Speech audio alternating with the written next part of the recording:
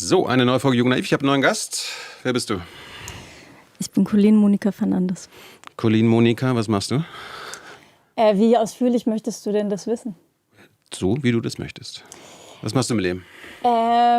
Ich drehe Dokumentationen und versuche so aufzuklären und den Fokus auf Themen zu richten, die vielleicht noch nicht genug im Fokus der Aufmerksamkeit stehen. Und ich versuche so aufzuklären. Worüber so? Also im weitesten Sinne befasse ich mich mit Geschlechterbildern, zum Beispiel wie diese entstehen. Da habe ich eine Dokumentation gemacht, die heißt No More Boys and Girls. Da setzen wir uns vor allem damit auseinander, wie Geschlechterstereotype bei Kindern entstehen. Dann habe ich eine Sendung gemacht für das ZDF, die heißt Lautstark gleichberechtigt. Da haben wir uns mit dem Frauenbild in der Gesellschaft auseinandergesetzt, von den 50ern bis heute. Das ist so in etwa das Themenspektrum. Aber warum? Warum interessiert dich das? Warum mich das interessiert? Weil ich glaube, beziehungsweise ich habe eigentlich erst, als ich ein Kind bekommen habe, wahrgenommen, was für ein Ungleichgewicht in unserer Gesellschaft noch besteht. Und davor hätte ich vielleicht sogar sowas gesagt wie, wir leben in einer gleichberechtigten Gesellschaft. Und Da musste erst ein Kind kommen? ja, tatsächlich musste da erst ein Was Kind ist da kommen. passiert? Kannst du das erklären? Soll ich mal das Mikro anders hin? So besser? Soll ich es noch ein bisschen hochrichten? Ne? Okay. Es musste erst ein Kind kommen, damit du feststellst, dass wir in einer ungerechten Gesellschaft leben. Ja, weil ich vorher auch sehr gleichberechtigte Beziehungen hatte und all diese Dinge, die so im Haushalt anfallen, sehr selbstverständlich gleichberechtigt erledigt worden sind. Und ich habe beziehungsweise die Erfahrungen, die ich gemacht habe mit Ungleichheiten, die habe ich nicht wahrgenommen, weil man auch vieles einfach so hinnimmt und gar nicht groß darüber nachdenkt. Und desto mehr Erfahrung man mit sowas sammelt, desto mehr nimmt man auch die kleineren Dinge wahr. Und irgendwann ist mir aufgefallen, dass es doch ein ziemlich starkes Ungleichgewicht gibt. Und gerade jetzt, gerade mit den Geschichten, die ich so erzählt bekomme, ist es für mich gefühlt schlimmer denn je, weil eben auch sehr viel im Verborgenen stattfindet. Du hast quasi unter den Teppich mal geguckt und festgestellt, Ja. wie dreckig es da unten ist. Ja, du musst ja manchmal noch ein bisschen tiefer graben und da gibt es dann tun sich irgendwie so riesen Schlupflöcher auf, wo dann der ganze, soll ich mein Mikrofon anders hin? Aber Teile haben wir ignorieren.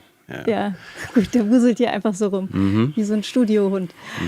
Genau, also wenn man da mal unter den Teppich schaut, da ist doch ganz schön viel im Verborgenen. Ja.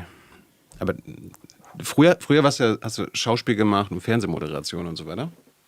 Du warst eher unpolitisch. Ne?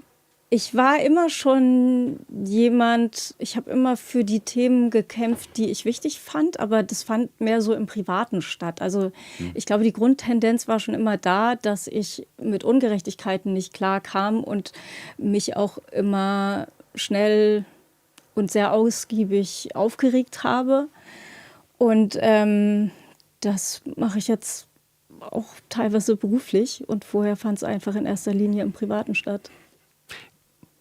Jetzt bist du ja seit 3-4 Monaten so ein bisschen so ein Symbol einer neuen Bewegung in Deutschland zum Thema digitale Gewalt.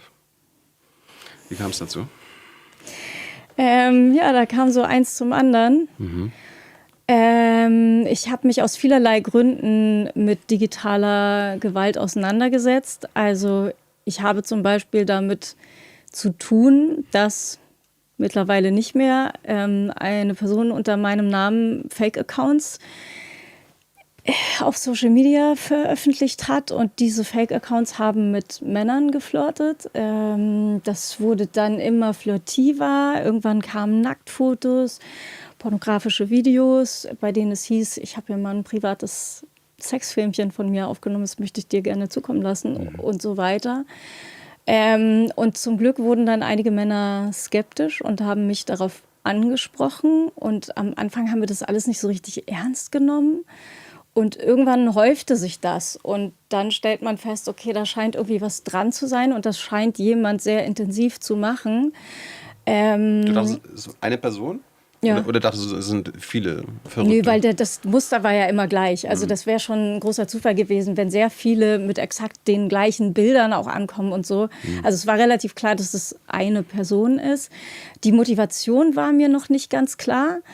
Und dann habe ich eben angefangen, mich mit den Gesetzen zu diesem Thema auseinanderzusetzen. Und da hat auch der Deutsche Juristinnenbund ein sehr umfangreiches Statementpapier verfasst, wo eben genau drin steht, wo die gesetzlichen Schutzlücken liegen.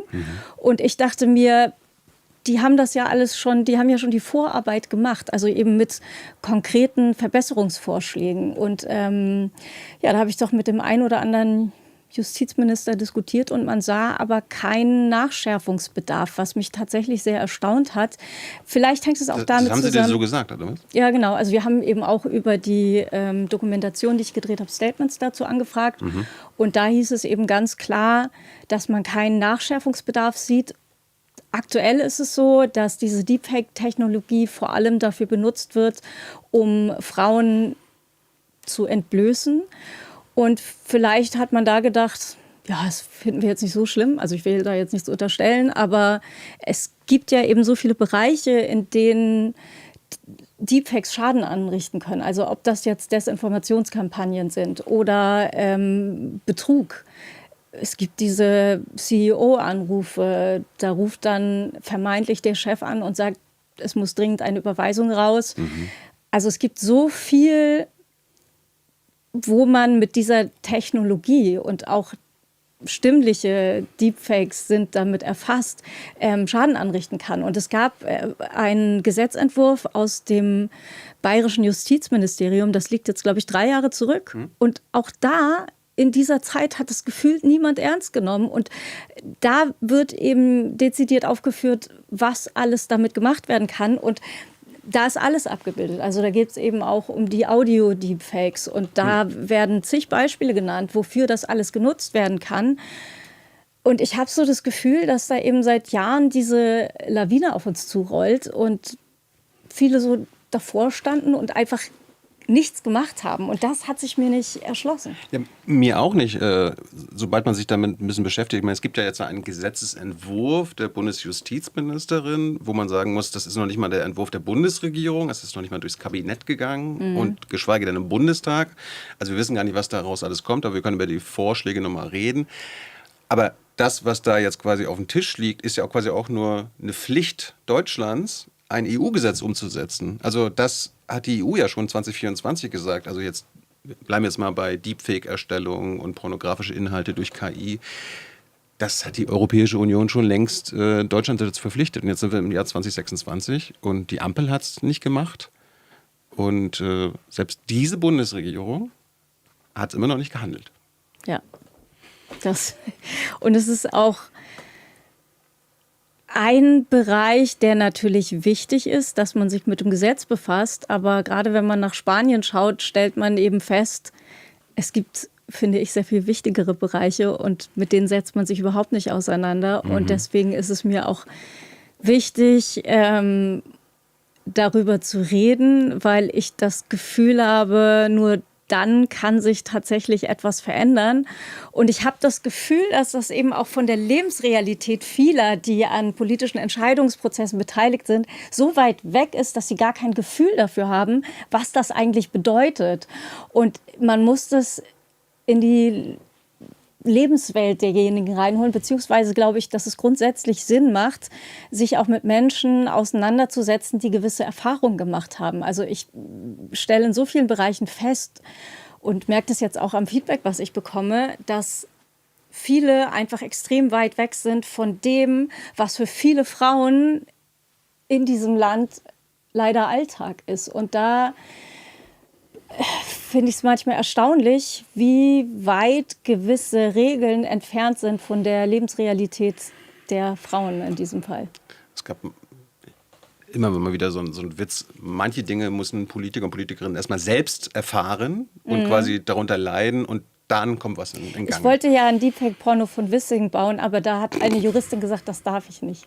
Wobei, wenn ich jetzt sehe, was so passiert, bei meinem Täter darf ich es wahrscheinlich doch.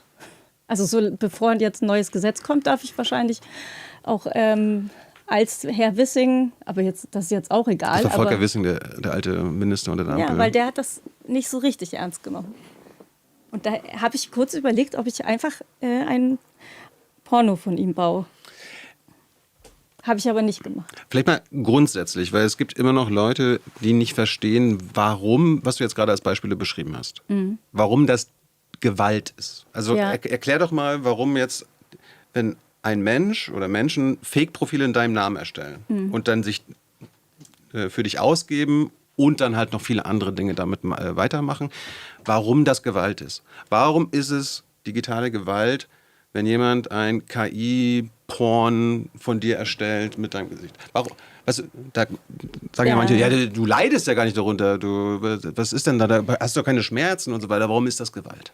Naja, man hat schon Schmerzen, nur eben nicht in erster Linie physische Schmerzen. Aber was für mich irgendwann schwierig war, ist zu wissen, dass da sehr viele Menschen in der Branche unterwegs sind, die denken, dass ich ihnen Nacktfotos von mir schicke. Und das Ganze wurde eben auch verschickt mit einer Vergewaltigungsfantasie, die ich verbreitet habe. Also ich suggeriere den Männern damit vermeintlich, dass ich es erotisch finde, Vergewaltigungsfantasien mit ihnen auszutauschen. Und am Ende dieser Geschichte liege ich weinend. Es wird immer wieder beschrieben, dass ich Schmerzen habe und weine.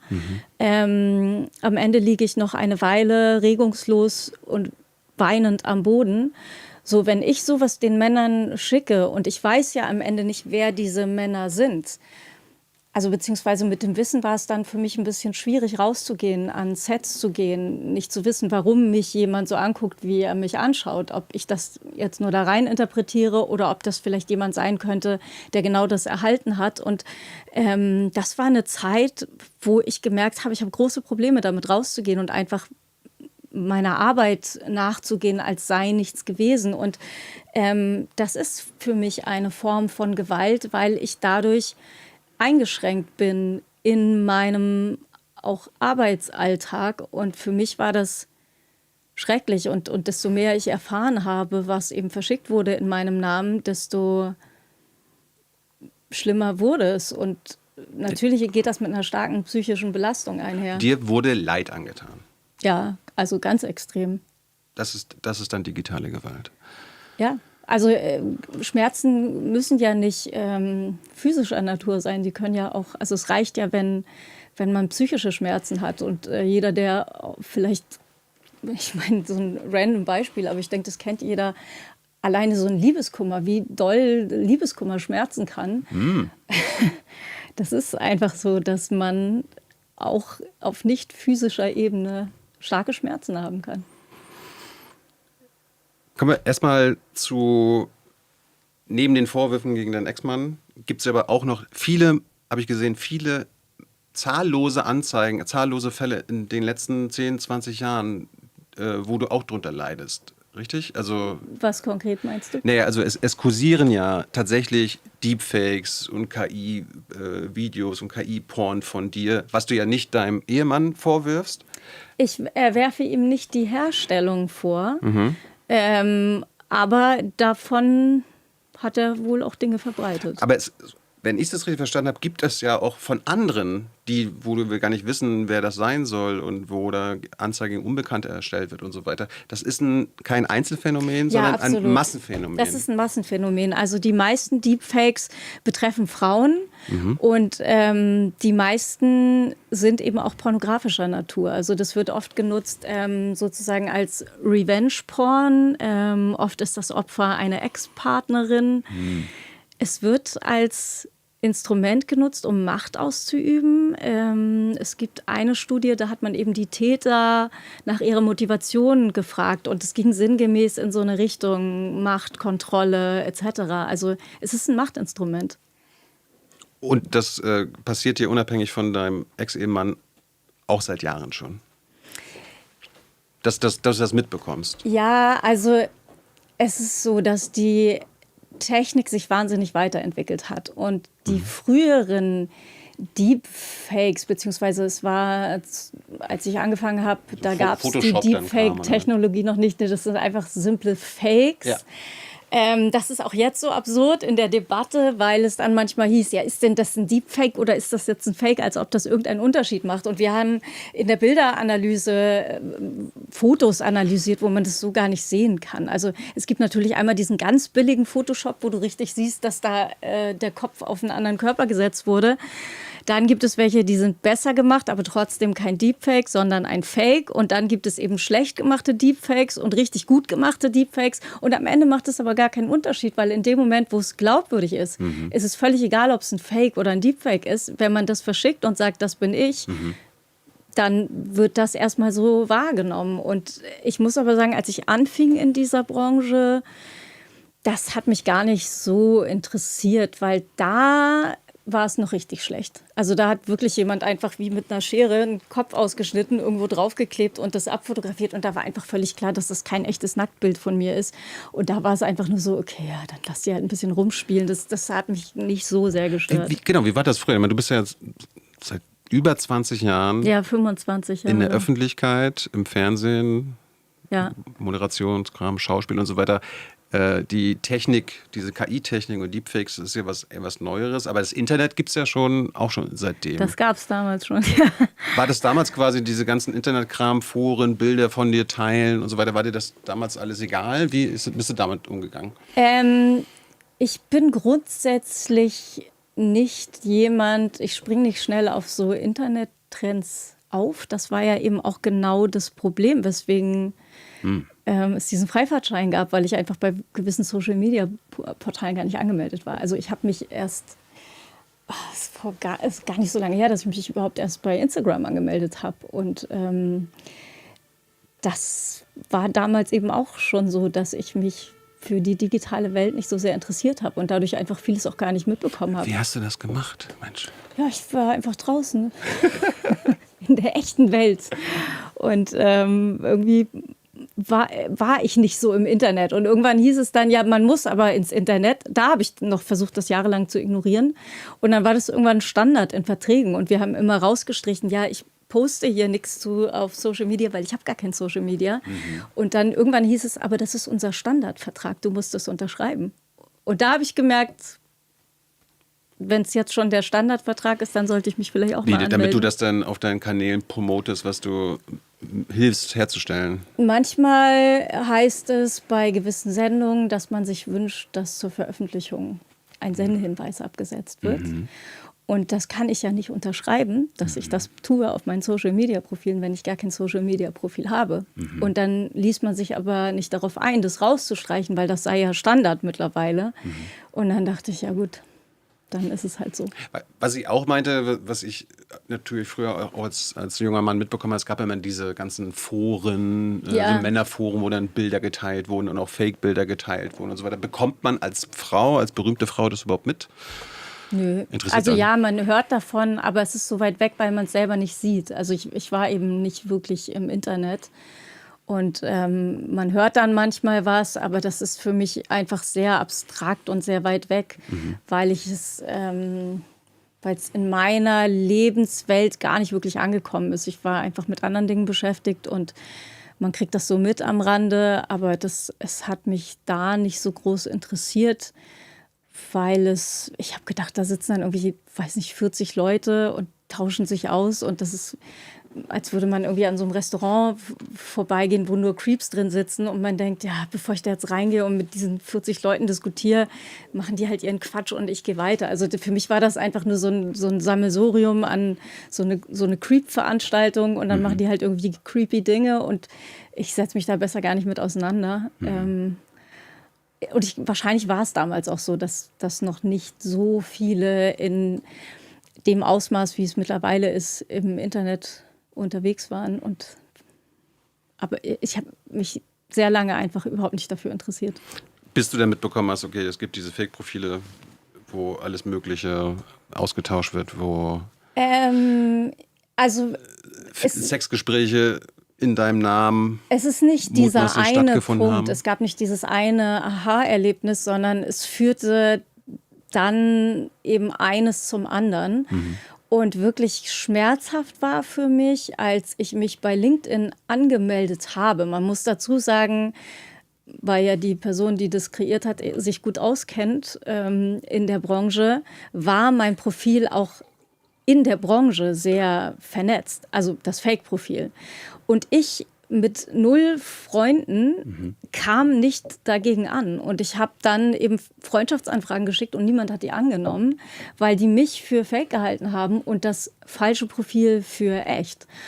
Und das fühlte sich einfach mies an. Das fühlte sich einfach wirklich so nach Identitätsdiebstahl an, dass ich nicht vorankomme, dass ich für falsch gehalten werde und dieses falsche Profil in meinem Namen etwas macht, was ich so niemals machen würde, wo die Person, die dahinter steckte, auch weiß, wie schrecklich ich das finde. Und das fühlt sich dann eben noch mal mehr nach Gewalt an, wenn man betont, wie schlimm man gewisse Dinge findet. Und dann wird genau das gemacht. Redet man zu Hause dann darüber?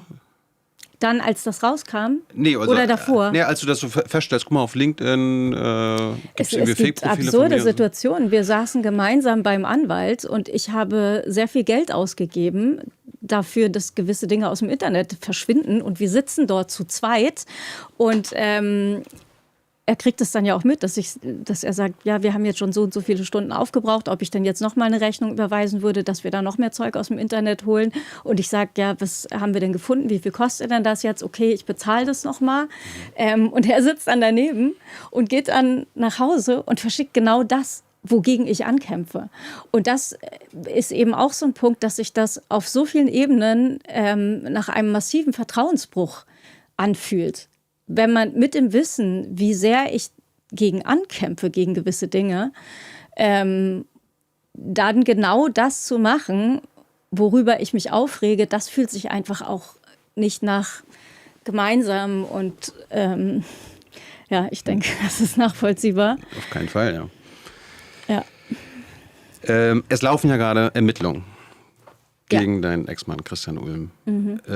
Es gibt noch keine Anklage von keiner Staatsanwaltschaft. Es gibt geschweige denn kein Urteil. Es gilt die Unschuldsvermutung für alles, was du ihm hier Es gibt aber zum vorwirfst. Glück 2 Urteile im Rechtsstreit gegen den Spiegel, wo es hieß, aufgrund der Beweistatsachen darf weiter berichtet werden, beziehungsweise dürften sogar Dinge berichtet werden, die bisher noch gar nicht berichtet worden sind, weil die Beweislage so gut ist.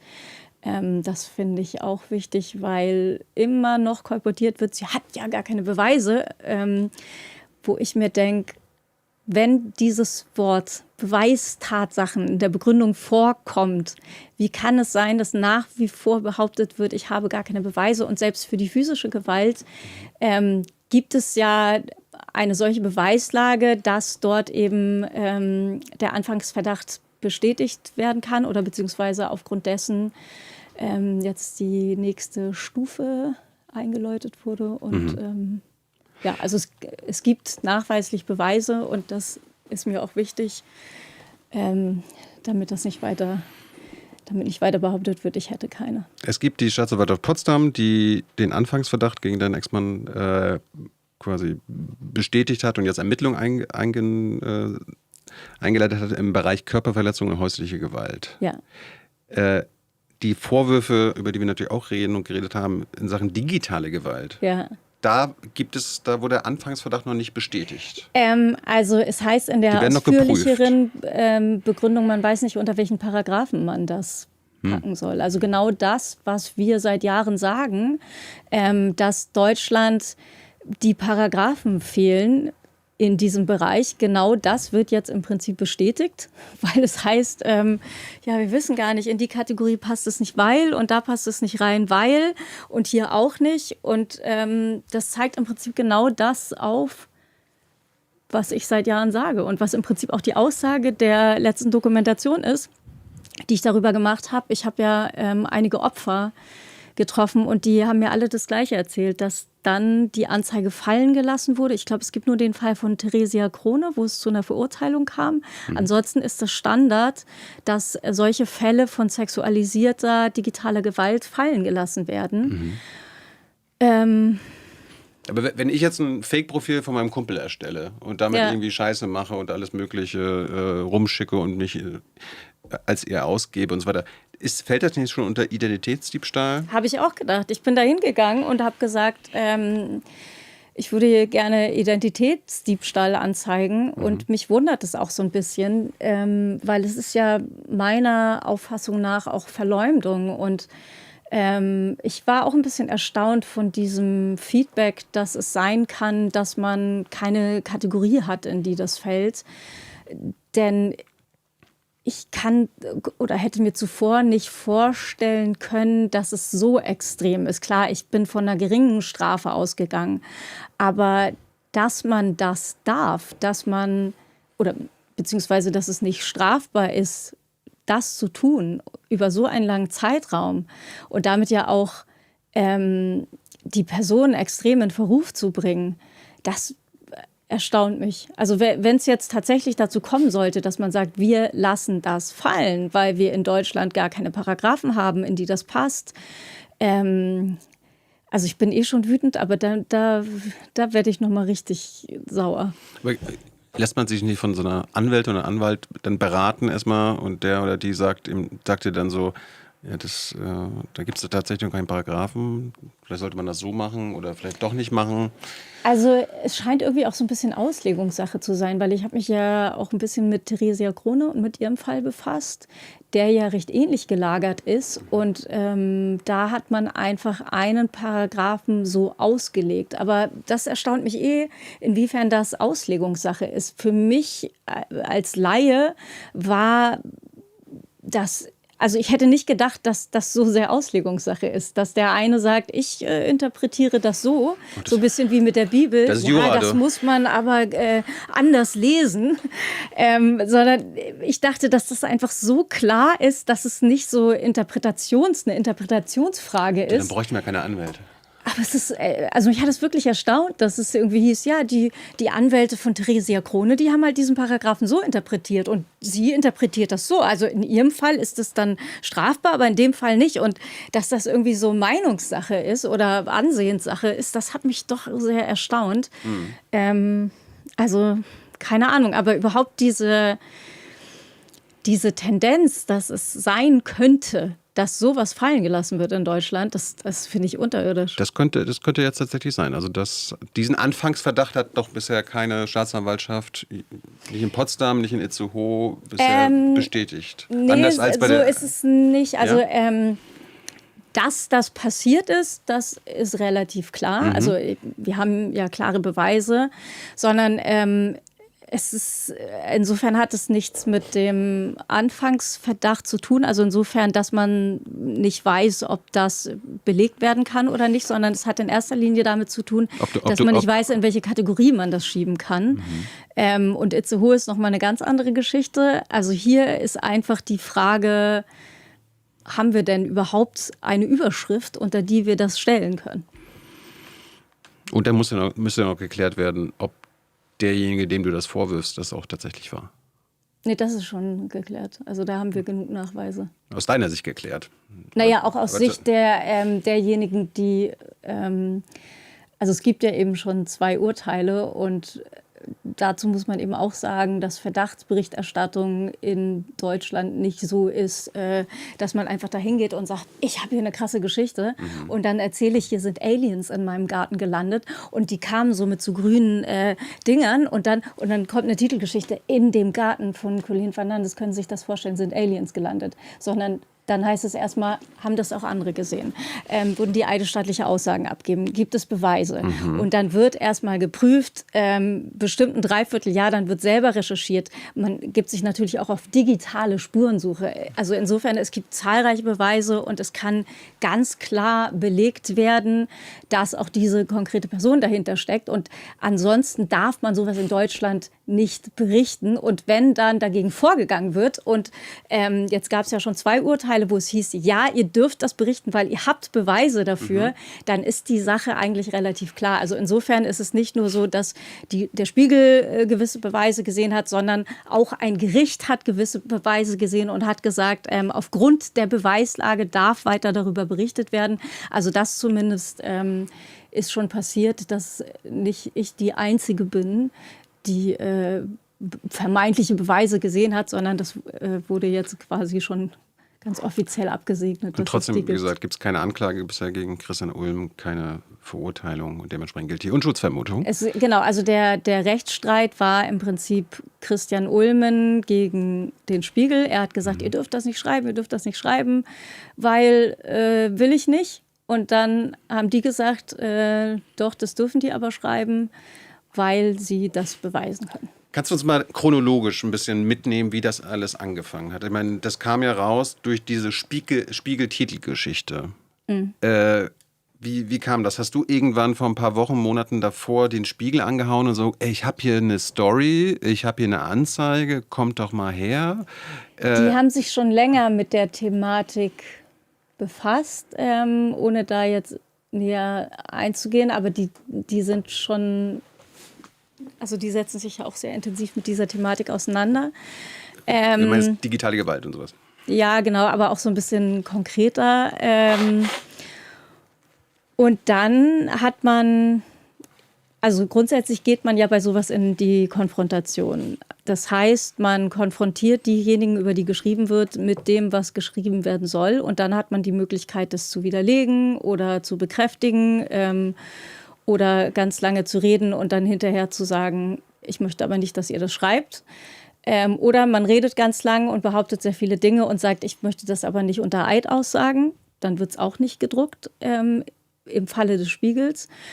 Und insofern hat so eine Verdachtsberichterstattung insofern Hand und Fuß, dass man schon nicht einfach irgendwas erzählen kann, sondern mindestens Zeugen präsentieren muss. Aber eben auch am liebsten darüber hinausgehende Beweise. Und gerade wenn man so eine Titelgeschichte macht, ist es auch nur mit Zeugen nicht getan, sondern da müssen dann auch diverse andere Dinge. Aber du musst dich ja irgendwann entschieden haben, okay, ich rede mit dem Spiegel darüber. Ich habe dann mit denen geredet. Die haben sich irgendwie aus anderen Gründen schon mal gemeldet gehabt und es war ein Kontakt da. Aber du musst die können ja nicht gewusst haben, was dir passiert ist und das, was du quasi Ja, ich will da nicht zu sehr drauf eingehen, aber die haben Dinge gewusst. Und was mich jetzt auch so ein bisschen ärgert, ist dieses Thema. Ich habe innerhalb der Dokumentation eine Anzeige gegen Unbekannt gemacht. Das heißt, das, was da jetzt gerade in Potsdam liegt, ist diese Anzeige, die ich gegen Unbekannt gemacht habe, die jetzt erweitert wurde auf das Thema Körperverletzung. Was ich, also es war so, ich bin in der Dokumentation, ich habe vorher Christian... Das war eine ZDF-Doku, ne? Eine ZDF-Dokumentation. Wir haben vorher mehrfach mit Christian Scherz geredet, ihm wurde der Sachverhalt erläutert und Herr Scherz sagte, das geht ja gar nicht, das ist ja unmöglich, was der Täter gemacht hat. Das ist mediale Vergewaltigung und hat sich wahnsinnig echauffiert darüber, hat gesagt, ich finde, der Täter muss härter bestraft werden. Also er war richtig aggro, was den konkreten Täter angeht. Dann gehe ich in dieser Dokumentation zum LKA und zeige diesen konkreten Täter an. Und diese Anzeige ist jetzt das war wegen Deepfake oder diesem Fake-Profil? Genau, wegen der Fake-Profile. Also was da eben verschickt wurde, weiß man dann ja am Ende gar nicht so genau. Also klar, es haben sich Männer gemeldet. Ich habe auch einen interviewt. Und zwar, bevor ich zur Polizei gehe. Ich kam gerade aus diesem Interview und bin dann zur Polizei gegangen. Und das hat sich eben so weiterentwickelt, dass aus dieser Anzeige jetzt das wurde, was in Potsdam liegt. Und da hieß es, wir erweitern das jetzt noch auf die die physische Gewalt, woraufhin ich gefragt habe, geht denn das? Und dann hieß es ja, die können machen, was sie wollen. Und wenn sie jetzt noch, weiß nicht, Ladendiebstahl damit reinpacken oder was auch immer, auf jeden Fall sagte die Anwältin, das liegt nicht in meiner Hand, gegen was die alles ermitteln. Die können das erweitern, wie sie möchten.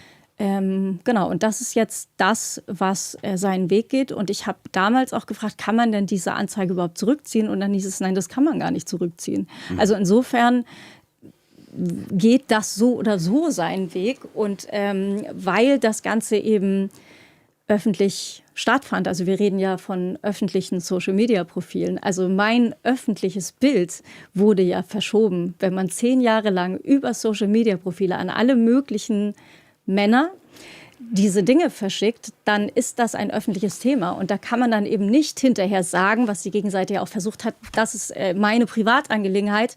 Das sehen aber irgendwie alle anders. Da handelt es sich eben nicht mehr um eine Privatangelegenheit. Insofern wäre das, egal wie, so oder so öffentlich verhandelt worden. Woher glaubst du eigentlich zu wissen, dass das 10 Jahre jetzt schon gedauert Weil das hat? der Täter gesagt hat. 10 Jahre. Das sagst du, dass er das gesagt hat? Genau, also auch dafür gibt es Belege. Und wir sind ja auch mittlerweile in die digitale Analyse gegangen, weil der Täter hat es auch zwischendurch versucht mit, jetzt fällt mir ein, ne? Erst hat er gesagt, er hätte vor einem Monat erst damit aufgehört, so ungefähr. Hat er im Jahr 2024, Ende 2024, dann hat er noch mal drüber nachgedacht und dann fiel ihm ein, Moment, wann war die Verjährungsgrenze? Genau, vor der Verjährungsgrenze habe ich nämlich aufgehört. Das war dann auch zwischendurch so, dass ihm dann, als er drüber nachgedacht hat, fiel ihm auf, ich habe gar nicht vor einem Monat damit, ich habe nämlich schon vor 6 Jahren. Wo liegt die Verjährung? Vor 6 Jahren, genau, da habe ich aufgehört damit. Jetzt kann aber leider eben digital nachgewiesen werden, dass das nicht stimmt. Aber man hat schon versucht, irgendwie mit allen möglichen Ausreden da rauszukommen, dass man zufällig genau vor dem Datum der Verjährungsgrenze damit aufgehört hat. Schade. Aber wie reagiert man da? Es gibt einfach so gewisse Dinge, die sind einfach nachzuweisen. Und wie reagiert man da? Was mich ärgert an der ganzen Sache ist das, was danach passierte. Und das empfinde ich eigentlich sogar fast noch schlimmer als... Also klar, das, was da passiert ist, ist wahnsinnig schmerzhaft. Aber dann im nächsten Schritt Statements rauszugeben, die so klingen sollen, als seien sie Dementis, das finde ich zu einem Zeitpunkt, zu dem ich Morddrohungen erhalte, so unglaublich schlimm, denn es wurde ja bewusst so formuliert, wie formuliert wurde, um eben genau die Schlagzeilen zu provozieren, die man dann hatte. Es stand in diversen Medien, er widerspricht ihren Vorwürfen, was er faktisch nicht getan hat. Also meinetwegen, ich sage, er hat Deepfake-Fotos verschickt, was er nachweislich gemacht hat. Und dann lautet das Dementi, ich habe keine Deepfake-Videos hergestellt und verschickt. Was so niemand gesagt hat. Aber trotzdem verstehen es Medien so. Und dadurch wird eben die Headline provoziert, er widerspricht ihren Vorwürfen. Und das stand eben überall. Und dann war für viele Leute klar, sie lügt also. Sie behauptet was und er widerlegt das. Oder diese Vergewaltigungsgeschichte. Mein Wording war die ganze Zeit, er hat diese Geschichte verschickt. Und dann lautete ein Dementi, ich habe eine solche Geschichte nicht geschrieben. Dass er die selber geschrieben hat, davon war auch nie die Rede, aber er hat sie verbreitet. Und das wurde gesagt. Und immer wieder hieß es, er würde Dinge dementieren, was er aber nicht tat. Und das war eine schwierige Zeit, weil das eben auch eine Zeit war, in der für viele klar war, dass ich lügen würde, sonst würde er mir ja nicht widersprechen, was er aber ja faktisch gar nicht tat. Und auch das ist eben eine Täterstrategie, und die wird eben häufig angewendet, dass man, wenn man widerspricht, nicht direkt, du kannst ja nicht, wenn der Kernvorwurf zu beweisen ist, kann man nicht gegen den Kernvorwurf widersprechen.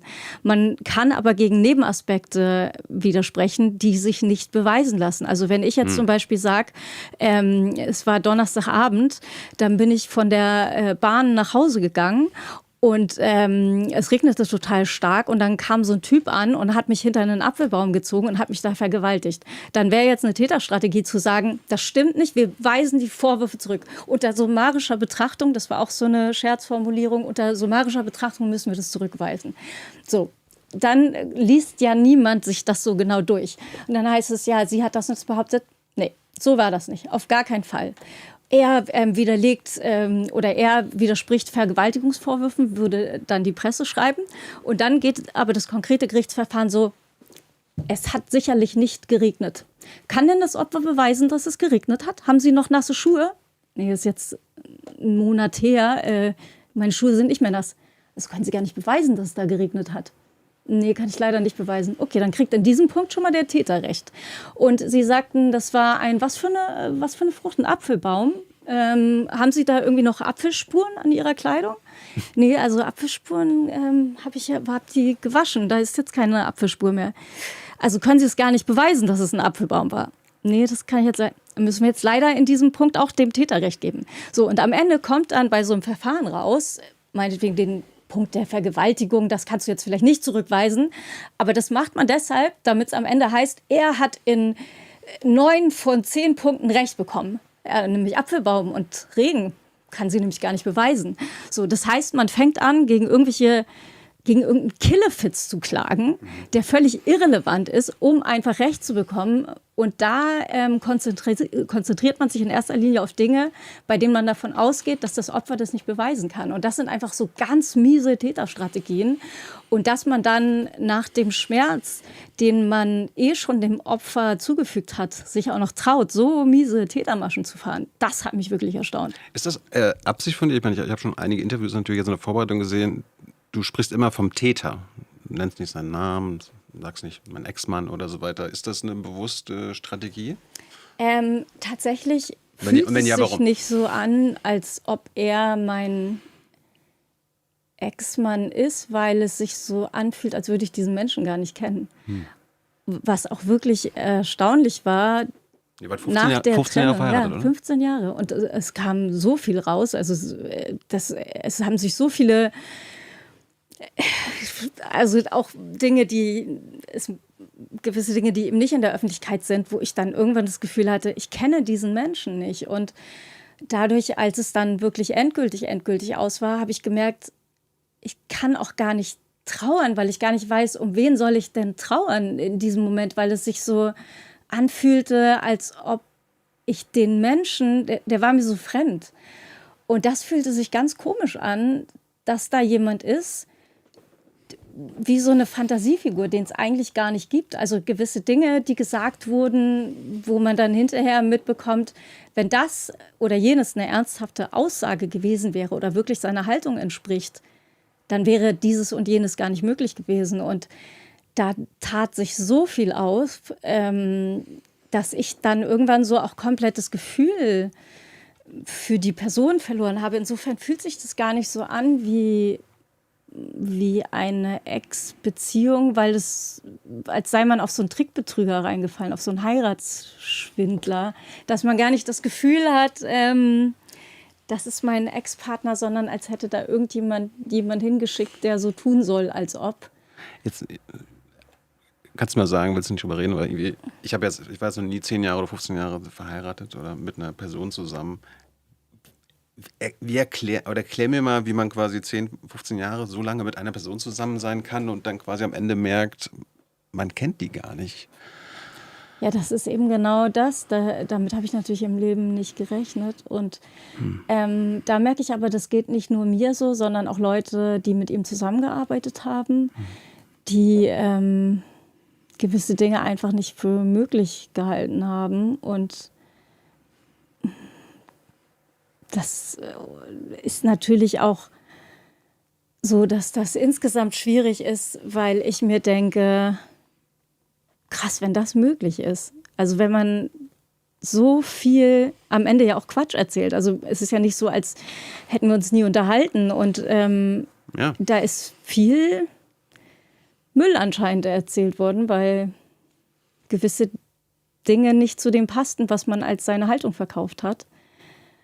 Und das fühlte sich natürlich ganz komisch an, hat dann aber ganz am Ende auch geholfen, weil es dadurch gab es diesen Menschen gar nicht, den man hätte vermissen können, weil es sich so anfühlte, als ob das eine Erfindung von jemandem war, als ob er eine Person gespielt hätte, die gar nicht existiert.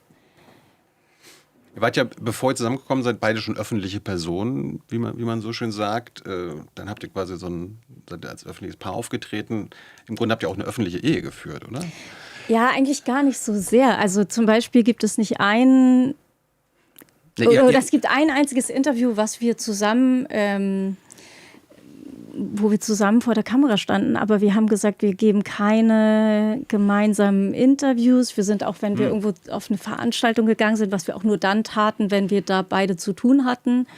Also zum Beispiel, wenn wir beide in einer Serie mitgespielt haben. Ich hatte nur das Gefühl, dass wenn wir dann öffentlich was gemacht haben, dann war das auch immer sehr präsent und irgendwie hatte auch jeder eine Meinung zu uns. Und dadurch war es in der Wahrnehmung tendenziell größer und häufiger, als es tatsächlich der Fall war. Also wir hatten gar nicht so, wenn ich mir andere anschaue, die sind doch sehr viel häufiger gemeinsam draußen unterwegs und das haben wir eigentlich dafür, dass wir 15 Jahre zusammen waren. Habt ihr euch dazu entschieden? Warum entscheidet man sich, dass man quasi zusammen nicht so auftritt? Ich hatte da oft nicht so Lust drauf. Irgendwie fühlte sich das nicht so richtig an. Aber ihr habt ja auch Werbeclips gemacht. Ihr habt zusammen als Pärchen. Aber das war auch so. Habt ihr eure Ehe monetarisiert, ja? Nee, eigentlich nicht. Also wir haben eben jahrelang das alles nicht gemacht, weil man ja auch alle möglichen Werbekooperationen machen kann. Also wenn das die Idee gewesen wäre, dann hätten wir das hätten wir richtig ausschlachten können. Aber wir haben es eben die ganzen Jahre nicht gemacht und dann so gegen Ende, einfach weil Jerks da so ein bisschen die Tür aufgemacht hat. Und da war es ja auch so, dass ich gesagt habe, ich will bitte nicht die Frau spielen. So wurde es uns ja erst angeboten, dass wir das als Paar machen. Und das war mir dann aber zu intim. Und irgendwann später hat dann ProSieben gesagt, so, ihr kommt jetzt wieder zusammen. Da hat mich auch niemand gefragt. Und das habe ich gemerkt, das war ganz schlimm für mich. Als wir dann zusammen wieder als Paar so Szenen drehen mussten, wo wir gemeinsam im Bett liegen, das hat sich für mich überhaupt nicht richtig angefühlt. Und dadurch war das aber so ein bisschen mit dem Jerks-Kosmos spielen, als wir dann die Werbeanfrage bekommen haben. Und was ich wirklich cool fand an denen war, dass sie gesagt haben, ihr könnt machen, was ihr wollt. Schlagt uns einfach selber Werbespot-Ideen vor, nehmt da euer Team mit und dann improvisiert ihr mal ein bisschen, weil da auch vieles, was gesagt wurde, in der Improvisation entstanden ist. Und das fühlte sich dann eigentlich ganz cool an, dass man so Werbespots machen kann und einfach machen kann, was man will. Also klar muss das jetzt irgendwie medizinisch alles korrekt sein, da kann man jetzt nicht irgendeinen Quatsch erzählen, aber überhaupt diese Freiheit zu haben, das mochte ich, dass man da so ein bisschen machen kann, was man möchte und dass die überhaupt Improvisationswerbespots zulassen, weil gerade Werbung ist ja ganz extrem. Und für mich ging das auch ein bisschen weg von diesem klassischen, da gibt es eine Moderatorin, die wirbt mit, Leute fragen mich, warum ich so schön bin. Das liegt daran, dass ich das und das esse. Und das ist irgendwie, also für mich ging das auch gerade mit dem, was wir da beredet haben, so ein bisschen weg von der klassischen Werbung und ich mochte die Idee. Jetzt aber nur, es gibt viele, auch junge Leute, männlich, weiblich, die davon träumen, berühmt zu sein, entweder Influencer zu werden, ihr Privatleben auch öffentlich zu machen und so weiter. Hat das mehr Nachteile als Vorteile? Also wenn man auf meine Social-Media-Seite geht, wird man feststellen, da gibt es gar kein Bild von Christian. Ich glaube. Kind auch nicht? Nicht ein einziges. Nee, also Privatleben also man sieht mich auch nicht, was ich gestern gekocht habe oder. Schade. So, also wirklich gar nicht. Weil du nicht kochen kannst? Nein. Das wäre ja dann noch unterhaltsamer. Das wäre lustig. Das wäre, wie ich dann so einen Toast Hawaii zubereite, aber mit einem riesen Intro. Nein, also man sieht wirklich nichts Privates auf meiner Social-Media-Seite. Ich finde es aber insgesamt, dass man da ganz oft gar nicht so trennscharf die Linie ziehen kann. Also ich habe ja auch die letzten 10 Jahre als wöchentliche Kolumnistin für die Süddeutsche Zeitung geschrieben und habe mich in den Dokumentationen, die ich in den letzten Jahren gemacht habe, auch mit gewissen Themen auseinandergesetzt. Und wenn man dann eben am Rande auch mal was Privates droppt, dann ist das für mich nicht, ich möchte jetzt den Boulevard füttern, sondern für mich ist das eben auch auf einer gesellschaftspolitischen Ebene relevant. Und ich habe bisher versucht, mich vor allem dann zu äußern, wenn ich das Gefühl habe, das ist was, womit wir irgendwie als Gesellschaft zu tun haben. Also ich glaube insgesamt auch, dass das Thema Geschlechterbilder oder zum Beispiel auch in Spanien hat man ganz extrem dagegen angearbeitet, dass häusliche Gewalt nicht als Privatsache gesehen wird, sondern die haben gesagt, hier geht es um strafrechtlich relevante Themen und das ist keine Privatangelegenheit. Und viele haben ja gerade mit diesen Themen zu kämpfen. Wer geht arbeiten, wer bleibt zu Hause? Oft ist es ja so, dass die Mutter dann in Teilzeit ist und der Vater das Geld verdient. Und insofern lässt sich das für mich nicht klar trennen, weil eben das Private politisch ist. Und deswegen werden ja auch gewisse Regeln in Gesetzen verankert, die mit dem Privatleben zu tun haben, weil du kannst eben nicht, sobald die Tür zu ist, machen, was du möchtest. Und sobald das in dem Bereich ist, finde ich es eben schon relevant. Und da gibt es Sendungen, Dokumentationen von mir, die vielleicht auch mal so einen Mini-Einblick ins Private geben. Aber ich habe immer versucht, dass der Scheinwerfer nicht auf dem Privaten liegt, sondern das sind ja oft Probleme, mit denen wir als Gesellschaft zu tun haben. Und so habe ich das immer versucht, da die private Tür nicht ganz zu weit aufzumachen. Du bist, glaube ich, mit Anfang 20 schon in der Öffentlichkeit gelandet, ne? Ja, mit 19, glaube ich. Wird man da irgendwie mal aufgeklärt von irgendwem, was das bedeutet, quasi eine öffentliche Person zu werden, welche Konsequenzen das hat? Da hat ja jeder auch eine andere Sichtweise auf das Thema öffentliche Personen. Also es gibt da keinen Lehrgang öffentliches Leben. Das wäre es vielleicht, ja. Ist ja auch die Frage, was man will. Also gerade momentan gibt es ja viele Influencer, da siehst du die schon morgens beim Aufstehen ist die Kamera an und dann wie nennt man das? Das nervt mich so, das gesamte Privatleben wird dann ausgerechnet, ob man irgendwas macht und wie man das dann vermarkten, monetarisieren kann. Allein die Morgenroutine, das ist so ein Ding, habe ich jetzt gelernt, dass man seine Morgenroutine zeigt, wo ich mir denke, aber die weicht doch jetzt bei so vielen Leuten gar nicht voneinander ab. Also warum muss ich den Leuten zeigen, wie ich meine Zähne putze? Das meine ich. Das sind so Sachen, das ist nicht auf irgendeiner gesellschaftspolitischen Ebene relevant, wie ich meine Zähne putze. Es sei denn, da gibt es jetzt irgendwann mal irgendein Thema, wo man sagt, aha, okay, so macht sie das. Aber, das ist Zahnmedizin, Politik wahrscheinlich. Absolut. Ja. Und da haben wir große Schwachstellen. Ja. So, aber da redet keiner drüber. Das verschweigen uns nämlich die Systemlinge. Ja, also dieses Ganze und ich merke einfach so zu Hause, ich wüsste gar nicht, ich finde das nicht spannend, wie ich irgendwie da meine Gartenarbeit mache oder was auch immer ich zu Hause alles mache. Und das lasse ich halt komplett außen vor. Und deswegen war vielleicht für viele auch lang mein Instagram so ein bisschen langweilig. Man postet die irgendwie wieder, oh, Nervkram, Gleichstellung, was wollt ihr eigentlich? Und ich habe halt über solche Dinge gepostet und privat hat man halt quasi gar nichts von mir gesehen. Zurück so ein bisschen zur Chronologie, aber nur ein bisschen besser verstehe und sag, was du sagen willst und was du nicht sagen willst.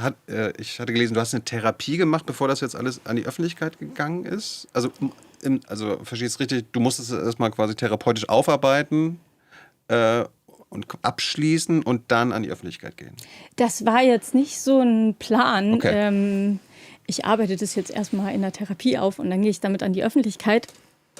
Es kam sehr viel raus im Jahr 2025 und es gab auch so Aussagen von ihm, wo es dann hieß, nein, das und das habe ich nicht gemacht und dieses und jenes auch nicht. Und dann stellt man fest, doch, das ist passiert. Und da gab es eben einige Punkte, die für mich auch mit einem heftigen Vertrauensmissbrauch zu tun haben. Und es kam sehr, sehr viel raus. Und was mir eben keine Ruhe gelassen hat, ist die Frage, wer sind die Männer? Also wenn man rausgeht und weiß, da draußen gibt es einige hundert, denen gewisses Material von mir verschickt wurde, dann lässt einem das erstmal keine Ruhe. Und es hieß dann immer wieder, nein, ich kann dir die Namen nicht nennen.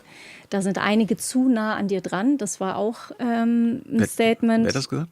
Der Täter hat das gesagt. Da sind einige zu nah an dir dran. Und ich habe dann gefragt, haben die das geglaubt? Und dann sagte er, ja, ich bin sehr authentisch vorgegangen. Und diese Informationen, nah an mir dran, sehr authentisch, danach war ich wahnsinnig aufgewühlt und danach hat mir das überhaupt keine Ruhe mehr gelassen und ich wollte zumindest die Möglichkeit haben, das bei den Männern klarzustellen, dass ich das nicht war.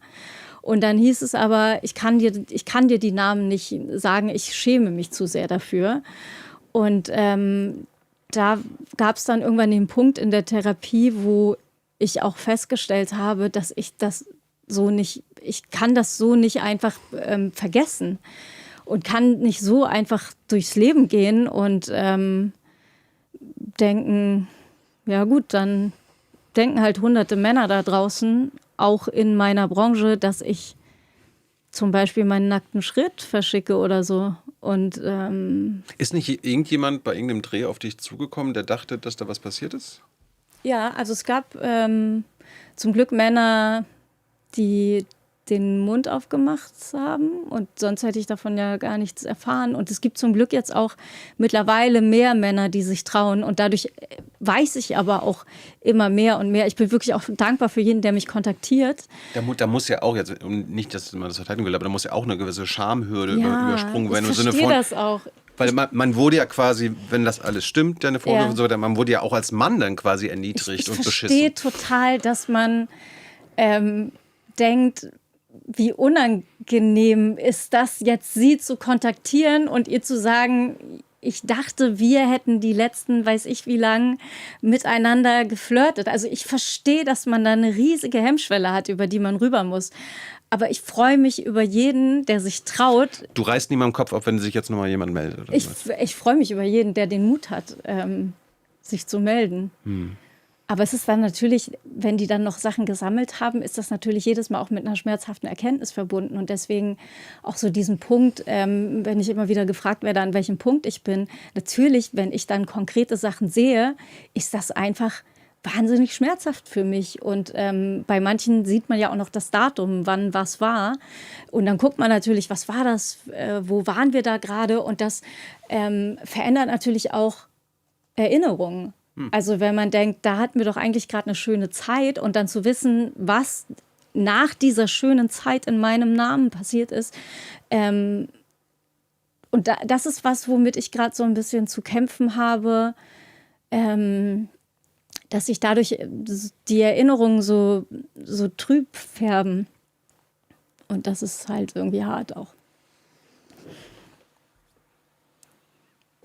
Aber es war jetzt nicht von Anfang an, also hast du ja gesagt, ich gehe erstmal in Therapie, versuche das mal aufzubauen, zu verstehen, da irgendwie, und dann gehe ich an die Öffentlichkeit. Hast du das aber selbst entschieden oder kam das irgendwie dadurch, dass du dann mal mit Familie und Freunden darüber geredet hast? Hast du dich denen anvertraut? Wie geht man damit um? Das war auch so ein Punkt, er hat mir verboten, mit irgendjemandem darüber zu reden. Und ich hatte eine Freundschaft, die immer enger wurde in der Zeit und sie hat auch gemerkt, dass mit mir irgendwas nicht stimmt und hat immer gefragt, was denn ist. Und ich habe schon gesagt, ja, ich weiß, was mich belastet, aber ich kann da nicht drüber reden. Und dann gab es halt irgendwann den Punkt, wo ich mir dachte, ich kann damit jetzt nicht so alleine gelassen werden. Und da hat er auch immer damit argumentiert, ich glaube, er hat nicht das Wort Persönlichkeitsrecht, aber sinngemäß sowas in die Richtung gesagt mit was würde denn das für ein Licht auf seine Person werfen?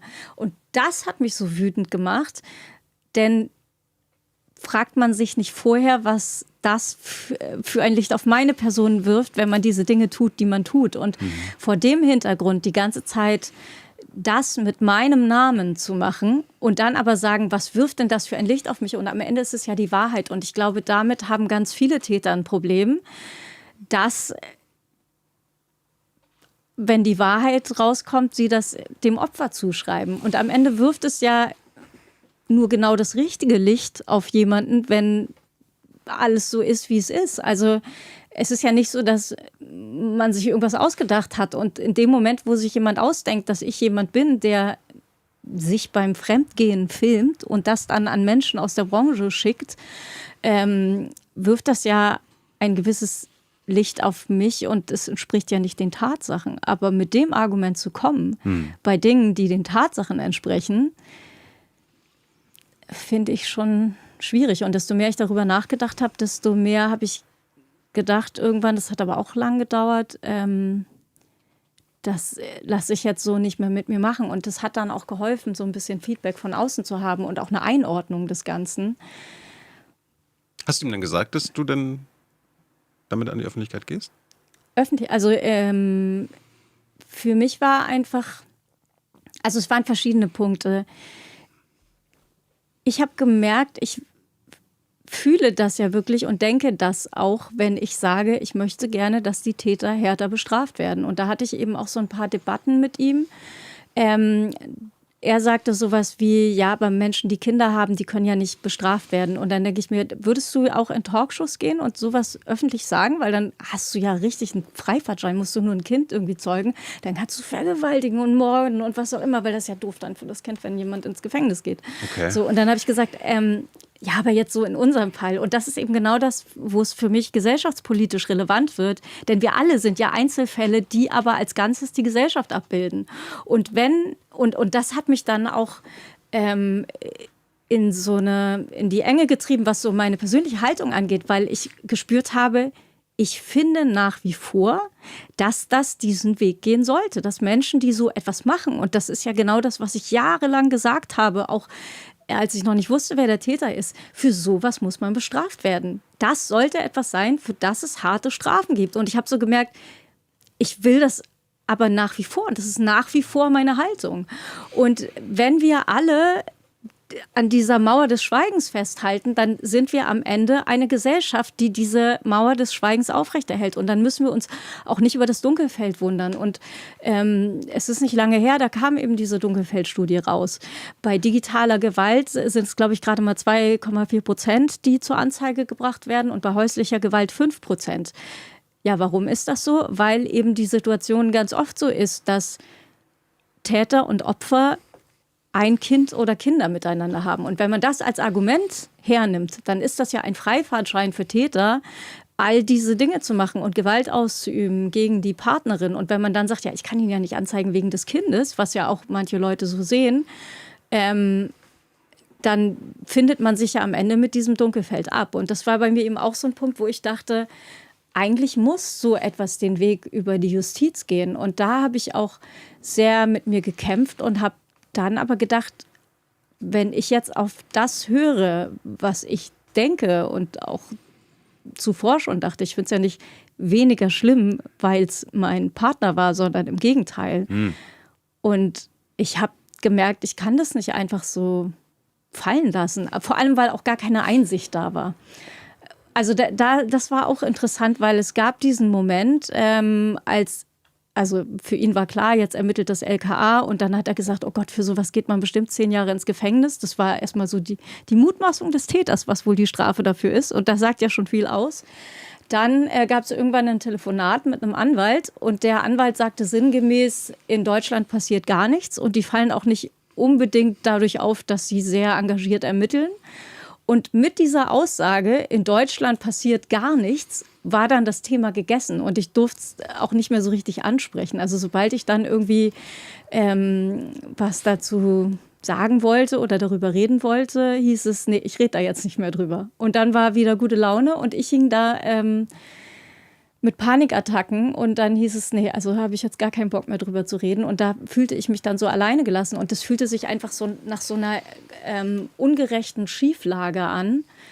Und da habe ich dann gemerkt, dass das für mich so, es fühlt sich einfach so falsch an und so ungerecht. Und wenn ich so überlege, was meine Motivation ist bei dem, was ich gerade in den letzten Jahren beruflich gemacht habe, dann hat es auch viel mit dem Thema Ungerechtigkeit zu tun, womit ich eben nicht so richtig gut klarkomme. Und das fühlte sich dann einfach nach ganz massiven Ungerechtigkeit an. Darum habe ich dich auch eingeladen, damit wir nicht nur über deinen konkreten Fall reden, sondern über den Wald, den manche, glaube ich, immer noch vor lauter Bäumen nicht sehen. Ja. Unser patriarchales System, Ja. Geprägt von Männerherrschaft. Ich glaube, ich weiß nicht, ob du von Männerparadies hier in Deutschland mal Täterparadies. Täterparadies. Aber ich würde ja sogar, also Männerparadies wird ja auch passen. Wir können ja über die ganzen anderen Aspekte in unserer Gesellschaft reden, wo Männer vorherrschen. Aber allein, wenn quasi ein Anwalt gesagt haben soll, naja, in Deutschland passiert ja eh nichts und du sagst, bei digitaler Gewalt werden nur 2,5% aller Fälle, also 2 von 100 Fällen zur Anzeige gebracht, bei häuslicher Gewalt 5%. Ja. Und davon werden wahrscheinlich nur noch die wenigsten wirklich zur Verurteilung führen. Dann kann man schon mal sagen, es ist gar nicht so schlecht, ein Mann zu sein. Ja, kannst du machen, was du willst eigentlich. Weil wenn man Scheiße baut, also die Männer, die dann Scheiße bauen, gewalttätig werden, digital oder anders, da ist die Wahrscheinlichkeit groß, dass man nicht verurteilt wird. Sehr groß, ja. Also in Berlin ist es, glaube ich, so, dass die geben da relativ immer aktuell Zahlen raus. Und ich meine, das war irgendwas zwischen 3% und 6%, wo es dann überhaupt nur zu einer Verurteilung kommt. Also von denen, die meisten werden gar nicht angezeigt, da wird ein kleiner Teil angezeigt und davon werden ganz wenige verurteilt. Ja, also eigentlich kann man übersetzt sagen, es gibt eine sehr große Wahrscheinlichkeit, dass man damit durchkommt. Und darum wolltet ihr, also deine Anwältin und so weiter, dass es in Spanien vor Gericht landet, ja? Ja, weil Teile der Straftaten fanden ja eben auch in Spanien statt. Und dadurch, dass eben beides der Tatort ist, sowohl Deutschland... Ihr hattet einen Wohnsitz auf Palma de Mallorca. Wir hatten haben immer noch Wohnsitze dort, getrennte. Aber dadurch war eben Spanien Tatort und auch Deutschland. Und sie sagte, insofern ist ihrer Auffassung nach eben auch Spanien dafür zuständig. Und deswegen hat sie empfohlen, das in Spanien zur Anzeige zu bringen. Man muss sagen, dass Spanien eine relativ hohe Femizidrate hatte, bis man sich vorgenommen hat, dieses Wir in Angriff zu nehmen. Und man konnte wirklich sehen, wie die Femizidrate seitdem extrem gesunken ist. Und wir gehen das Thema an, meint man in Spanien eben nicht nur die Gesetzeslage. Und das geht mir gerade noch ein bisschen zu sehr unter, dass das natürlich nur ein klitzekleiner Baustein ist. Aber mit nur einem Baustein baust du kein Haus. Und man hat sich auf sehr viele Faktoren fokussiert. Und ich glaube, ein ganz wichtiger Faktor ist das Thema Aufklärung. Also man geht eben in Schulen und erklärt, was bedeutet denn das überhaupt? Und das ist auch meine Erfahrung mit Männern, die gewisse Dinge gemacht haben, dass man versucht, das wegzureden oder kleinzureden, dass man sagt, ja, da ist zwar das und das passiert, aber das ist ja keine Gewalt. Und ja, da war ich wütend, weil, da muss man aber auch sehen, da war ich im Stress und da war das und hier war jenes und aber eigentlich mache ich ja sowas gar nicht. Ja, okay, da auch, aber so. Und dass man einfach das so klar als Grenze markiert, über die man nicht rübergeht. Und dass, wenn du einen Menschen tötest und wenn es nur aus Versehen ist, dann hast du einen Menschen getötet. Und da kann man nicht sagen, ja, aber der hat genervt und da ist mir das Messer ausgerutscht und da bin ich einfach, da ist der unglücklich die Treppe runtergefallen, nachdem, ja gut, da sind 3 Menschen gestorben, aber eigentlich bin ich kein Mörder. So, sondern dass man einfach den Kindern ganz klar macht, hier gibt es Grenzen und erstmal erklärt, was ist denn überhaupt Gewalt? Was fällt denn in die Kategorie digitale Gewalt? Und einfach aufklärt. Ich glaube, die meisten Menschen denken auch immer noch, Gewalt ist einfach nur wirklich mit der Faust schlagen, also wirklich so körperliche Gewalt. Und manche sind auch körperlich gewalttätig und sagen dann hinterher trotzdem, ich bin nicht körperlich gewalttätig, weil sie sagen, ja, da war ich halt wütend. Genau. Aber es gibt ja auch strukturelle Gewalt. Das kommt noch dazu. Digitale das kommt Gewalt, alles noch psychische dazu. Gewalt. Ja. Politische Gewalt, also Krieg ist politische Gewalt. Ja. Und ja, vielleicht wird uns einfach nur beigebracht, Gewalt ist wirklich so wie beim UFC-Fight oder so weiter. Selbst dann gibt es Leute, die sagen, ja, da habe ich, aber das fällt für mich nicht in die Kategorie Gewalt. Also ich glaube, dass man auch physische Gewalt, dass man auch in dem Bereich aufklären sollte. Es gibt ja sogar einvernehmliche Gewalt. Ich hatte letztens hier Dan Savage, einen berühmten amerikanischen Sex-Podcaster und so weiter. Also quasi so SM-mäßig. Ja, das ist auch Gewalt, aber das ist dann einvernehmliche Ja, Gewalt. und das ist das Ding. Es gibt ja auch Leute, die irgendwie sagen, die verstehen gar nicht, wo mein Problem ist. Aber es macht ja einen Unterschied, ob ich das selbst so entschieden habe oder ob jemand das für mich macht. Und das verstehe ich gar nicht, dass da dennoch so oft das Feedback kommt, dass man gar nicht kapiert, wo. Aber da denke ich mir immer, wie kann man das nicht verstehen? Man muss es einfach auf sich beziehen und sagen, okay, hättest du ein Problem damit oder kein Problem damit, wenn das quasi in deinem Namen passiert? Ja, also, jeder hat damit ein Problem. Das erstaunt mich. Das, ja, sollte man meinen. Also würde ich meinen.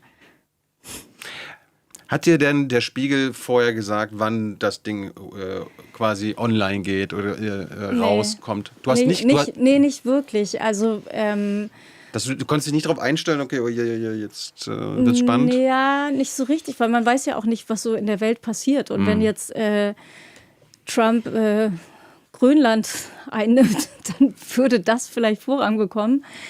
Dann sind es ja auch alle möglichen juristischen Themen. Also man hat sich ja auch mit einem großen Anwaltsteam von Christian getroffen und dann geht es irgendwie so ein bisschen hin und her.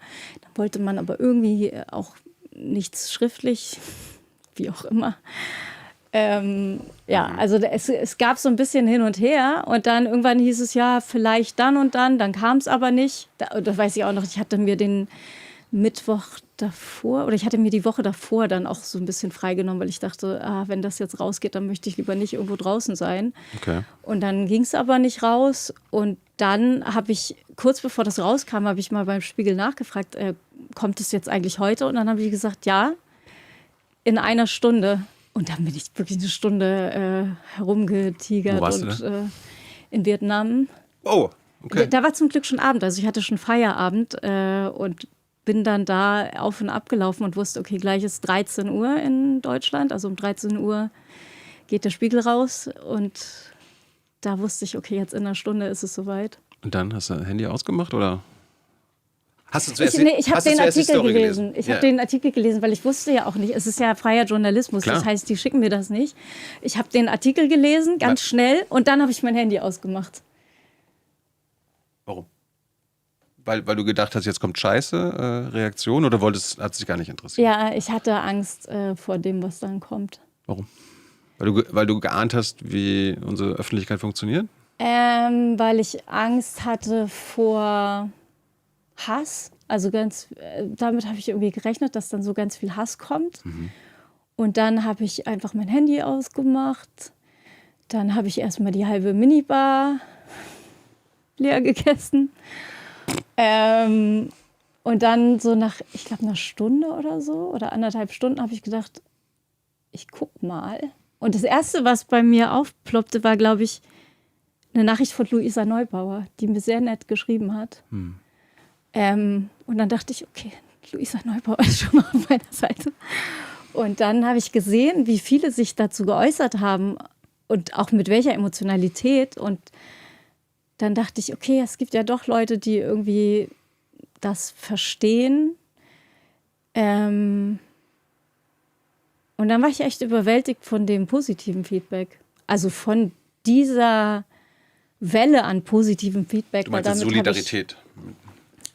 Ja, also Solidarität. Das, was dir passiert ist, kann ja niemand gut gefunden haben, das meine ich. Ja, genau, aber auch so das Thema, warum es wichtig ist, dass man darüber nicht schweigt. Also das war für mich so ein Punkt, wo ich mir nicht sicher war, wie man das einschätzt. Und ich hatte aber so das Gefühl, dass das genau ein Punkt ist, hinter dem sich vor allem die Täter versteckt haben, indem man einfach immer sagt, ja, das geht niemandem was an, das ist unsere Privatangelegenheit. Und das ist eben auch was meine Therapeutin sagte beim Thema Vergewaltigung, dass dort die Väter, Onkel, wer auch immer, sagen zu den Opfern, das ist jetzt aber unser Geheimnis und wenn du das öffentlich kommunizierst, dann zerstörst du die Familie. Und dieses du zerstörst mit der Kommunikation die Familie, das wird recht häufig benutzt. Ich war einmal bei Hart aber fair, da war auch ein Opfer von physischer Gewalt und ihr wurde auch jahrelang erzählt, wenn die Familie das weiß, dann zerstörst du die Familie. Und ich habe das Gefühl, dass man das umkehren sollte, dass man einfach den Tätern klar macht, nicht das Opfer, das darüber spricht, zerstört die Familie, sondern der Täter macht das mit seiner Tat. Und da war ich mir eben nicht sicher, wie da die Öffentlichkeit drauf reagiert oder wie das insgesamt gesehen wird. Das erinnert mich gerade, ich habe mich mal mit so Frauenrechts Bewegungen die letzten 50, 60 Jahre in Deutschland beschäftigt. Und das fing damals an mit 1971, diese Stern-Titelseite mit Wir haben abgetrieben. Ja. Und das, was du gerade gesagt hast, hat mich das erinnert, weil dann war die so Reaktion von Konservativen, auch von Teilen der Öffentlichkeit und so weiter, Abtreibung, das wird jetzt irgendwie propagiert, das zerstört die Familie. Ja, weil die sollen ja mal Kinder bekommen und Frau hat zu Hause zu sein. Das hat mich daran erinnert, dann gab es 2013 diese Aufschrei-Debatte, weiß nicht, ob du daran erinnerst, wo Herr Brüderle eine Journalistin belästigt haben soll. Und da war dann ja auch irgendwann so, ja, ihr Frauen, ihr wollt Man darf ja gar kein Kompliment mehr machen. Genau. Ihr wollt das Flirten verbieten. Dann gab es 2017 MeToo, wo dann auch irgendwann so, ihr Frauen wollt Männerkarrieren zerstören. Ja. Und jetzt quasi bei dir auch jetzt wieder so, ja. Gar kein Spaß mehr. Man wird sich doch mal Spaß im Internet erlauben dürfen. Genau. Aber du warst nicht überrascht von der negativen Reaktion, weil die gibt es immer auf alles, aber du warst überrascht von dem Positiven. Ja, ja, sehr. Also damit habe ich nicht gerechnet, dass ich das so erfahren. Und mit Demos wahrscheinlich auch nicht, also quasi Solidaritätsdemos. Überhaupt nicht. Also wirklich im Leben nicht. Ich habe mit ganz viel Hass gerechnet, aber damit habe ich nicht gerechnet. Ich habe mal geguckt, so bei den öffentlichen Reaktionen, ob es da so Muster gibt, die auch nicht nur bei dir, sondern bei anderen Frauen in unseren Gesellschaften hinweg, also was sieht auch in Amerika und so weiter, stattfinden. Natürlich die negativen Reaktionen. Und ich würde jetzt einfach mal durchgehen, weil ich habe so 6 identifiziert und du kannst mal sagen, ob das bei dir auch passiert ist oder bei dir weniger passiert ist. Das Erste, was immer wieder kommt, wenn Frauen an die Öffentlichkeit gehen mit Gewalterfahrung und so weiter, das ist ein sogenannte Phänomen Victim Doubt, also diese Beweislast. Ja. Die Beweislastumkehr. Da kommt dann der sofortige Reflex, warum sagt sie das jetzt? Hat sie überhaupt Beweise? Ist das nicht einfach so ein Scheidungskrieg? Ja, wo dieses Muster dann, also diese Art von Muster verschiebt den Fokus von der Gewaltstruktur auf deine Motive. Es ist auch interessant, weil es heißt irgendwie, ich finde, es sollte erstmal die Unschuldsvermutung geben und deshalb bin ich davon überzeugt, dass sie lügt. Was ja in sich schon widersprüchlich ist, weil man geht ja dann in dem Moment nicht von meiner Unschuld aus, sondern man ist überzeugt davon, dass ich lüge, meint aber, das sollte doch erstmal die Unschuldsvermutung gelten. Das ist, Hast du auch erlebt, ist auch interessant, dass viel geschrieben wurde, sie lügt, aber auch einfach so als Feststellung oder auch sie hat ja gar keine Beweise. Und da habe ich gedacht, okay, jetzt nach dem Spiegel-Urteil und nachdem das Gericht sagt, aufgrund der Beweistatsachen, dann hört das zumindest auf. Aber ich habe das Gefühl, oder es erstaunt mich zumindest sehr, dass sowas nach wie vor kolportiert wird, obwohl ja eigentlich relativ klar sein sollte, dass in dem Moment, wo ein Gericht sagt, es gibt Beweistatsachen und die haben wir gesehen und deswegen haben wir das Gericht entschieden, Herr Ullmann verliert. Immer noch wird das abgesprochen und das finde ich krass und da wundere ich mich auch, wo dieser Reflex herkommt, dass man einfach sagt, nein, sie lügt, ich will von all dem nichts wissen, aber sie lügt, das weiß ich einfach.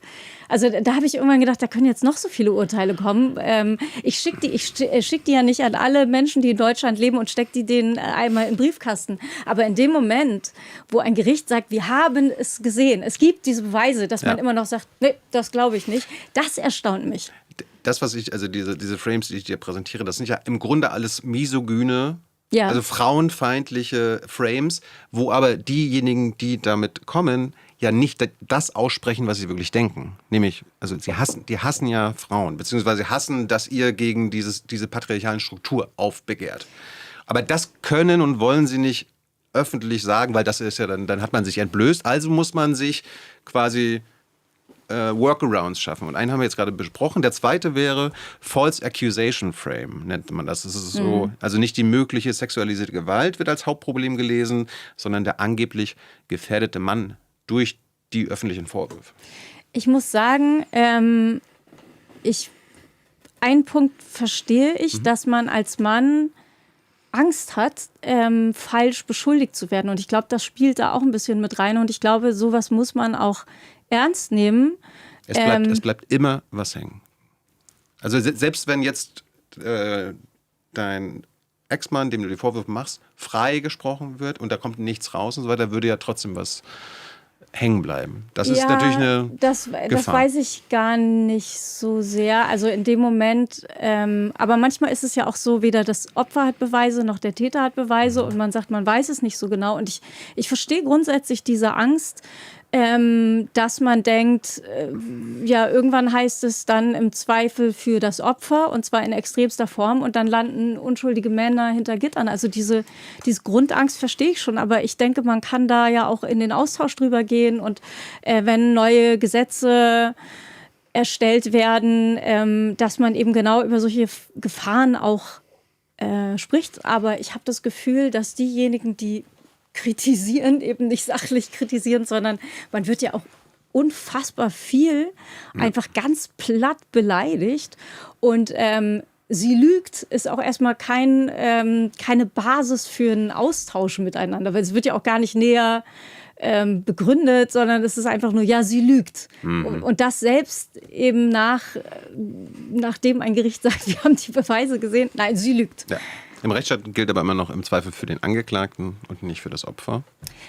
Dazu muss ich aber sagen, da würde ich gerne noch mal kurz auf das Beispiel Spanien eingehen wollen. Denn so wie das in Deutschland ausgelegt ist, also ich habe mich beziehungsweise es erschien vor nicht allzu langer Zeit ein Artikel im Spiegel von Maike Backhaus. Die hat sich eben mit dem Jerome Boateng-Fall nochmal auseinandergesetzt und eben mit anderen ähnlich gelagerten Fällen. Und da waren Beispiele dabei, da ist mir richtig schlecht geworden. Also gefühlt ist es in Deutschland so, ein Mann und eine Frau gehen zusammen in ein Hotelzimmer. Meinetwegen in der Lobby hängt eine Kamera, man sieht, die beiden gehen da rein. Sie kommt raus, blaues Auge, Blut, was auch immer, sagt dann, er war gewalttätig. Und dann heißt es hinterher, weiß man ja nicht, ob das jetzt wirklich er war. Vielleicht ist sie auch einfach nachts gegen den Schrank gelaufen. Und da wird in Deutschland dieses im Zweifel für den Angeklagten, was das Thema häusliche Gewalt angeht, manchmal in einer Form ausgelegt, die ich nicht nachvollziehbar finde. Denn in der Realität muss man ja sagen, welche Chance haben denn Frauen? Die filmen ja nicht mit einem Selfie-Stick, während sie verprügelt werden. So, das heißt, man muss eben einfach gucken, oder beziehungsweise in Spanien sagt man, es gibt eine gewisse Wahrscheinlichkeit, dass wenn die zwei da reingehen und sie kommt verletzt raus, dass er vielleicht was damit zu tun haben könnte, auch wenn wir die konkrete Tat an sich nicht sehen konnten. Und da sagt man dann, in so einem Fall würden wir dann eher tendenziell dem Opfer glauben, weil in den meisten Fällen eben doch was dran ist.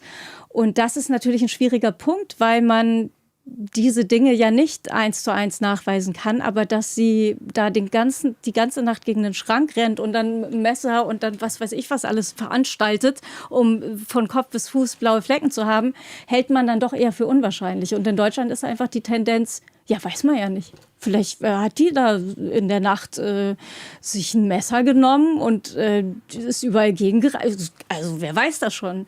So, und da ist die Tendenz in Spanien eben schon in diesen Fällen der häuslichen Gewalt im Zweifel, wenn es eine gute Indizienlage gibt, muss man natürlich dazu sagen, dann vielleicht doch eher für das Opfer. Drittens, negatives Framing, Privatisierung des Politischen. Also das ist ja nur deine Ehe, das ist hier ein Entscheidungsdrama. Also dadurch wird dann die digitale sexualisierte Gewalt entpolitisiert, obwohl der Fall ja strukturelle Fragen zeigt, ne? Strafrecht, Plattform, Misogynie. Ja. Dazu kommen wir jetzt gleich noch. Aber ja, das ist nicht politisch. Ja. Viertens, Umkodierung in eine Technikdebatte. Also, dass dann viele nur noch davon reden, ja, hier geht es ja eigentlich um KI und Deepfakes, aber weniger um Frauenfeindlichkeit, um Machtstrukturen und Intimpartnergewalt. Ja. Was ja dazu führt, dass die Technik dann zu einem Nebel wird, obwohl sie hier nur Werkzeug einer älteren Gewaltform sind. Ja, also die Zeit war auch echt schlimm für mich, als es dann irgendwann nur noch darum ging, dann kommt so ein Fragebogen von News oder so. Ja, was war denn das jetzt? Und hier mit dem, wo man erstmal dazu sagen muss, ich war ja eben, wie gesagt, nicht involviert, sondern es hat jemand an einen anderen Mann pornografisches Material verschickt. So, das heißt, wie das jetzt genau erstellt wurde, kann ich ja gar nicht sagen. Da braucht man dann irgendwelche Datenleute, die sagen, ach, das ist ein Fake, weil das wurde vor dem Jahr so und so erstellt und das ist ein Deepfake. So, aber in der Zeit war es so, ja, war das jetzt ein Fake oder ein Deepfake? Weil das macht jetzt schon einen Unterschied. Ach, das war eine Pornodarstellerin, die ihr ähnlich sieht. Entschuldigen mal bitte, wenn ich irgendwie sage, hallo, Herr Produzent, hier ist mein Körper. Entschuldigen mal, Grog weiß auch nicht, wie ich nackt aussehe. Das sind ja am Ende alles Mutmaßungen. Und ob Grog jetzt denkt, ich sehe so nackt aus, oder jemand, der mich nackt kennt, sagt, oh, die Pornodarstellerin sieht ja ähnlich und verschickt das unter meinem Namen. Also wenn man dann sagt, hi, ich bin's Colleen und hier bin ich nackt, dann macht es doch überhaupt keinen Unterschied. Und da wurde einfach eine Nebelkerze gezündet. Und dann kam tatsächlich das Feedback, ja, wenn er aber nur andere Frauen verschickt hat, wo ist dann das Problem? Und da habe ich wirklich auch gedacht, das muss ich jetzt erklären, wo da das Problem ist. In dem Moment, wo ich sage, hier ist mein Busen und du siehst nur Busen links, Busen rechts und es heißt, das ist mein Busen, alles Liebe, deine Colleen, ist doch egal, ob der jetzt von der KI generiert wurde oder nicht. Und diese Debatte, die fand ich wahnsinnig absurd und das hat mich tatsächlich auch sehr fertig gemacht, weil ich eben das Gefühl hatte, dass der Fokus der sollte verschoben werden und das hat eben auch funktioniert. Und man hat eben nicht mehr darüber geredet, was das mit den Opfern macht und über das Leid, was eben Frauen erfahren durch patriarchale Gewalt, in welcher Form auch immer. Und dass so viele auf die Straße gerannt sind, ja auch, ich glaube, das war noch dieselbe Woche oder eine Woche später, das zeigt dass wir hier ein strukturelles Problem haben, denn die rennen ja nicht nur meinetwegen auf die Straße, sondern weil sie wahrscheinlich selbst in irgendeiner Form damit zu tun hatten oder jemanden kennen, der damit zu tun hatte. Und es gab ja auch zahlreiche Plakate, jeder kennt ein Opfer, aber niemand kennt einen Täter, weil die Täter, die wollen es halt alle nicht gewesen sein oder reden das klein, was sie gemacht haben. Und das zeigt mir eben, also dieser massive Protest zeigt mir, wir haben hier ganz klar ein strukturelles Problem. Darüber reden wir jetzt gleich. Ich bin noch beim letzten Punkt. Ja. Nämlich Hohn, Voyeurismus und Meme-Logik. Also wenn so ein Fall wie bei dir zum Beispiel sexualisierte Bilder und Fakes enthalten soll, reagieren Teile des Netzes nicht solidarisch, sondern die sind dann neugierig. Ach so. Spöttisch und klicken und die wollen deine Demütigung und deine Erfahrung mit der Demütigung noch weiter verbreiten. Das Krasse ist... Also ich hab auch gelesen, es gibt die Google-Suchanfragen nach Colleen Fernandes nackt. Das war der Hauptsuchbegriff in der Zeit. Das ist auch quasi eine frauenfeindliche Reaktion. Männer haben darüber debattiert, weil das ja ein öffentlicher Prozess ist, müsste ja das Beweismaterial gezeigt werden. Ob dann im Gerichtsraum Pornos, also ob jetzt Fake oder wie auch immer, ob da meint ihr, also es war wirklich eine Debatte. Ich habe mir das durchgelesen, weil ich das gar nicht glauben konnte. Aber da ging es ja darum, nee, das zeigen die bestimmt nicht. Ja, aber das müssen die ja zeigen, ist ja ein Beweismaterial. Also ja, ich hole mir schon mal ein Ticket, so, als sei das irgendwie so eine Piepshow. Die haben ernsthaft darüber verhandelt, ob dann das pornografische Material im Zuge der Verhandlungen gezeigt wird, weil es ja ein wichtiger Beweis sei. Und dann sagte einer, ich hole mir schon mal ein Ticket. Also es ist wirklich erstaunlich. Haben Sie sich dann, jetzt kommen wir mal auf die politische Ebene, nähern uns mal, was gerade schon im Raum steht, was überhaupt noch nicht im Raum steht und so weiter, haben sich dann neben wahrscheinlich zahlreichen Politikerinnen, die waren ja auch teilweise auf Demos und so weiter, die haben sich wahrscheinlich auch mal bei dir gemeldet. Haben sich auch mal Politiker bei dir gemeldet?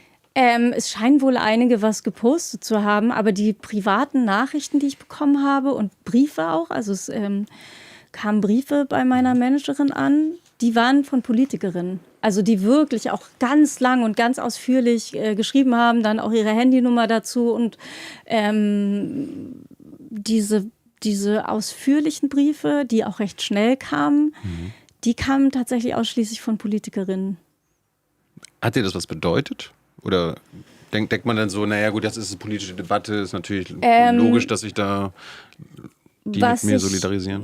Was ich daran gut fand, ist, dass eben die politische Komponente gesehen wird, weil das war ja auch genau die Debatte, die ich mit dem Täter hatte, weil der sagte, naja, das ist ja unsere Privatangelegenheit und ich denke mir, Moment, aber wenn das, dann müsste es ja gar keine Gesetze dazu geben, wenn jeder irgendwie zu Hause machen kann, was er will, dann warum gibt es dann überhaupt Gesetze zum Thema Gewalt? Dann würde man ja sagen, ja, Vergewaltigung, sobald es zu Hause stattfindet, ist das nicht mehr unser Business. Aber da gibt es ja Gesetze. Bis vor 20, ich weiß. 20, 30 Jahren. Ne? Ja, und Herr Merz fand auch, ich weiß gar nicht, wieso denn nicht. Aber ich fand gut, dass eben auch relativ schnell das Politische daran gesehen wurde. Also die Tagesschau macht ja normalerweise auch nicht mit Boulevardthemen auf. Also das ist ja eigentlich nicht deren Bereich. Und dass die Tagesschau damit aufgemacht hat, zeigt ja, welche Relevanz das hat im politischen Bereich. Und dass darüber im Bundestag geredet wird, zeigt eben auch, dass das in diese Kategorie fällt. Also die reden ja auch nicht darüber, bist du Team Angelina oder Team, wie hieß die andere, Jennifer Aniston. Also es ist ja nicht so, dass irgendwelche Boulevardthemen dort verhandelt werden. Und das hat mir gezeigt, dass das Politische daran gesehen wird. Und das war mir eben auch wichtig bei diesen ganzen Themen, die ich auch in meinen Dokumentationen behandelt habe, weil dieses ganze, oder man hört ja auch immer wieder, ja, also wir sind für Gleichberechtigung. In unserem konkreten Fall macht es einfach Sinn, dass die Frau zu Hause bleibt, weil. Aber eigentlich sind wir für Gleichberechtigung. Und wenn wir alle eigentlich für was anderes sind als das, was wir machen, dann bildet das am Ende ja auch irgendwie eine Gesellschaft ab. Wenn wir alle irgendwie finden, ja klar soll die Frau genauso viel arbeiten wie der Mann. Nur in unserem Fall ist es jetzt schon besser, wenn ich arbeiten gehe und die Frau halt nicht. Und wenn überall Gewalt stattfindet, aber alle meinen, in unserem Fall ist das jetzt Privatangelegenheit, dann führt es eben zu einem riesigen Dunkelfeld. Und das ist eben auch genau das, wo ich gesagt habe, wir bilden doch alle gemeinsam die Gesellschaft ab. Und wenn jeder für sich sagt, nee, ich bin ein Einzelfall, dann brauchen wir auch gar keine Statistiken mehr, weil dann kann man einfach sagen, ja, ist uns jetzt auch egal und jeder macht, was er will. Und ob da jetzt irgendwie 95% der körperlichen Gewalt nicht angezeigt werden, who cares, weil es geht uns alle gar nichts an. Kommen wir jetzt mal zu politischen Reaktionen. Es gibt ja zwar Bestreben, zum Beispiel Gesetze zu ändern. Oder zum Beispiel neue Straftatbestände einzuführen oder andere so zu ändern, damit bestimmte Fälle erfasst werden. Gerade gestern hat das EU-Parlament beschlossen, fangen wir mal mit dem Aktuellen an, dass es ein Verbot von KI-Anwendungen geben soll ab Ende des Jahres, mit denen sexualisierte Deepfakes erstellt werden können. Also nicht nur, dass die Herstellung und Verbreitung von diesen Fakes illegal ist, was jetzt auch in Deutschland von der Justizministerin angestrebt ist, sondern allein diese Software soll schon verboten werden. Findest du das richtig? Ach, da will ich mich gar nicht zu äußern, weil es ja auch so viele Männer gibt, die irgendwie mich für alles verantwortlich machen, gerade was politisch entschieden wird. So als sei ich da irgendwie auch das. Pass auf, dann fange ich an. Ich finde das sinnvoll, weil wenn man sagt, okay, man darf etwas nicht herstellen, man darf es nicht verbreiten, nicht verschenken und alles Mögliche, dann kann man ja auch sagen, okay, dann verhindern wir schon, dass das überhaupt hergestellt werden kann. Ja.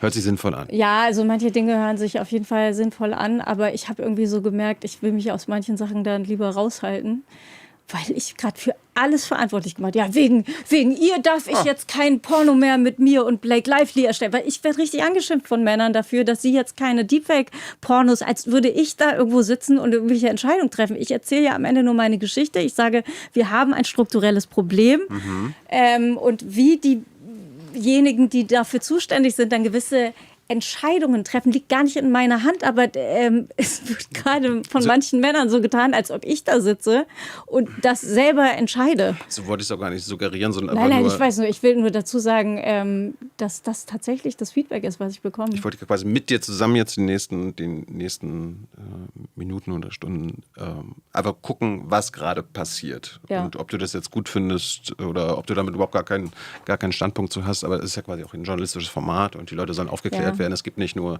deine Vorwürfe, worüber wir jetzt gerade geredet haben, sondern es tut sich politisch was. Ich finde es wirklich interessant. Es gibt ja diese Theorie, dass ich von Frau Hubig ganz viel Geld dafür bekommen habe.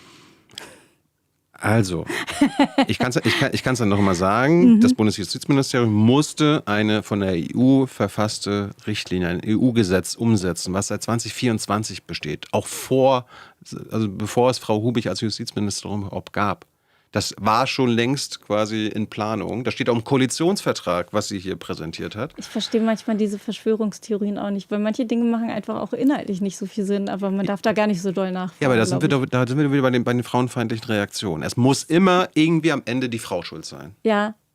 Die Frau will irgendwas hier ändern, die will uns Männern das Leben schwer machen. Ja, ich werde richtig angefeindet dafür. Du nimmst ihnen die Freiheit, digitale Gewalt anzuwenden. Absolut, ja. Sauerei. Ich schränke ihre Rechte ein. Das natürliche Recht auf was auch immer. Erniedrigung, Ausbeutung. Ja. Also kurz, falls du dich irgendwie dazu äußern willst, sagst, ich habe mal geguckt, also dieser Gesetzesentwurf der Ministerin, was noch nicht vom Kabinett verabschiedet wurde. Kann sein, dass Teile der Bundesregierung, also CDU, CSU, vielleicht was dagegen haben, aber das liegt auf dem Tisch. Unter anderem soll im Strafgesetzbuch der 184k verändert werden. Das heißt, der Schutz der Intimsphäre durch Bildaufnahmen war früher immer nur so, dann ging es um Upskirting und Downblousing, wie man so schön sagt. Das soll noch ausgeweitet werden, zum Beispiel 201b, glaube ich auch. Kommt gleich noch. Aber jetzt einfach nur hier Schutz der Intimsphäre, da geht es jetzt auch um unbefugtes Herstellen, zugänglich machen von Bildern, die sexuelle Handlung zeigen, Bilder unbekleideter Genitalien, Gesäß oder weiblicher Brust.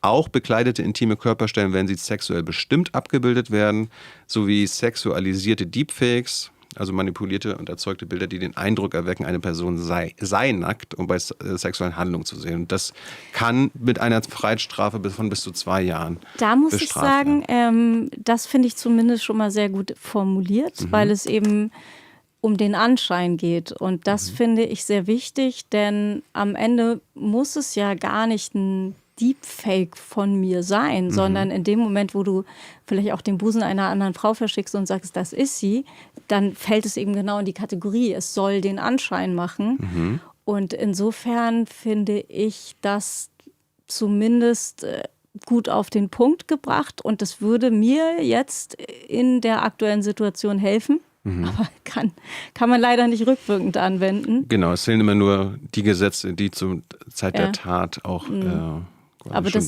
finde ich schon mal grundsätzlich eine gute Sache. Dann, obwohl, finde ich, da noch mehr gehen könnte. Es geht immer mehr. Ja. Solange es sinnvoll ist. Man soll ja auch nicht... Schnellschüsse sind manchmal auch gefährlich bei der Politik, gerade in Sachen Strafgesetz. Ich glaube aber das ist gerade nicht das Problem, dass es zu viele Schnellschüsse gibt. Nee, das Problem ist, dass sie schon so lange jetzt gewartet haben. Es ist 2026 und die EU hat 2024 das geregelt. Genauso wie das jetzt, was ich gerade gesagt habe. Ja. Das ist jetzt neu und mal gucken, ob die Bundesregierung bis 2028 braucht. Weiter geht's. 201b StGB soll geändert werden. Da geht es um täuschende Inhalte und Deepfakes. Neu strafbar werden soll das Zugänglichmachen von per Computer erstellten oder veränderten Inhalten, wenn sie so wirken, als zeigten sie ein tatsächliches Geschehen mit einer Person und geeignet sind, deren Ansehen erheblich zu schädigen. Das betrifft jetzt nicht nur sexuelle Deepfakes, sondern auch andere rufschädigende Deepfakes, etwa fingierte Aussagen, Szenen oder Handlungen. Ja. Das ist ja im Prinzip genau das, was aus dem bayerischen Justizministerium kam. Die haben ja eben auch schon 201b überarbeitet vor vielen Jahren. Und da hieß es eben aus dem Justizministerium, so ein Quatsch, das brauchen wir nicht. Also nicht wortwörtlich, im übertragenen Sinne.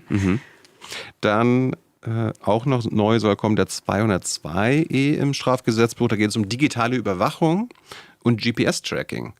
Also strafbar werden soll, wenn wer den Aufenthaltsort oder die Tätigkeit einer anderen Person wiederholt oder ständig mit Informations- oder Kommunikationstechnik unbefugt überwacht. Also zum Beispiel ein GPS-Tracker oder ganz, ganz modern diese AirTags, von denen vielleicht du weißt gar nichts davon und irgendeiner hat dir einen AirTag reingesteckt und da kann man verfolgen. Ja, aber das funktioniert nicht, weil dann sagt wenn du ein entsprechendes Handy hast, sagt es wurde in letzter Zeit häufig ein AirTag in deiner Nähe gesehen. Okay. Ja, aber es gibt irgendwie wahrscheinlich auch Technik, wo man leichter mit, jegliche digitale Kontrolltechnik soll es da gehen. Und aber auch nur in diesem Entwurf, nur wenn die Handlung wahrscheinlich zu schwerem Schaden für die betroffene Person führt. Das ist das Problem.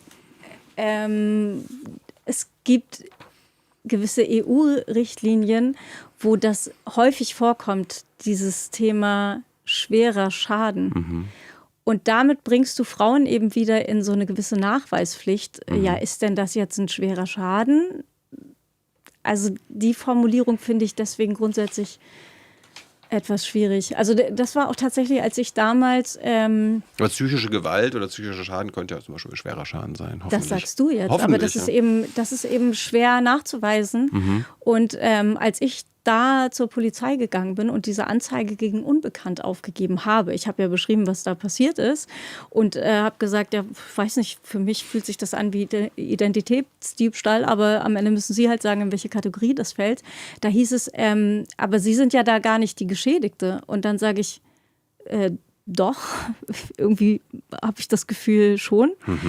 Aber Ihnen ist ja gar kein Schaden entstanden. Und das ist so ein bisschen das Problem, wie definiert man denn Schaden? Weil so ein psychischer Schaden oder so gewisse Traumata sind ja wahrscheinlich nicht so messbar. Also wenn man jetzt irgendwie so einen blauen Fleck, dann kann man irgendwie sagen, oh, das ist aber ein großer blauer Fleck, der ist größer als der, den wir gestern bei der anderen Frau gesehen haben.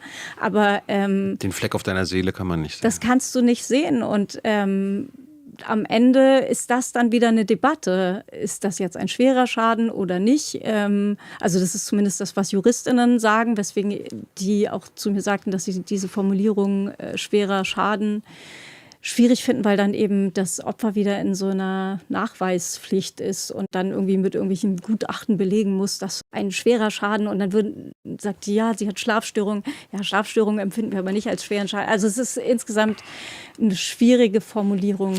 Das waren die Änderungen, die im Strafrecht kommen sollen, laut der Bundesjustizministerin. Dann gibt es im Zivilrecht noch ein paar Vorschläge von ihr, unter anderem neues Gesetz. Das soll Gesetz gegen digitale Gewalt heißen. Da geht es dann um Schaffung von zivilgerichtlichen Verfahren für bestimmte digitale Rechtsverletzungen, wenn sie zugleich strafbar sind. Also du kannst dann selber durchsetzen lassen, dass du, weil du bedroht wurdest, Doxing und so weiter, dass das nicht geht.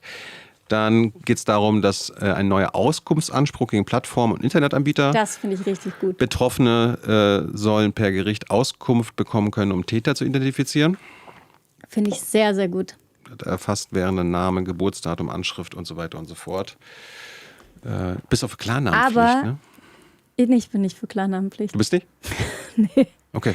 Das ist ja das Erstaunliche an dieser Theorie. Ich habe ja Geld dafür bekommen, dass ich die Klarnamenpflicht durchboxe vom Justizministerium, So. heißt es im Internet. Ich bin nur ein ganz schlechtes Testimonial für Klarnamenpflicht, weil wenn man mich danach fragt, sage ich, ich bin gar nicht dafür. Aber nochmal zu diesem Punkt. Ja. Diese Auskunft kann ich ja nur erhalten, wenn es sowas wie eine Identifikationspflicht gibt. Weil was willst du mir sonst für Auskünfte geben? Und das kann auch dann nur ein Richter anordnen. Du kannst dann quasi dich anwaltlich beraten. Aber ohne Identifikationspflicht hat ja die Plattform gar nicht diese oder überhaupt interessante Daten für mich. Die sagen dann irgendwie, ja, das ist der Peter Müller oder Hansi Mausi und Hansi Mausi hat sich ja angemeldet mit der E-Mail-Adresse hansimausi@gmx.de. Das bringt mir ja nichts. Also ohne Identifikationspflicht weiß ich ja dann am Ende auch nicht, wer dahinter steckt. Da gibt es dann so einige, die dann sagen, ja, das ist dann quasi Klarnamenpflicht durch die Hintertür, weil dann die Unternehmen, weil sie Angst haben, quasi durch eine richterliche Anordnung verklagt zu werden und dann machen sie lieber mehr Daten sammeln und dann führt das dann dazu, dass man irgendwie einen Klarnamen machen muss. Wollte ich nur sagen. Aber so Klarnamen finde ich finde, man muss schon auch die Möglichkeit haben, dass nicht jeder weiß, wie man heißt. Wir erleben hier in einem politischen Klima, wo irgendwann vielleicht die AfD an der Macht ist und dann ist man vielleicht ganz froh, wenn man online nicht mehr im Klarnamen auftreten muss, um seinen Unmut oder eine Demo zu organisieren und so weiter. Könnte nämlich gefährlich sein. Ich möchte aber auch mal so einen Pizzaverriss schreiben dürfen, ohne dass jeder weiß, dass mir diese Pizza nicht geschmeckt hat. Dann geht es, das ist auch ein wichtiges Thema. Es geht außerdem darum, wollen sie die Beweissicherung erleichtern für den Plattformen, Ja. ne? Damit manche Plattformen, wenn du dich irgendwie, keine Ahnung, gegen LinkedIn oder Facebook da irgendwie was findest, dann dürfen die nicht gelöscht werden, was du da anzeigst. Dann geht es darum, dass Gerichte Accountsperren anordnen können. Natürlich auch, wenn es um schwere Rechtsverletzungen und Persönlichkeitsrechte und so weiter geht. Dann geht es auch, hat was zu tun mit Umgehungsaccounts, also dass dann auch Täter nicht mehr an einen Account Das finde ich auch gut. anlegen können, weil dann ihr Original-Fake-Account gesperrt worden ist und so weiter. Das soll alles vor Landgerichten dann passieren können. Nutzer soll beteiligt werden. Zivilgesellschaftliche Organisationen können für Betroffene handeln und sich dann, du könntest dich dann zum Beispiel da vertreten lassen. Weil es kostet ja manchmal auch Geld. Nicht jeder kann sich einen teuren Anwalt leisten. Das ist im Groben das, was die Bundesjustizministerin versucht, durchs Kabinett zu bekommen. Und ob das dann durch den Bundestag kommt, ist offen. Was ich gerne ansprechen würde, musste ich nicht dazu äußern. Was ich schwierig finde an diesem Gesetzesentwurf, da steht die Vorratsdatenspeicherung drin. Vorratsdatenspeicherung ist anlasslose Überwachung der Bevölkerung. Ja. Und es wundert mich, weil es gab irgendwie, ich weiß nicht, ob du dich damit in deiner Doku beschäftigt hast, aber es gab Ende 24 schon eine Initiative, die hieß Ein Team gegen digitale Gewalt. Da waren irgendwie 60 Organisationen und Projekte, haben da quasi Vorschläge gemacht und so weiter. Und die haben alle gesagt, also Schutz vor digitaler Gewalt begründet jetzt keine Grundrechtseinschränkungen. Und Hubig und die Bundesregierung, die wollen jetzt irgendwie Grundrechte einschränken und uns anlasslos überwachen. Quasi mit dem Vorwand, naja, wir wollen ja Frauen schützen und uns geht es um digitale Gewalt. Dabei ist es nur so ein... Aber wie würde man denn, wenn nichts gespeichert ist, Auskünfte bekommen können? Es geht also, dieses Team, also diese Initiative von den 16 Organisationen hat gesagt, also Vorratsdatenspeicherung ist nicht nötig. Es gibt andere Maßnahmen, die nicht diesen Schaden an allen in der Bevölkerung anrichten. Zum Beispiel Login-Fallen heißt das oder Quick-Freeze-Verfahren. Also wenn da jetzt schon jemand in meinem Namen aktiv ist und diese Dinge macht, dann kriegt derjenige mit, dass das LKA ermittelt, meldet sich ganz schnell ab. Nee, da kann er sich nicht mehr. Also sobald dann quasi irgendwie ermittelt wird und so weiter, dann gibt's dann, kann man, also wenn ich es richtig verstanden, die Login-Fall, dann kann man sich nicht mehr einloggen. Also aber dazu müssten ja die Ermittler richtig ermitteln. Da müssten die ja erstmal die kontaktiert haben. Und das dauert ja 100 Jahre, bis sie das machen. Und dann ist es ja oft auch schon zu spät. Ich glaube jetzt aber einfach mal diesen Profis, die sich damit auseinandersetzen. Meine Erfahrung mit sowas. Dass es bessere Alternativen gibt, die uns alle und das ist eben nicht der vulnerabler Punkt. machen. Wir müssen am Ende darüber reden, welche Möglichkeiten haben wir denn? Und ich glaube, da ist es total wichtig, dass man eben die Opferperspektive oder die Erfahrungswerte der Opfer, dass man das auf, sag ich mal, realer Basis schaut. Weil ich habe manchmal das Gefühl, da werden irgendwelche Gesetzestexte verfasst von Menschen, die überhaupt gar keine Erfahrungswerte haben. Und ich glaube, man muss aufgrund der Erfahrungswerte schauen, was ist realistisch, welche Möglichkeiten hat man. Und leider ist es ja auch so, und das finde ich bei dem Thema Gesetzesinitiativen eben auch wichtig, dass schon der Weg dorthin nicht funktioniert. Also die Erfahrung, die ich gemacht habe oder die eben auch andere Opfer schildern, ist, es wird gar nicht erst richtig ermittelt. Also zum Beispiel hatte auch die Staatsanwaltschaft Itzehoe hat ja gesagt, es hätte keine Ermittlungsansätze gegeben. So, es gab eine Fallnummer von LinkedIn. Da wurde ein Account gesperrt, von dem ich ja mittlerweile auch weiß, wer dahinter steckte. So, und wenn man dann diese Daten bekommt, aber da nicht sofort drauf reagiert, sondern irgendwie 1,5 Jahre später mal bei LinkedIn anruft und sagt, hier wurde uns eine Fallnummer geschickt, das ist jetzt auch 1,5 Jahre her. Was konkret kann man da, wie kann man konkret dann darüber auf den Täter zugreifen? Also was sind Möglichkeiten, den Täter zu finden? Ja. Das ist eben die Frage so. Und wenn da jemand eine andere gute Idee hat, dann nehmen wir halt die. Genau. Aber ich finde, man muss zumindest drüber reden. Genau. Aber Vorratsdatenspeicherung wäre quasi anlasslose Überwachung, damit wären wir alle Opfer eines übergriffigen Staates. Weil alle. Aber wie finden wir die Täter? Also wenn da alle so lang brauchen und klar, die haben so einen Stapel auf ihrem Schreibtisch. Also was sind Möglichkeiten? Was sind tatsächlich funktionierende Lösungswege? Wie gesagt, die Initiative hatte Login-Fall und Quick-Freeze-Verfahren vorgeschlagen. Bin jetzt kein Experte. Aber in dem Moment, also wenn LinkedIn den Account sperrt, dann kann sich ja so oder so der Täter nicht mehr einloggen. Speichert man dann da, wo man gemerkt hat, die scheinen das ja irgendwie auch gemerkt zu haben und haben deshalb gewisse Accounts gesperrt. Also sagt man dann da, wo irgendwie was komisch ist, da speichert man das lieber doch? Oder? Kira kommt ja mit den Publikumsfragen. Sie kann ja nochmal nachgucken, was Login-Fall und Quick-Freeze-Verfahren bedeuten würden. Und dann kannst du ja nochmal dazu äußern. Ja, weil also wie auch immer man das macht, ich glaube, man braucht einfach nur funktionierende Lösungsansätze. Das waren jetzt die bisherigen Vorschläge aus der Politik. Strafrecht und Zivilrecht soll geändert werden. Ja. Wir reden ja viel jetzt, und wir haben über Spanien ja schon gesprochen. Die erkennen erstens an, wir haben ein gesellschaftliches Problem mit dem Patriarchat, der Männerherrschaft. Und sie erkennen aber auch an, dass es nicht nur quasi vergleichsweise kostengünstige Verschärfungen im Strafrecht gibt, weil das kostet keinem Politiker was, das kostet dem Staat nichts, ein Gesetz zu ändern, sondern es muss ja auch Geld in ein System rein. Ich mache jetzt aber nur mal ein paar Vorschläge und du kannst ja sagen, wo es eigentlich doch mehr Geld rein braucht. Also die Polizei muss besser geschult werden. Es braucht vielleicht extra Staatsanwaltschaften, die sich mit Frauengewalt, häuslicher Gewalt und so weiter auskennen. Auf allen möglichen Ebenen braucht es einfach mehr Geld. Oder? Auf jeden Fall. Habe ich noch was vergessen? Wo braucht es dann quasi in Sachen häusliche Gewalt, digitale Gewalt mehr Geld? Dieser Schwerpunkt Staatsanwaltschaften, der ja immer viel genannt wird anhand des spanischen Beispiels, der macht total Sinn, weil die eben auch wissen, dass irgendwann gewisse Spuren nicht mehr da sind. Ich habe ja auch 2003 diese Erfahrung gemacht. Ich schilder jetzt einfach mal, was im Polizeibericht steht. Eine Frau hat um Hilfe gerufen, dann kam die Polizei rein.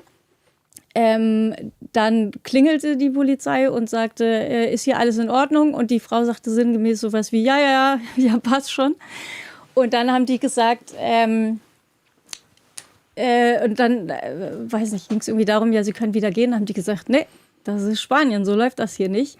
Und dann machen die zum Beispiel die Ärmel hoch und leuchten mit einer Taschenlampe ab und sehen, da sind lauter blaue Flecken am Arm. Und da kannst du eben nicht sagen, irgendwie, ja, gehen Sie mal wieder nach Hause, das ist hier unsere Privatsangelegenheit, sondern dann sagen die, jetzt kommen bitte schön alle mit hier. Dann wird man in so ein Institut gefahren, wird dann vor einer Ärztin ausgezogen, die schreibt auf, was sie gesehen hat. Und dann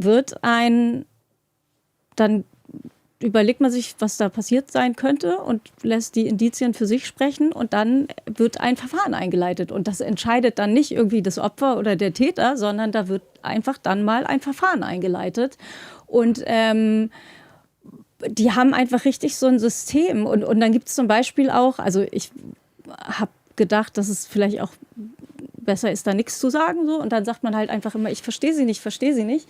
Dann kommt der Nächste rein, spricht Englisch. Dann sagt man, oh, mein Englisch ist auch ganz schlecht. Was sprechen Sie denn? Deutsch. Zack, geht wieder die Tür auf, kommt jemand rein, der Deutsch spricht. So. Und man hat so wirklich das Gefühl, die wollen sich kümmern. Und dann kriegst du in allen Sprachen umfangreiche Opferbögen vorgelegt, wo dann alles drinsteht. Die geben dir eine Nummer, die geben dir eine Beratung, wie du dich in welchen Situationen, an wen du dich wenden kannst. Dann gibt es irgendwie so SMS-Notrufe, die können irgendwie dich...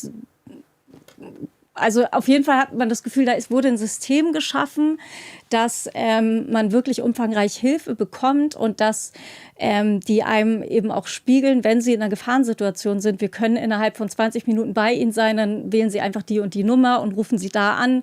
Und da kann jemand Sie per SMS betreuen, bis die Polizei eintrifft. Also wir kümmern uns um Sie, wir nehmen das ernst, was Sie sagen. Und alleine die Leute, die mit einem diese Opfergespräche führen, da spürt man einfach, dass die eine gewisse Schulung hatten und dass die einem erstmal spiegeln, dass sie gewisse Themen ernst nehmen. Denn das ist leider auch das, was mir eben die Opfer in der letzten Doku geschildert haben. Die gehen zur Polizei und sagen, eine war 14, als ihr das passiert ist, die hatte mit digitalem Missbrauch zu tun. Und der Polizist sagt, ja, wenn ihr ins Internet geht, müsst ihr euch nicht wundern. Die hatten auf privat eingestellte Accounts. Und dieses Selbstschuld, was da ja auch so ein bisschen hintersteckt, das geht einfach gar nicht. Und da hat man ganz klar gemerkt, dass die sensibel mit diesen Themen umgehen. Und das ist schon mal echt viel wert, weil, also in dem Fall kam die Situation so überein, aber auch eine Frau, die lange den Gedanken mit sich herumträgt und sich dann irgendwann entschließt, eine Anzeige zu machen, die hat da lang drüber nachgedacht. Und das muss dann eben auch entsprechend behandelt werden. Und deswegen glaube ich, ist dieses Thema Schulung von denjenigen, die die Anzeigen entgegennehmen, auch wahnsinnig wichtig. Ich hatte gelesen bei so einem Interview mit so einem spanischen Anwalt, der sich damit super auskennt. Im Grunde erkennt Spanien an, dass quasi häusliche Gewalt, Ehegewalt, digitale Gewalt, das ist in erster Linie kein privates Problem, ist auch ein privates Problem, aber es ist auch eine Gefahr für die Öffentlichkeit. Ja. Die haben ganz klar auch das Thema in die Schulen gebracht und haben gesagt, es ist eben nicht Privatangelegenheit, weil so werden die Opfer zum Schweigen gebracht, indem man sagt, ja, ist doch dein privates Ding. Und das ist auch eben Teil dieser Aufklärungsarbeit, dass man sagt, nee, das ist nicht Privatsache. Und das kostet. Aber das ist notwendig und darum müssen wir das machen. So wie wir viele andere Dinge in Deutschland, wofür der Staat Geld ausgibt, die machen wir, weil die notwendig sind. Ja, weil Menschen Rente brauchen, weil wir Kinder haben, Kinderinfrastruktur haben und so weiter. Das gehört zu einer guten Gesellschaft dazu. Und erst recht, wenn wir eine gerechte Gesellschaft anstreben. Und ich habe einfach nur die Befürchtung, weil wir in einer politischen Landschaft und in einer Lage sind, wo fast alle Parteien so tun, als ob wir quasi Sparzwänge haben. Wir müssen sparen und so weiter. Die wollen einfach nur nicht ihre Einnahmen erhöhen, ne, weil vermögende Menschen vielleicht wie du einfach keine Steuern oder wenig Steuern zahlen sollen. Und ich habe aber Angst, dass dann quasi entweder da kein Geld fließen soll, um dann das anzugehen, oder ob dann quasi, selbst wenn sie Geld finden, das Geld dann an anderer notwendiger Stelle gespart werden soll. Und das ist eben der Punkt, weil das ein Problem ist, was für viele nicht sichtbar ist. Also wenn du irgendwie sagst, es gibt mehr, weiß nicht, keine Ahnung, die Straßen Berlins verloddern, dann geht jeder auf die Straße und sagt, ja, hier bei mir kann ich sehen. So, aber wenn das alles hinter verschlossenen Türen stattfindet, ist für viele das Problem gar nicht sichtbar. Und ich glaube, dadurch gibt es auch diese Tendenz zu sagen, dieses Problem gibt es ja gar nicht. Und man trägt ja als Opfer, das dann den Mantel des Schweigens darüber wirft, mit dazu bei, dass für manche dieses Problem gar kein Problem ist, weil das gibt es ja gar nicht. Das ist altes, also da sind wir dann wieder in der Politik, das ist allgemein ab Mitte konservativ, die können nur in Einzelfällen denken, die können nicht in Strukturen denken oder wollen nicht in Strukturen denken. Die wollen nicht verstehen, dass es quasi eine Struktur, ein Betriebssystem einer Gesellschaft gibt, die man gar nicht, dass man gar nicht sehen kann, dass man quasi immer nur im Einzelfall sieht, aber das immer im Hintergrund läuft. Ja. Und dass du das nicht einfach nur mit einzelnen Gesetzen, Straftatsbeständen und so weiter ändern kannst, sondern du musst an dieses gesamte Betriebssystem ran. Ja. Ne, so wie auf dem PC kannst du 1, 2 Programme ändern, aber solange das Betriebssystem immer noch das gleiche ist, nämlich das Patriarchale, wird sich grundlegend nichts ändern. Kommen wir aber gleich nochmal zu. Ich habe nochmal rausgesucht, was es zum Beispiel noch brauchen könnte, jetzt neben dieser spanischen Variante. Sag einfach nur, was du davon hältst, was aber auch Geld kosten würde. Ja. Zum Beispiel erstens frühe Beziehungs- und Sexualbildung. Also wir mussten ja auch über Jahrzehnte erkämpfen, dass Kinder quasi über Verhütung aufgeklärt werden in der Schule. Irgendwo haben sie das doch jetzt wieder, wo war denn das? Wo die gesagt haben, da darf jetzt nicht mehr über Verhütung geredet werden. Ja, aber die Idee ist, dass es nicht nur mehr um Verhütung in der Schule gehen soll, sondern auch um Zustimmung. Ja, ist total wichtig. Grenzen zwischen Partnern, zwischen 2 Jungs, 2 Mädchen, also alles Mögliche, um Würde, um digitale Intimität, Scham, Macht und Gruppendruck. Also UNESCO argumentiert zum Beispiel so. Finde ich total wichtig. Kinder und Jugendliche sollen Respekt, Kommunikation, Gewalt erkennen und Geschlechtergerechtigkeit früh lernen. Ja. Zweitens, Arbeit mit Jungen und Männern, also UN Women, UNFPA, Promundo, also sind verschiedene Initiativen, die setzen auf Programme, in denen Jungen und Männern die patriarchale Männlichkeit verlernen. Da soll dann uns beigebracht werden, dass Kontrolle nicht das Gleiche ist wie Liebe. Dass Besitz nicht das Gleiche ist wie Nähe. Mhm. Dass Dominanz, also über jemanden herrschen, nicht das Gleiche ist wie Status. Mhm. Und dann sei es halt wichtig, dass nicht moralische Bestimmung allein hilfreich ist, sondern auch eine alternative Männlichkeitsmodell. Wir können halt Männern nur nicht sagen, oh, das ist schlecht und das macht nicht mehr, sondern so kann man es stattdessen machen. Aber bei sowas, da kriegst du richtig harte Nachrichten. Wenn man sagt, ja, das unterstütze ich, dann kommen uns wird die Männlichkeit abtrainiert und so. Also das hört man ja schon, diese Dokumentation, die ich gemacht habe, darüber, wie Geschlechterstereotype entstehen. Also da war ja schon das Feedback, den Jungs soll das junge Sein aberzogen werden. Und erstaunlicherweise macht man ja eigentlich genau das Gegenteil. Und da fängt es ja an. Also was man eben macht in geschlechtersensiblen Kitas, ist, dass man gar keine Geschlechtszuschreibungen macht. Man sagt nicht, du bist ein Junge, du musst doch das und das können, Jungen weinen nicht etc., sondern das findet alles gar nicht statt.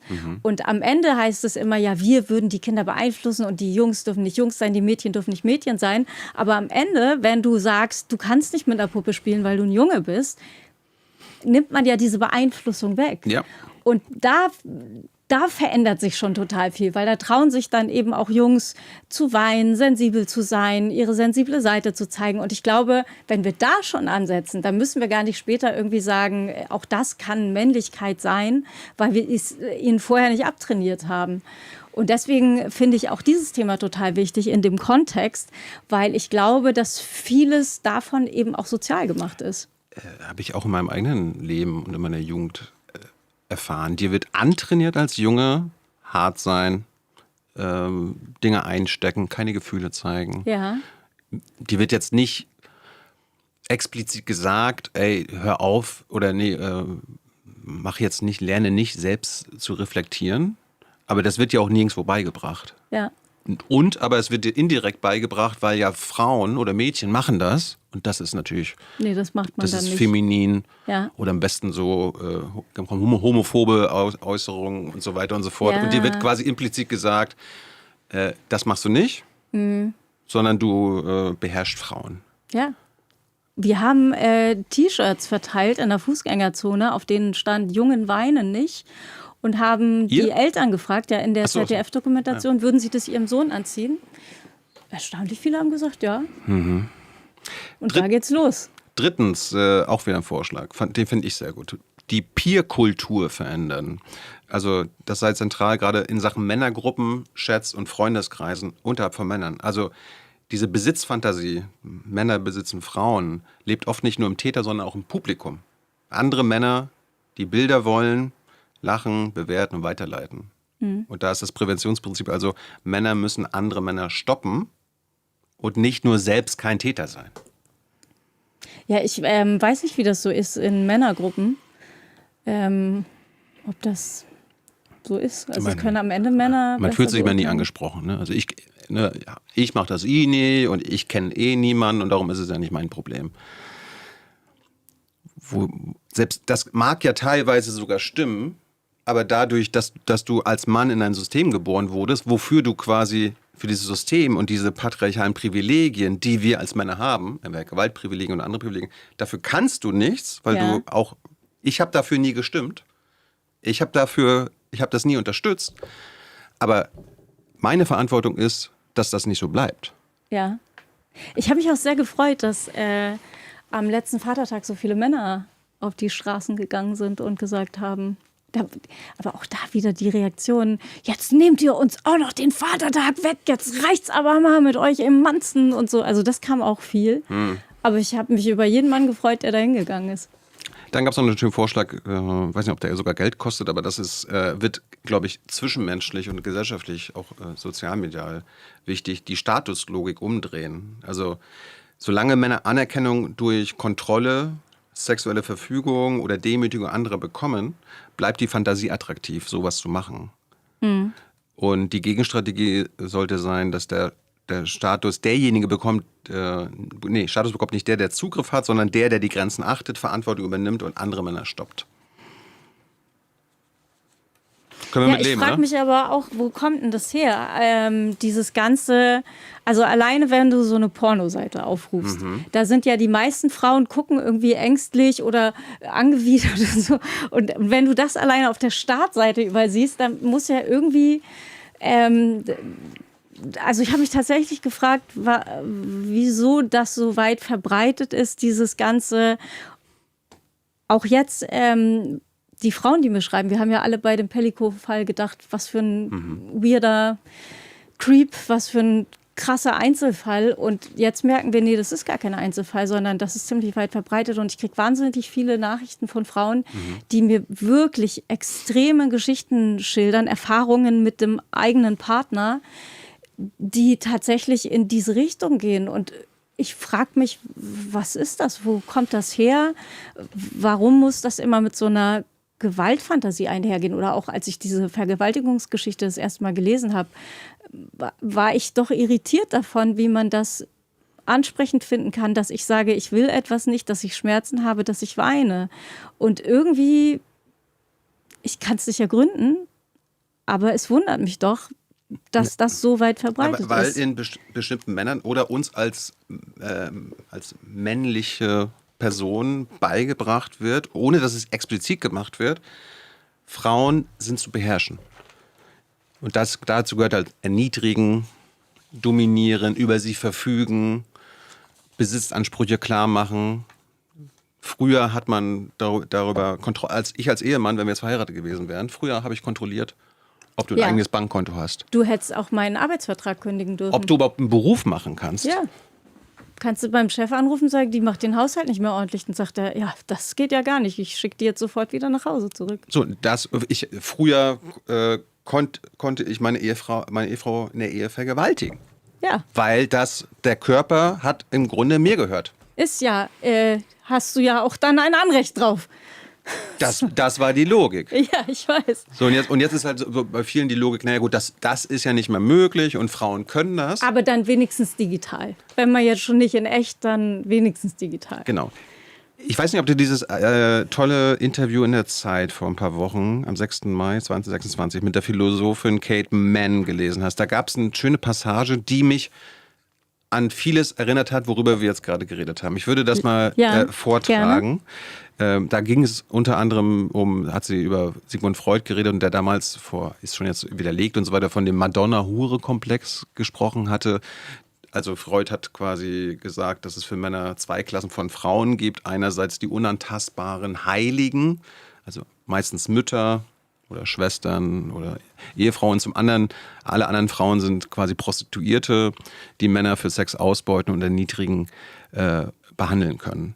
Und sie sagt dann, bemerkenswert ist, dass wir in digitalen Chatgruppen nun etwas Neues beobachten. Männer behandeln ihre Madonnenfiguren wie eine Hure.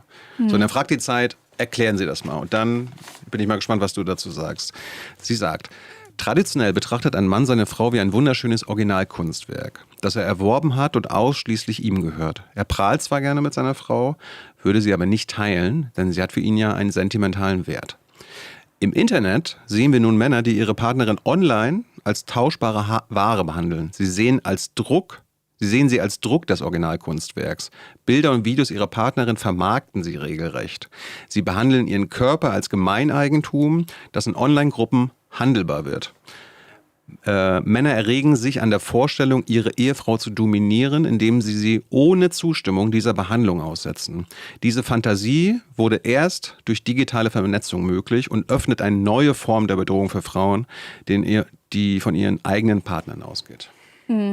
Ja, also ich glaube, dass vorher ging es darum, wenn sie mit anderen Männern flirtet. Man hat irgendwie das Gefühl, weiß nicht, da kommt der Briefträger und die flirtet mit dem, dann geht das natürlich gar nicht. Also etwas, was von der Frau ausgeht.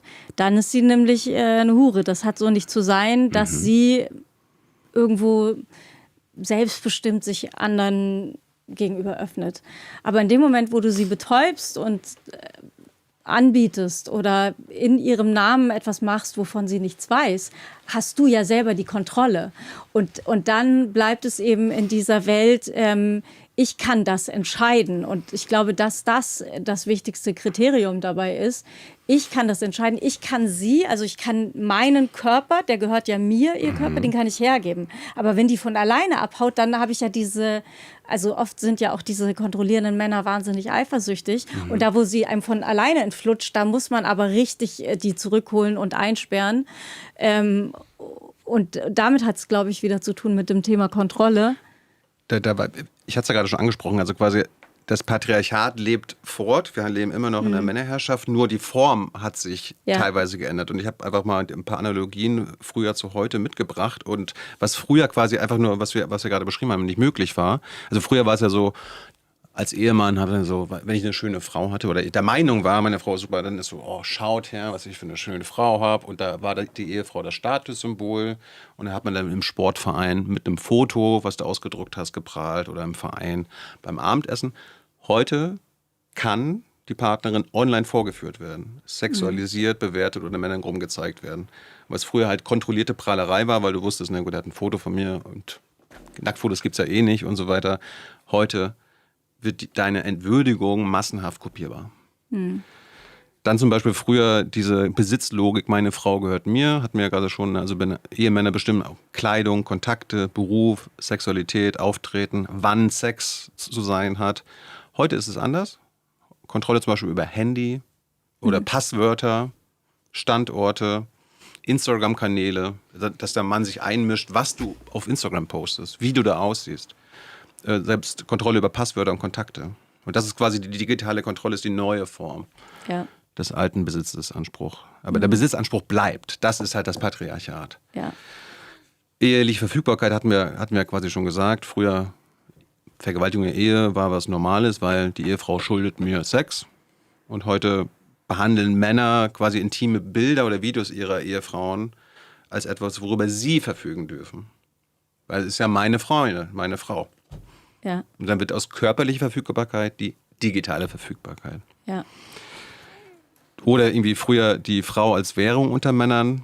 Ne? Da hat man irgendwie unter Männern über Eroberung gesprochen und meine Alte und sexuelle Details, die Prahlerei, das Angeben am Stammtisch. Und heute sind es halt dann Screenshots, intime Bilder, Rate My Girlfriend-Kram, Chats, Revenge-Porn-Foren. Ja. War ja bei Pellico auch und diese ganzen Seiten, ne? Ja. Wie sie sich verabreden und Frauen betäuben und dann vergewaltigen können. Und da wird halt diese weibliche Intimität, die man dadurch herstellen kann, zur sozialen Währung zwischen Männern. Und wenn man irgendwie sagt, das Feedback bekommt man ja auch irgendwie, dass das jetzt kein Mann-Frau-Thema ist, dann fällt doch auf, dass, also mir ist zumindest noch nie was zu Ohren gekommen von Frauen, die ihre Männer tauschen untereinander oder da irgendwie. Also, es gibt sehr viele Dinge, die man dann tatsächlich nur sehr einseitig mitbekommt. Und wenn man sich eben die Zahlen zu digitaler sexualisierter Gewalt anguckt, da bewegen sich je nach Studie eben die Zahlen auch irgendwo zwischen 96 und 99%. Also so viele der Opfer sind weiblich. Also scheint es ja schon irgendwie was mit Mann-Frau zu tun zu haben, obwohl einem oft das Gegenteil gespiegelt wird, dass man da jetzt aber mal aufhören soll. Und es gibt ja auch schließlich Frauen, die böse Sachen machen und so. Es gibt bestimmt auch solche Fälle. Es gibt auch 100% noch mehr Fälle von Mann zu Mann. Ja. Also quasi, es gibt ja auch homosexuelle Partnerschaften, wo das auch stattfindet. Aber man sollte zumindest darüber reden, wenn in einem gewissen Bereich ein sehr, sehr großer Teil weiblich ist. Dann hat es vielleicht doch auch ein bisschen was mit Geschlecht zu tun. Wir reden ja die ganze Zeit über auch dieses Problem, dass viele entweder deinen Fall abtun oder quasi Männer oder Teile der Öffentlichkeit und der Politik quasi darüber gar nicht so wirklich reden wollen. Kennst du diese, weil du hast ja schon Studien angesprochen, es gibt diese Leipziger Autoritarismus-Studien, die alle 2 Jahre rauskommen, die prüfen, okay, wie verfestigt sind zum Beispiel Rassismus in unserer Gesellschaft, Antisemitismus, Antifeminismus, Rechtsextremismus, Zustimmung zu Diktaturen.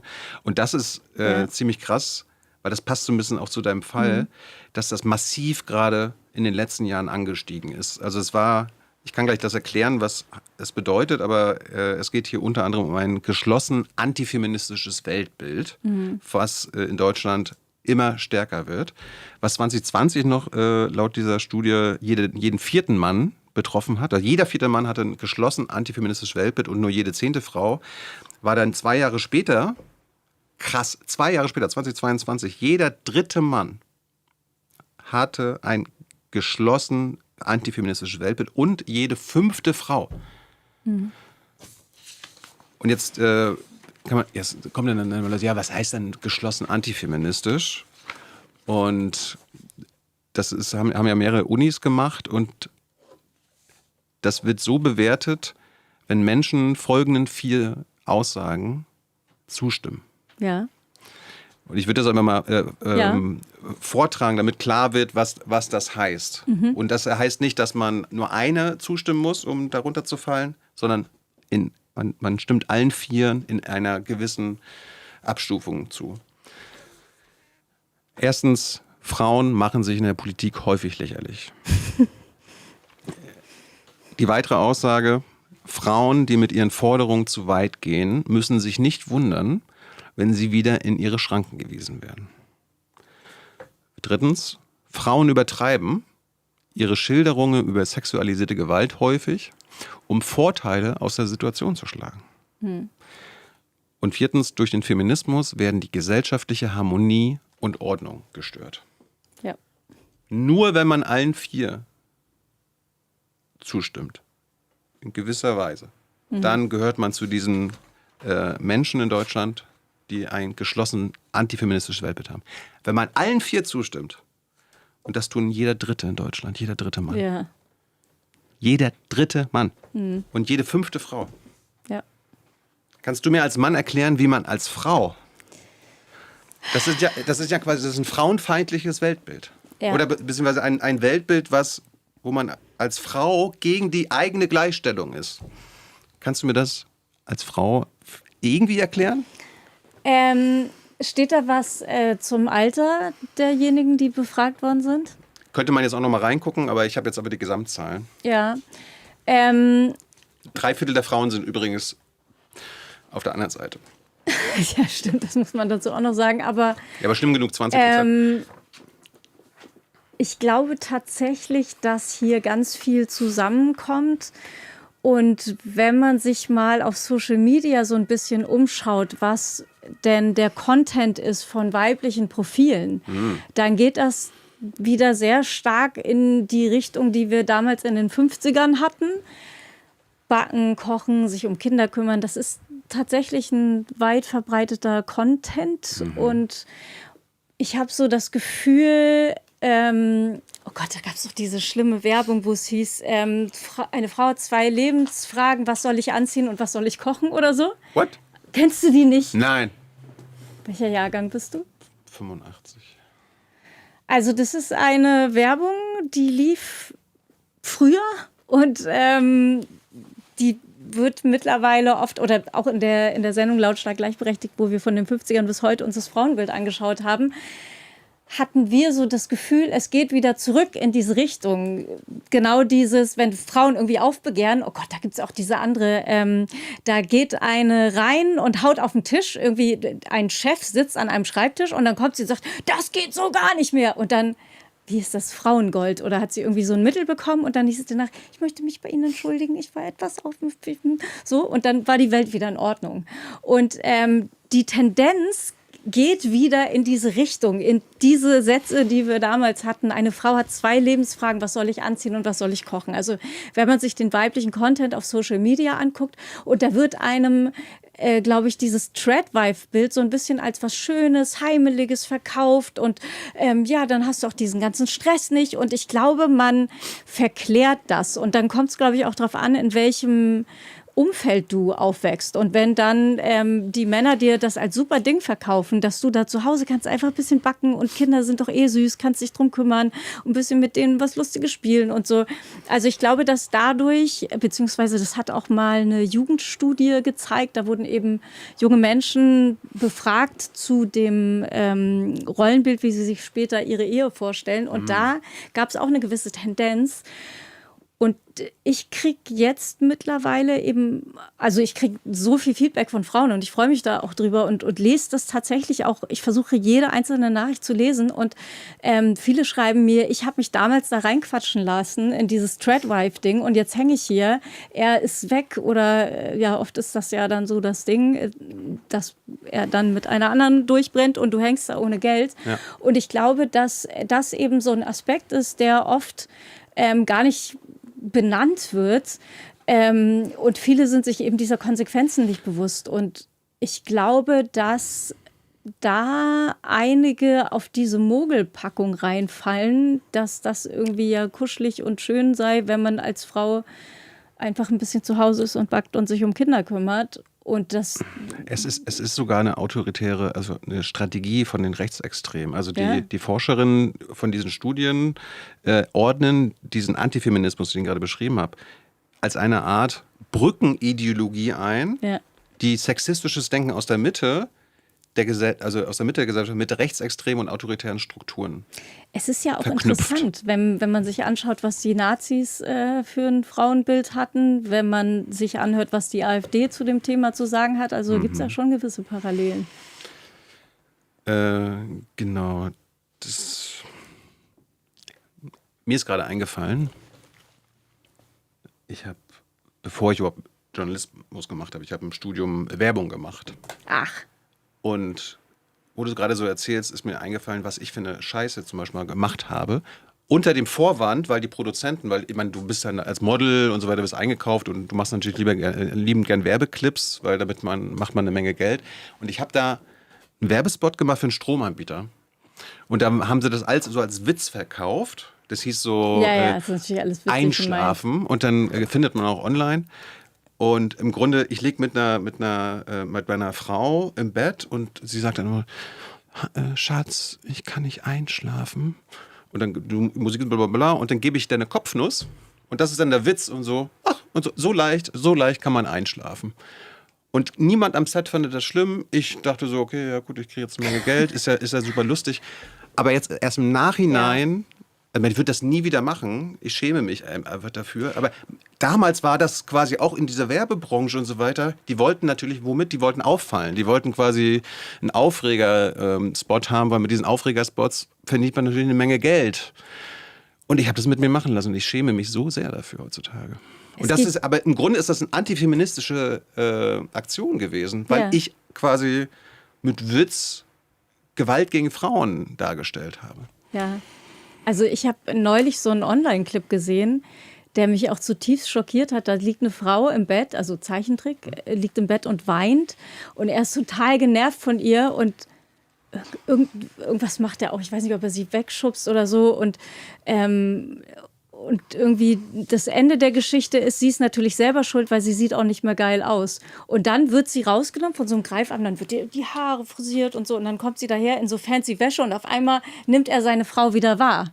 So, und das ist halt irgendwie Teil des Spiels. Du musst halt irgendwie gucken, dass du wieder geil bist, weil dann würde der Mann dich auch so nicht behandeln. Also der behandelt dich ja nur so, weil du einfach so ein schluffiger Sack geworden bist, aber sobald du wieder was hermachst, und das ist ja auch so ein bisschen das Manosphere-Ding, das wird ja auch relativ konkret bei denen so benannt, dass Feminismus macht die Frauen hässlich und wir bringen den Frauen wieder das Frausein bei. Und Teil dieses Frauseins ist natürlich auch, dass die sich anzieht wie eine Frau. Und definiere anziehen wie eine Frau in der Manosphere-Welt. Ja, die muss natürlich so aussehen, wie der Mann gerne hätte, dass die Frau aussieht. Und das ist schon krass. Wir müssen über das Patriarchat jetzt an sich reden. Ja. Und zum Schluss noch mal kurz über die Plattform. Da habe ich auch noch mal eine These mitgebracht. Kannst du noch mal sagen, was du davon hältst? Und dann habt ihr Chance, über Kira noch mal eure relevantesten Fragen, die besten Fragen an Colleen zu stellen. Weil, apropos Patriarchat, wir haben ja auch eine Frauenministerin. Wusstest du das? Eine Bundesministerin für Bildung, Familie, Senioren und Frauen und Jugend, Karin Prien. Die hat sich auch zu dem Fall geäußert, beziehungsweise das, was danach passiert ist. Und der Kernsatz, also das hat ihr Ministerium auch so veröffentlicht, Zitat, ich halte es für kontraproduktiv zu sagen, alle Männer sind so. Hat es irgendwer gesagt, dass alle Männer so sind? Sie sagt es, dass sie davor warnen möchte, dass alle Männer so sind. Mhm. Und sie sagt dann noch weiter, man muss benennen, welche Strukturen zu solchen Missständen führen und man sollte nicht alle Männer in einen Topf werfen. Ja, es ist interessant, dass dieses Feedback gab es ja ein paar Mal und ich finde eigentlich so das, was auf ziemlich vielen Plakaten Stand trifft es ganz gut. Nee, es sind nicht alle Männer, aber es ist einfach immer ein Mann. Und wenn es, oder immer ist wahrscheinlich auch übertrieben, aber wenn es zu großen Teilen Männer sind, von denen gewisse Dinge ausgehen. Und wenn zu großen Teilen, wie bei der digitalen sexualisierten Gewalt, die Zahlen liegen eben, wie gesagt, zwischen 96 und 99%, die Opfer Frauen sind, dann muss man eben auch darüber reden und das benennen können. Und natürlich bedeutet das nicht alle Männer, aber es ist ein Mann-Frau-Problem. Ja, wir leben in einem System, das Frauen unterdrückt. Es ist ein Männersystem, eine Männerherrschaft, die über Jahrhunderte, wahrscheinlich so Jahrtausende alt ist. Und dieses Relativieren, das bringt auch, also das bringt ja niemandem was, wenn man irgendwie sagt, nee, es sind nicht alle Männer. Also das ist ja erstmal... Ich hab das Interview noch gelesen, weil sie meinte, ja, man muss benennen, welche Strukturen zu solchen Missständen führen. Und dann lese ich das und denke mir, wo kommen denn mal die Strukturen? Also wann kommt sie dann mal auf das Patriarchat? Das sprechen natürlich insbesondere konservative Politiker und Politikerinnen. Nee, man will ja die Wählerschaft nicht verärgern. Ja, und einiges andere. Und weil wenn du wirklich an ein gerechtes System willst, musst du dieses ungerechte System namens Patriarchat überwinden. Und das ist halt super schwierig. Und das kostet nicht nur Geld, das würde auch einige wenige Geld kosten. Aber das, was mir halt immer wieder auffällt, und das ist auch in anderen Teilen der Politik, dass dann quasi so, dass wir durch die Männerherrschaft ein Männerproblem haben, ist ja ganz klar. Aber dann wird dann so getan, ihr verurteilt auf einmal alle Männer. Dabei ist es ja einfach eine Kritik an einer Gesellschaftsordnung. Also ich fand gut, dass da jetzt so viele rausgegangen sind und dieses Thema, ja, wo wird denn überhaupt investiert? Das hat ja auch mit Prioritäten zu tun. Und wenn man sagt, das ist ein wichtiges Thema und das ist kein wichtiges Thema, also da kommt ja eben auch drauf an, wer entscheidet denn, was ein wichtiges Thema ist und was kein wichtiges Thema ist. Und wenn ich mir das Feedback der Frauen anschaue und die würden das entscheiden, dann würden die aber sagen, aber das ist sowas von ein wichtiges Thema, häusliche Gewalt. Ich glaube aber, wenn dort einfach nur Männer sitzen, dann ist das für die persönlich ja gar nicht ein Problem. Und die sagen dann, warum sollen wir denn für so einen Quatsch Geld ausgeben, wenn wir das doch auch hier für was weiß ich was ausgeben könnten. Und insofern ist es, glaube ich, wichtig, dass da auch Menschen mit gewissen Erfahrungswerten sitzen, die dieses Problem sehen. Und dass es ein Problem ist, das zeigen mir die vielen 10.000 Menschen, die nach Veröffentlichung dieser Geschichte auf die Straße gerannt sind. Denn wenn die das alle so finden würden, dass das gar kein Problem ist, warum vergeuden die dann ihre Zeit mit auf der Straße rumstehen? Genau, und dann passiert auch immer wieder dieses Strohmann-Argument, auch von quasi nicht nur Antifeministen, aber so Konservativen, die im Großen und Ganzen dieses System, wie wir es gerade haben, komme ich gleich mal zu sprechen drauf, verteidigen wollen. Ohne dass sie dann aussprechen wollen, dass sie ihre Privilegien erhalten wollen, sondern aus anderen Gründen. Und da wird dann immer der Feminismus als Sündenbock gebracht. Ne? Ja. Also Feminismus heißt ja einfach Kampf für Gleichstellung, Gleichberechtigung. Und das ist aber dann gefährlich. Und das Problem ist auch, wenn du eine Familie hast, wo beide arbeiten, der Mann arbeitet und die Frau. Ja, das arme Kind, das wird so spät vom Kindergarten abgeholt. What? Ja, warum denn? Ja, sie arbeitet.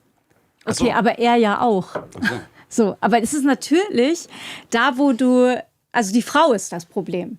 Wenn Mann und Frau beide arbeiten wollen, dann ist es so, ja, das arme Kind wegen der Frau. Oh Gott, was macht denn die Frau da? Aber bei einem Mann hörst du ja niemals irgendwie, oh Gott, das arme Kind ist so spät, weil der Mann arbeitet. Könnt ihr euch das vorstellen? Der Mann arbeitet jetzt, das arme Kind ist länger im Kindergarten. Das Problem ist immer die Frau. Also immer noch. Genau.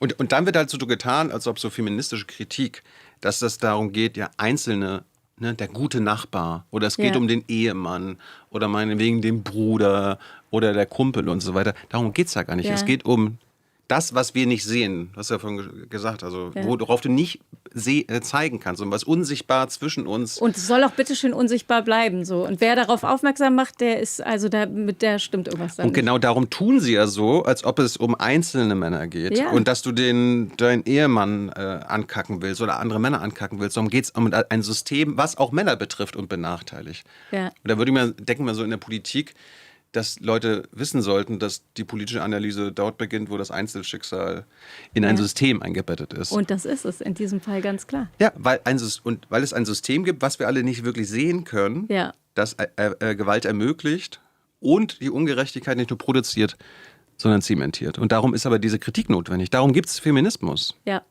Und dann immer so den Feminismus als Bedrohung sehen, obwohl das System die Bedrohung ist halt dann schwierig. Ja. Und gleichzeitig denke ich mir dann so, wir haben, also das Patriarchat, diese Männerschaft ist ja nicht nur ungerecht gegenüber euch Frauen und allen Frauen, sondern auch gegenüber den meisten jungen Männern. Die werden ja auch verunsichert. Die werden ja auch, also so wie sie erzogen werden, die leiden ja auch. Ja, das finde ich ganz also an einem ungerechten interessant, System. So die Perspektive, weil es ja auch gewisse Dinge gibt, bei denen man sich fragt, warum sie so sind, wie sie sind. Also zum Beispiel, dass Männer nicht zum Arzt gehen, wenn sie was haben, weil vielleicht, so wird teilweise gemutmaßt, man sich keine Schwäche eingestehen möchte. Oder dass man, anstatt sich therapeutische Hilfe zu holen, weil es ja auch unmännlich mit einer Therapeutin über seine Probleme zu reden, einfach zu so harten Maßnahmen gegriffen wird. Männer suizidieren sich viel schneller als Frauen. Und wenn man aber vorher gelernt hat, dass man über seine Gefühle reden kann und dass man sich da auch Hilfe holen kann, dann kommt es vielleicht gar nicht erst dazu. Also das sind so die Punkte, wo ich denke, da würde es auch den Männern helfen, ein anderes Männlichkeitsbild zu haben, dass man einfach auch diese Seite zeigen kann, die ja sehr wahrscheinlich auch in Männern steckt, dass man mal traurig ist oder Probleme hat. Aber genau das meine ich ja. Weil uns nicht beigebracht wird, Gefühle zu zeigen, über unsere Gefühle zu reden, sondern wir müssen stark sein und am besten nur zum Arzt gehen, wenn es wirklich sein muss. Darunter leiden wir Man hört ja auch. Immer noch, du kannst dem doch keine Puppe schenken, das ist ein Junge. Wo ich mir denke, da lernt man doch Fürsorglichkeit, für das Kind da sein und so weiter. Also warum sollen das den Männern nicht lernen? Genau, darum. Ungerechtes System ist auch quasi Leid für Jungen und Männer. Und weil die Leid erfahren, fügen sie dann auch Leid anderen zu. Ne? Hurt people, heißt ja der Spruch. Ja, und das heißt auch, wenn mehr Leute zur Therapie gegangen wären, würden weniger Leute zur Therapie gehen, weil du trägst es dann ja weiter, deine Issues. Also ich glaube, wir sind uns jetzt einig, wir brauchen, diese Aber kann man nicht so eine Gegenbewegung starten? Also so wie Manosphere sagt, irgendwie Feminismus macht die Frauen hässlich und wir müssen die alle irgendwie wieder hot machen, dass man einfach so wie so eine Gegenbewegung zu Manosphere einfach startet. Ja. So das Gegenteil von Andrew Tate. Oh Gott. Das ist ja nur die wirklich extreme Ausbildung. Ja, genau. Und dann kommst du aber von der anderen Seite. So, also er hier und dann irgendjemand so als Gegengewicht und dann irgendwie wird das dann wieder ausgeglichen. So, jetzt muss es ja einen Grund haben, warum wir, obwohl wir das alles wissen, worüber wir jetzt die ganze Zeit geredet haben, das ist ja nichts, was wir uns jetzt hier mal am Tisch ausgedacht haben, sondern das sind wissenschaftliche Erkenntnisse, das ist feministische Bewegung seit 100 Jahren. It's nothing new. Muss einen Grund haben, warum wir diese Ungerechtigkeiten an unserer Gesellschaft nicht überwinden. Ja, also ich glaube, es hängt damit zusammen, dass es ja irgendwie auch von dieser Idee was Behagliches ausgeht. Also du kommst irgendwie nach Hause, dann ist der Tisch schon gedeckt, du musst aber auch selber deinen schlabbeligen Teller nicht wegräumen, sondern du lässt ihn einfach stehen, sagst gute Nacht, dann hörst du irgendwie noch, wie die Kinder da schreien, weil die Frau will die ins Bett bringen und es nervt irgendwie, dann setzt du deine Noise-Canceling-Kopfhörer auf und dann hast du damit nichts zu tun. Und ich glaube, so diese Idee, die finden Männer irgendwie besser als jetzt damit irgendeiner, die sich auch nicht mal mehr schön zurecht macht, darüber zu verhandeln, wer jetzt diese schreienden Kinder da ins Bett bringt. Und ich glaube, das klingt für viele einfach nach der besseren Idee, dass man das einfach delegiert, das alles, und damit nichts zu tun hat und auch nicht irgendwas aufwischt vom Boden. Ich habe tatsächlich mal auch so eine Situation gesehen, wo dann irgendwie so ein Kind einmal alles verbreitet hat und anstatt, dass der Mann das nimmt und wegwischt, hat der panisch nach seiner Frau gerufen, also weil das ist einfach nicht seine Zuständigkeit. Und dieses Ich bin dafür nicht zuständig hat ja auch was Bequemes und wenn man da irgendwie der Chef ist, das ist ja auch so, das stand ja auch im Gesetz eben, dass, ich weiß gar nicht, ob da konkret das Wort Familienoberhaupt vorkam oder nur sinngemäß, aber ist natürlich gut, wenn man dir sagt, du bist hier der Chef. So. Also, dass Männer da irgendwie sagen, ja, hab ich Bock drauf, jetzt hier der Chef zu sein, also es ist schon irgendwie auch nachvollziehbar, dass man da sagt, nee, das will ich jetzt aber nicht mit dieser Gleichberechtigung. Ich finde Chef sein besser. Ich mache jetzt die Sendung seit 13 Jahren, über 800 Folgen. Ich habe gelernt, wenn an Ungerechtigkeiten in einer Demokratie und einem System, in einer Gesellschaft festgehalten wird, dann liegt das darin, dass dieses ungerechte System zumindest für wenige sehr lukrativ ist. Ja. Und sehr profitabel. Und du hast gerade das eine schon angesprochen. Das fängt dabei an, wir haben immer noch unbezahlte und unterbezahlte Care-Arbeit. Also die meiste Sorgearbeit wird von Frauen gemacht und nicht bezahlt oder schlecht gezahlt. Würde das gerecht verteilt sein zwischen Mann und Frau oder tatsächlich bezahlt werden, das würde das ganze Wirtschaftssystem auseinanderplatzen lassen. Darum passiert es nicht. Hierarchien sind billig. Wenn manche Gruppen weniger Macht haben, lassen sie sich leichter schlechter bezahlen. Prekär beschäftigen, übergehen oder sexualisieren. Eine Gleichberechtigung würde Verhandlungspositionen einfach verbessern. Das wollen die Macht haben in der Verhandlungsposition, nicht. Privilegien abgeben heißt Renditen verlieren. Wer von billiger Arbeit, sexueller Verfügbarkeit, männlicher Definitionsmacht, politischer Symbolpolitik oder schlechter sozialer Absicherung profitiert, hat ökonomisch wenig Interesse an echter Transformation. Weil dann machen sie ja kein Geld mehr damit. Und, da waren wir jetzt bei Andrew Tate, männliche Krisen werden ja vermarktet. Also Männer beuten andere Männer aus an ihrem Leid. Also ein System, das Männer auf Leistung, Härte, Status und Dominanz trimmt, erzeugt Leid. Und dann und andere Männer verkaufen dann die Kompensation.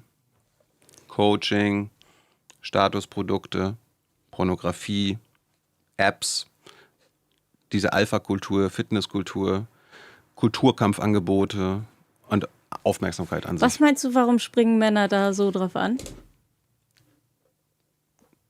Ja, weil sie ja insgeheim wissen sie, dass sie leiden und sie wollen da irgendwas gegen machen.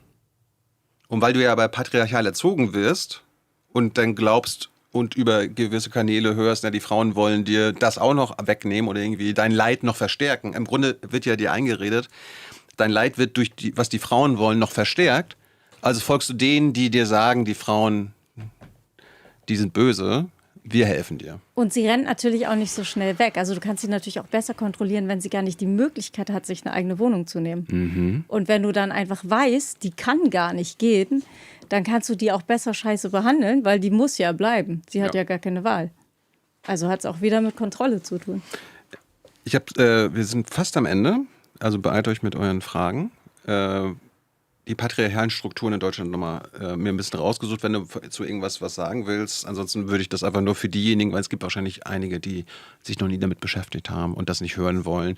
Oder glauben, dass wir nur noch im Strafrecht ein Problem haben mit Männern und Gewaltprivilegien, wo ich sagen würde, wir haben auf allen Ebenen in diesem Land immer noch ein Männerproblem. Und ich glaube, bei manchen Sachen kannst du sogar was sagen, weil du ja quasi auch Teil von diesem System bist. Zum Beispiel bei Arbeit und Wirtschaft. Ja. Es gibt einen Gender Pay Gap.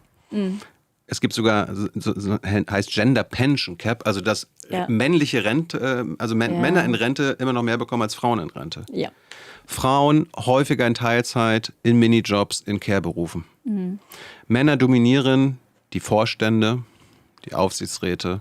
Sie entscheiden, welche Startups finanziert werden und wie der Vermögensaufbau stattfindet.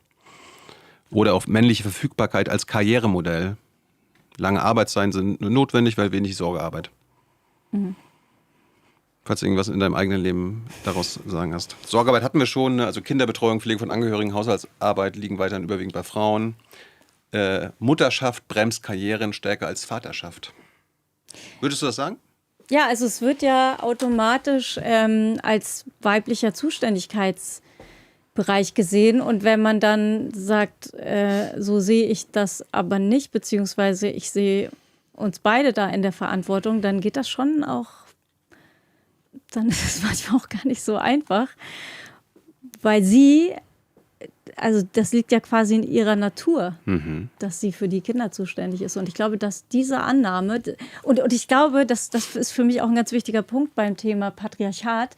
Ich glaube, was sich nämlich verändert hat in den letzten Jahren, ist, dass gewisse Gedanken vielleicht gar nicht mehr so unverblümt irgendwo draußen ausgesprochen wurden, aber im Privaten hat man das immer noch für sich gedacht und hat dann eben auch in privaten Diskussionen manchmal Dinge herausgehauen, die man vielleicht so draußen gar nicht erzählen würde. Und ich glaube aber, diese natürliche Zuständigkeit der Frau für die Kinder, dass viele das noch so sehen. Man hat nur irgendwie gelernt, sich so als Feminist zu verkaufen. Es gab eine tolle italienische Soziologin, ich habe gerade den Namen, die hat damals über Hexenphänomene geschrieben und wie damals der Kapitalismus angefangen hat. Und die Männer haben sich diese Art von Hexen ausgedacht, um die Frauen zu kontrollieren und zu Hause also zu Hause zu binden, um die Reproduktion zu kontrollieren. Ja. Irgendeine Idee hat man dann doch immer, wie man das jetzt wieder hinkriegt. Aber am Ende denken sich Männer aus, dieses System, und müssen aber den Frauen vortäuschen, dass es um irgendwas anderes geht. Hier, Sorgearbeit, wir können es auch bei Ehegattensplitting, ist immer noch in Deutschland aktuell. Das begünstigt klassische Ernährer- und Zuverdienermodelle. Es ist auch einfach, wenn man da mal reingeht im Detail, das... Genau, das ist alles erst grob. Aber wir sind immer noch bei den patriarchalischen Strukturen. Oder zum Beispiel Wohnen und Eigentum. Männer besitzen am allermeisten Immobilien oder treten als Hauptkreditnehmer auf. Alleinerziehende Frauen sind besonders armuts- und wohnungsnotgefährdet. Hast du ja auch gefunden, das mit einem Beispiel gebracht, wenn man sich trennen muss, raus muss, wo soll man hin? Das ist heutzutage wahrscheinlich... Also und da sind wir wieder bei einem Punkt, den ich wahnsinnig wichtig finde. Und zwar musst du ja bei körperlicher Gewalt diese innerhalb von 3 Monaten anzeigen. Also du musst innerhalb von 3 Monaten den Strafantrag stellen. Und wenn man sich da die Lebensrealität der Frauen anschaut, und das finde ich ist ein ganz, ganz wichtiger Punkt, sobald du Kenntnis hast von der Tat und wenn dich jemand gegen die Wand haut, hast du ja in dem Moment Kenntnis davon, dass dich jemand gegen die Wand gehauen hat. So, das heißt, ab diesem Tag der Tat hast du 3 Monate Zeit. Jetzt bist du an dem Punkt, wo du sagst, okay, ich würde jetzt vielleicht das zum Anlass nehmen, um ihn zu verlassen. Also erstmal musst du ja psychisch klarkommen, weil oft hat das ja auch mit Erniedrigung zu tun. Das heißt, du musst erstmal aus diesem Tal wieder hervorkriechen. Dann überhaupt eine Wohnung zu finden in einer Großstadt. Ich meine, das weiß jeder, der in einer Großstadt lebt, dass das auch eben, also man will sich ja erstmal in Sicherheit bringen, bevor man überhaupt so einen Strafantrag stellt. Und da halte ich, wenn man sich die Lebensrealität der Frauen anschaut, diese 3 Monate für nicht machbar. Und ich wünsche mir, dass die Politik dann näher an der Lebensrealität der Menschen dran ist. Denn ich halte das für unmöglich. Es sei denn, du hast das schon vorbereitet und hast schon eine andere Wohnung und dann wird erwidert, dann kannst du die nächste Gewalt nehmen dafür, weil du schon alles vorbereitet hast. Aber wenn eine richtig heftige Sache passiert oder ich denke, dass es einfach nicht zu machen ist innerhalb dieser 3 Monate. Und da würde ich mir wünschen, dass man da mal rangeht und sagt, wir erweitern diesen Zeitraum. Warum nicht 6 Monate oder 9 Monate? Es dauert einfach, wenn man den Entschluss fasst, also erstmal überhaupt, bis man psychisch stabil genug dafür ist und das alles vorbereitet hat und so. Ich habe das Gefühl, dass einfach zu weit weg ist von der Lebensrealität der Frauen. Ja. Und gleichzeitig, ich meine, Wohnraum, gutes Beispiel. Wir leben in einem ungerechten System, wo der Wohnraum in privater Hand ist. Also wo einige Unternehmen zum Beispiel hunderttausende Wohnungen besitzen. Und für einem gerechten System, was Frauen helfen würde und so weiter, braucht es demokratische Kontrolle über den Wohnraum. Wir müssen entscheiden, wer wo, wie, wann Wohnung baut, wer wie viele Wohnungen besitzen darf. Weil sonst, wenn du das dem Markt überlässt, ne, dann schaukelt sie alles hoch, immer weniger Leute können sich irgendwas leisten, die Not wird größer. Die Not nicht nur bei Frauen wird größer, sondern auch bei den Männern, die darunter leiden, die sich das nicht leisten können. Und dann wird wieder Wut und alles Mögliche erzeugt. Ich mach's kurz, bei patriarchischen Erben und Vermögen gehen immer noch das meiste an Männer. Vermögen bauen Männer auf. Familienunternehmen gehen an die Söhne. Vermögensverwaltung ist männlich dominiert. Wenn man da mal drauf achtet, die Unternehmen heißen ja oft Dödödüm und Söhne. Also ich habe wirklich Das hat aber nichts mit Patriarchat zu tun, Ich ja, habe das da ist Tradition. versucht darauf zu achten, ob ich mal ein Bim und Töchter. Nee, sehe ich nicht. Dann in der Politik. Die Politik hier in Deutschland ist auch Männerherrschaft. Glaube ich, Ja. über zwei Drittel der Abgeordneten im Bundestag Ja. sind Männer. Männer sind überrepräsentiert in Spitzenämtern, in der Kommunalpolitik, in Ministerialbürokratien, in Parteiapparaten, da wo es entscheidend ist. Also ich schaue mir gerade viel an, was Menschen, die Jura studiert haben, zu all dem sagen und höre Podcasts zu dem Thema. Und da hört man auch viel, dass die das Gefühl haben, dass Menschen in gewissen Positionen auch ganz weit weg sind von dem oder dieses Wissen gar nicht haben, was zu Hause in den Wohnzimmern passiert und dann vielleicht eher auf der Seite sind, ach, da ist es bestimmt wieder eine, die will da ihrem Ex irgendwas andichten oder ihrem Partner irgendwas andichten und da müssten vielleicht auch gewisse Positionen etwas diverser besetzt werden, dass man da vielleicht auch ein paar mehr Frauen hat, die vielleicht einfach auch gewisse Erfahrungswerte haben und für die das nicht irgendwas völlig Absurdes ist, häusliche Gewalt oder was auch immer, sondern einfach Menschen, die solche Dinge auch für möglich halten und wo nicht der naheliegendste Gedanke ist, wahrscheinlich hat die sich das ausgedacht, um dem Mann zu schaden. Um es mal ganz klar auszudrücken, wir haben einfach auch patriarchale Parteien oder Parteien, die für Männerherrschaft stehen. Ich sage mal kein Beispiel, wo sie aber trotzdem Frauen brauchen, vielleicht Tokens oder nützliche Idiotinnen, die quasi, wir waren vorhin bei weiblichen Antifeministen, Ja. die quasi diese patriarchalen Strukturen auch noch verteidigen und gut finden und so weiter und so Wo fort. man sich manchmal auch ein bisschen wundert, Genau. wie das jetzt konkret. Und man muss ja mal fragen, du hast ja vorhin mit Merz, aber auch viele andere, 97, als die Vergewaltigung in der Ehe illegalisiert wurde. Ja. Warum stimmen dann, das war damals die CDU Ich weiß. und CSU, die haben dagegen gestimmt. Ja. Da ist ja einfach, es ist ja falsch zu sagen, Merz ist dafür, dass Frauen in der Ehe vergewaltigt werden. Aber wofür er war, ist, dass das Patriarchat, die Privilegien von Männern bleiben. Und, Ja. und da kämpfen sie an allen Ecken und Enden. Ja. Ja. Und darum soll alles so bleiben, wie es ist. Also ich kriege gerade, und das ist für mich auch so interessant, dass man einfach so wahnsinnig viel Feedback von Frauen bekommt. Und ich würde sagen, jetzt mittlerweile in meinem Posteingang vielleicht echt zu 99% Frauenfeedback, weil die alle ihre Erfahrungswerte damit haben. Und was ich auch interessant finde vor dem Hintergrund meiner Geschichte, mir hat eine so Dokumente geschickt und ich dachte, woher hat die denn unsere Unterlagen? Und dann habe ich erst gesehen, das ist gar nicht unser Fall, sondern das ist ihr Fall. Sie hat mir einfach die Dokumente zu ihrem Fall geschickt. Und ich habe so viele Muster wiedererkannt. Und das finde ich insgesamt interessant, dass wir gefühlt alle die gleiche Geschichte erleben in unterschiedlichen Ausprägungen, aber die Mechanismen und Muster sind doch eben relativ ähnlich. Und das zeigt mir auch, es ist ein strukturelles Problem. Denn sonst würden mir nicht so viele Frauen da draußen meine Geschichte erzählen. Und zwar auf anderer Form. Und zwar auf allen Ebenen. Ja. So, du bist hier in einem medialen Produkt, in der Medien- und Öffentlichkeit. Genauso. Männer häufiger Experten, Kommentatoren, Talkshow-Gäste. Frauen werden häufiger nach dem Aussehen, nach dem Tonfall bewertet. Sympathie. Hass, sexualisierte Angriffe, Drohungen treffen Frauen in der Öffentlichkeit besonders stark. Da gibt es ja dieses sehr, sehr schöne Buch von Franzi Kühne.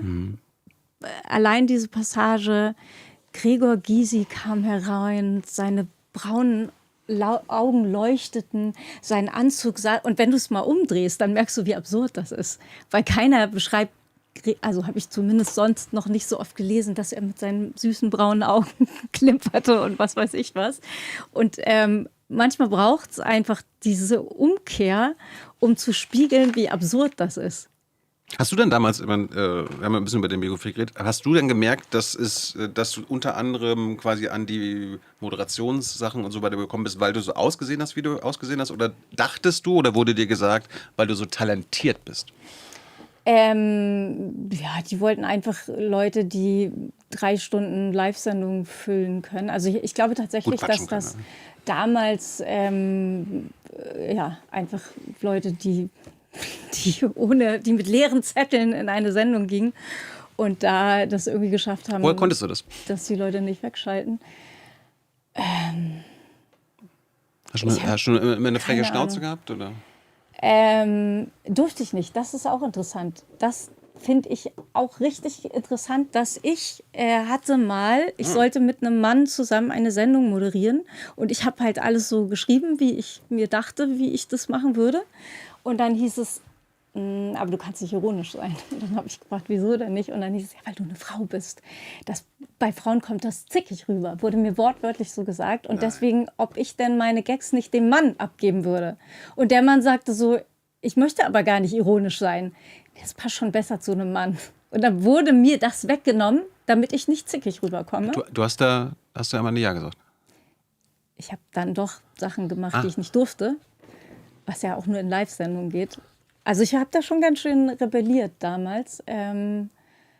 Aber ich habe ganz schön gegen Widerstände angekämpft. Ich habe das damals aber irgendwie gar nicht so... Und das meine ich glaube, du musst ganz viele Erfahrungen sammeln, um dann irgendwann festzustellen, aha, das ist jetzt nicht einfach nur ein blöder Redakteur, sondern irgendwann stellst du eben fest, dass es vielleicht doch eher ein Fehler im System ist und gar nicht die Einzelperson und die Einzelperson. Weil wenn überall ganz viele Einzelpersonen ähnliche Dinge erleben, sollten wir vielleicht darüber nachdenken, ob es nicht doch ein Systemfehler ist. Darum reden wir ja hier so ausführlich drüber, weil ich hoffe, dass nicht jeder oder jede selbst solche Scheißerfahrungen machen müssen, sondern ich glaube an die Gabe der Aufklärung. Ja. Dass man dadurch, dass man uns zuhört und auch andere vielleicht dann nochmal...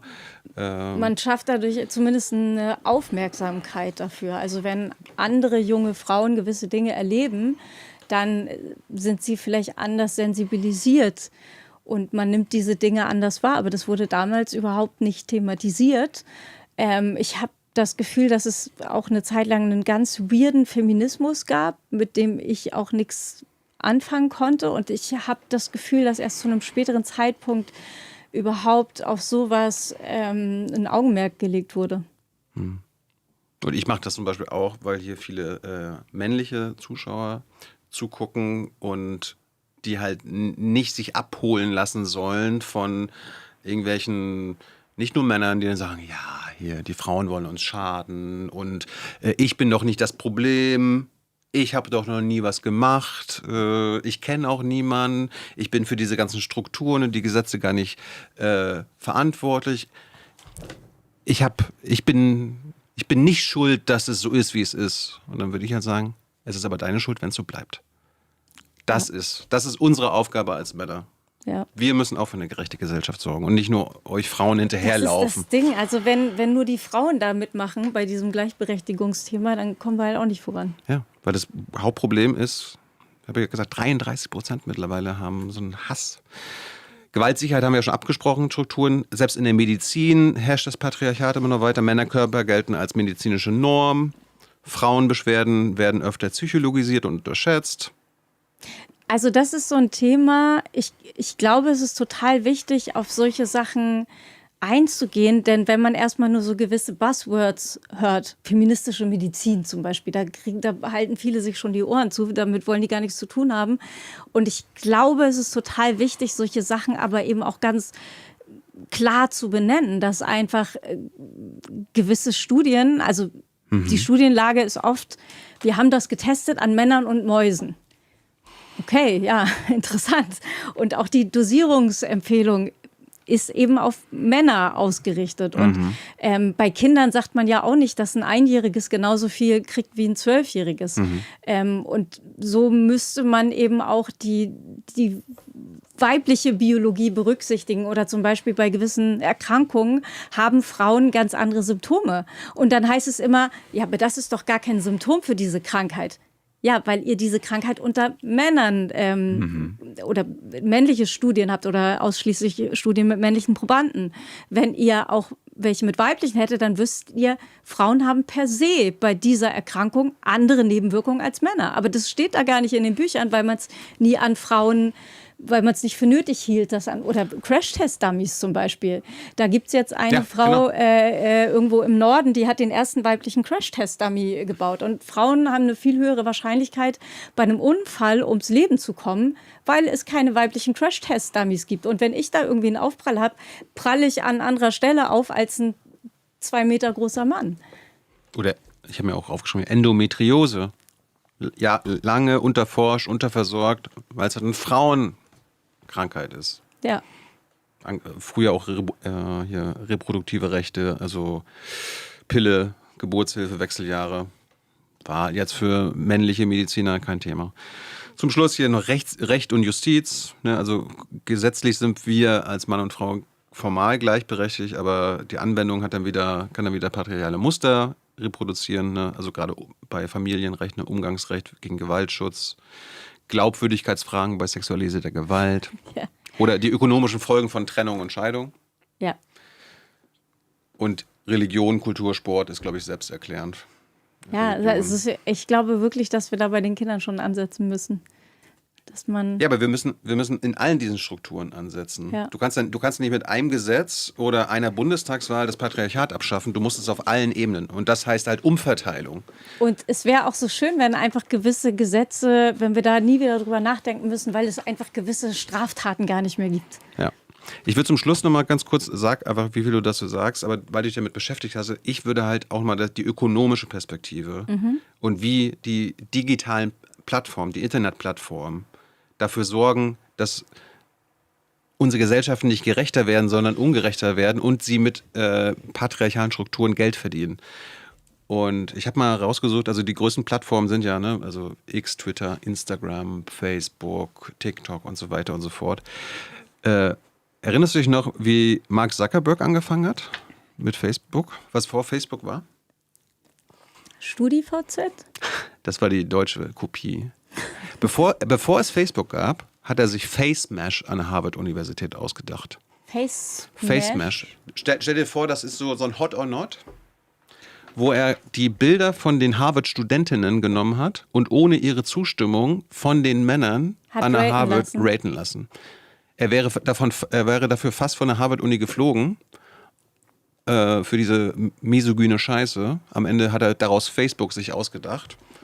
Und er kontrolliert jetzt, dieser misogyne Typ, kontrolliert Instagram, Facebook und WhatsApp. Ich habe jetzt erst gehört, wie Twitter funktioniert, wo ich nie war. Aber dir wird am Anfang wohl immer, ich weiß nicht, ob das stimmt, weil ich eben da selber nicht war, die Frau angezeigt, sagten Männer, die die meisten Likes bekommen hat. Also du kannst dich so von oben und wo ich mir denke, wie hart ist das, wenn es einfach nur um Masse geht, dass du eine möglichst große Masse ansprichst und dann kannst du die heißeste dir angucken, die halt die meisten geil finden und dann geht es von da runter. Das ist doch alleine so ein Quatsch. Es sind doch Individuen, die ein anderes Individuum suchen und da muss man doch irgendwie gucken, was matcht und nicht irgendwie, ich will bei der möglichst breiten Masse als geil gelten. So, das kann ja eigentlich nicht das Kriterium sein. Apropos Twitter. Wem gehört Twitter aktuell? Gibt's ja, also. Elon. Ja, ich weiß, aber jetzt heißt er nicht mehr Twitter. Gut, X, aber Elon, also da kann keiner das leugnen. Der ist ein misogyner Typ mit allen möglichen rechtsextremen Ansichten. Zuckerberg kontrolliert Facebook, Instagram, WhatsApp. Elon kontrolliert Twitter. Weißt du, wie YouTube begonnen hat? Nee. Für mich ist das ja auch alles noch Neuland. Dieses ganze Social Media. Am Valentinstag 2005. Ja. Als Videodating-Plattform. Da war das Motto Tune in, Hook up. Ging es auch wieder um Daten, Frauen kennenlernen. Ach so. Aha. Krass. Und das ist ein bisschen mein Punkt. Diese ganzen Plattformen, die uns heutzutage quasi im Internet basieren auf frauenfeindlichen Einstellungen. Und wie die Männer, diese Nerds oder so weiter, Frauen bekommen können. Ja. Und dann wundern wir uns, warum diese Netzwerke heutzutage genau das reproduzieren und sogar noch schlimmer machen. Aber am Ende habe ich irgendwie das Gefühl, machen ja auch so viele mit. Also wenn du dir die... Ja, aber du weißt es ja nicht besser. Das ist wieder bei, du siehst ja nicht diese Strukturen. Das ist ja alles, das wird ja nicht aufgezeigt, dass bei Facebook, Instagram Profit durch Engagement und Ads, also durch Empörung, Bodyshaming, Misogynie, Hasskommentare, Belästigung und so weiter. Das sagen die ja nicht. Ja. Das sagt dir Mark Zuckerberg ja nicht. Du, Colleen, damit machen wir eigentlich Geld. Mach bitte weiter so. Also wir haben so Kommentare gemeldet, da stand irgendwie was, ja, sie und ihre kackbraune Haut. Und wenn du dann anklickst Rassismus, dann kommt halt sofort zurück innerhalb von ein paar Sekunden. Finden wir jetzt gar nicht, dass das rassistisch ist. Wir lassen das jetzt mal so stehen. Ja. Hier, Twitter ist perfekt für koordinierte Hetze, Doxing, Drohung und so weiter. Ja. Schon bevor Elon Twitter gekauft hat, hat Amnesty gesagt, es ist der toxic place for women. Und dann gab es ja Grok, hast du das mitbekommen dieses Jahr? Ja, natürlich. Willst du es kurz erklären? Ich soll erklären, was Grok macht. Ja, oder was Grok konnte, das ist, glaube ich, jetzt in Europa zumindest nicht möglich. Ne? Ist es nicht mehr möglich? Ich glaube, ich dachte, es sei noch möglich, du musst nur jetzt dafür bezahlen. Vorher konntest du es umsonst machen. Es kann aber auch sein, dass es wieder einen neueren Stand gibt. Aber mein letzter Stand der Dinge war, du kannst immer noch zum Beispiel auch Minderjährige ausziehen, aber es kostet jetzt Geld. Elon, sage ich nur. Ja, also Elon will das, ja. Aber wir müssen nicht nur, TikTok übrigens auch, ByteDance, ne? Also da dieser For You-Algorithmus belohnt starke Reaktionen. Und darum sind diese misogynen Creator so erfolgreich, weil die provozieren ja die ganze Zeit starke Reaktionen. Darum sind die auch übrigens auf YouTube so erfolgreich. Das ist ja eben auch genau das Problem, oder ich sehe da auch ein Problem für unsere Demokratie, weil am Ende habe ich das Gefühl, die Leute haben auch verlernt zu differenzieren. Es ist alles irgendwie laut und es ist am Ende werden nur die gehört, die irgendwie laut rumbrüllen. Und dann brauchst du am Ende auch nicht mal mehr ein Argument, sondern du musst einfach nur ein bisschen rumschreien. Und diejenigen, die ruhig sind, die differenzieren, die nicht innerhalb oder mit einem Satz, mit einem kurzen Satz komplexe Zusammenhänge erklären wollen, das funktioniert einfach auf Social Media nicht. Und da sehe ich echt eine große Gefahr, dass alles irgendwie so in so kurze Phrasen passen muss und niemand mehr überhaupt die Bereitschaft mitbringt, in der Tendenz, sich mit komplexen Sachverhalten auseinanderzusetzen. Und manchmal habe ich auch das Gefühl, die Leute sind gar nicht mehr so aufnahmefähig. Also ich diskutiere ja auch viel im Internet mit Leuten. Oh ja? Und da habe ich manchmal das Gefühl, da ist wie so eine Wand davor. Also sobald ein Satz irgendwie zu lang ist, der wird gar nicht mehr gelesen. Da ist man schon irgendwie in den Tasten und schimpft irgendwie zurück. Und ich denke mir, erfass doch erstmal den Kern der Aussage, bevor du darauf reagierst oder nicht mal richtig reagierst, sondern einfach irgendeine Beleidigung in die Tasten haust. Darum will ich auch nicht missverstanden werden von denen, die vielleicht das nicht so gut verstehen. Ich sage nicht, Instagram wurde erfunden und Facebook wurde erfunden, um quasi Frauen zu hassen. Aber diese Geschäftsmodelle, womit die Geld verdienen, die belohnen Reichweite, Erregung, Daueraufmerksamkeit und Datenextraktion. Und dafür ist Hass, also Misogynie, Deepfakes, Belästigung, sexuelle Gewalt, die sorgen dafür. Damit verdienen die Geld. Und das bedeutet im Umkehrschluss, ohne männliche Gewalt, digitale Gewalt, echte Gewalt und so weiter, ist das Geschäftsmodell kaputt. Ja. Und dafür müssen wir aber sorgen. Die verdienen ja auch, das Thema hatte ich also ich habe jetzt danach noch eine Deepfake-Dokumentation gemacht, für die ich bisher gar keine Werbung gemacht habe, weil ich hatte ein bisschen Angst, dass Leute irgendwie sagen, ja, jetzt kommt die hier mit ihrem Projekt wieder an.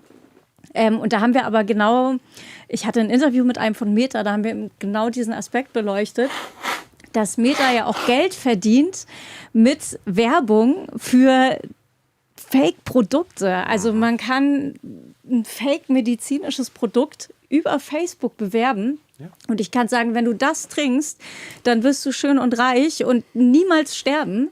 Dann stelle ich meine Werbung dafür bei Facebook ein. Und selbst dann, wenn irgendwie klar ist, dass das alles totaler Mumpitz ist, kann ich weiterhin damit werben. Und natürlich gäbe es Möglichkeiten für Facebook, da was zu machen und zu sagen, bei uns gibt es keine Fake-Werbung mehr. Und das ist, glaube ich, zu 33% ist die Werbung Fake-Werbung. Und die machen nichts dagegen, weil sie natürlich Geld damit verdienen. Genau. Und das fand ich krass. Und weil sie auch wachsen müssen. Das ist ja wieder, also wieder bei der kapitalistischen Logik. Sie müssen ja jedes Jahr weiter wachsen. Also brauchen sie quasi nicht nur, dass das Geld bleibt, sondern es muss immer mehr Geld passieren. Aber diese Fake-Werbung für Medizinprodukte, das hat mich wirklich echt krass erstaunt. ChatGPT, letztes Thema, wird bald einen Erotikmodus anbieten. Freust du dich schon? Nein, das war ein Scherz.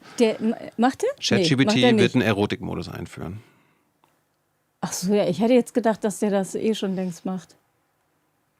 Kommt.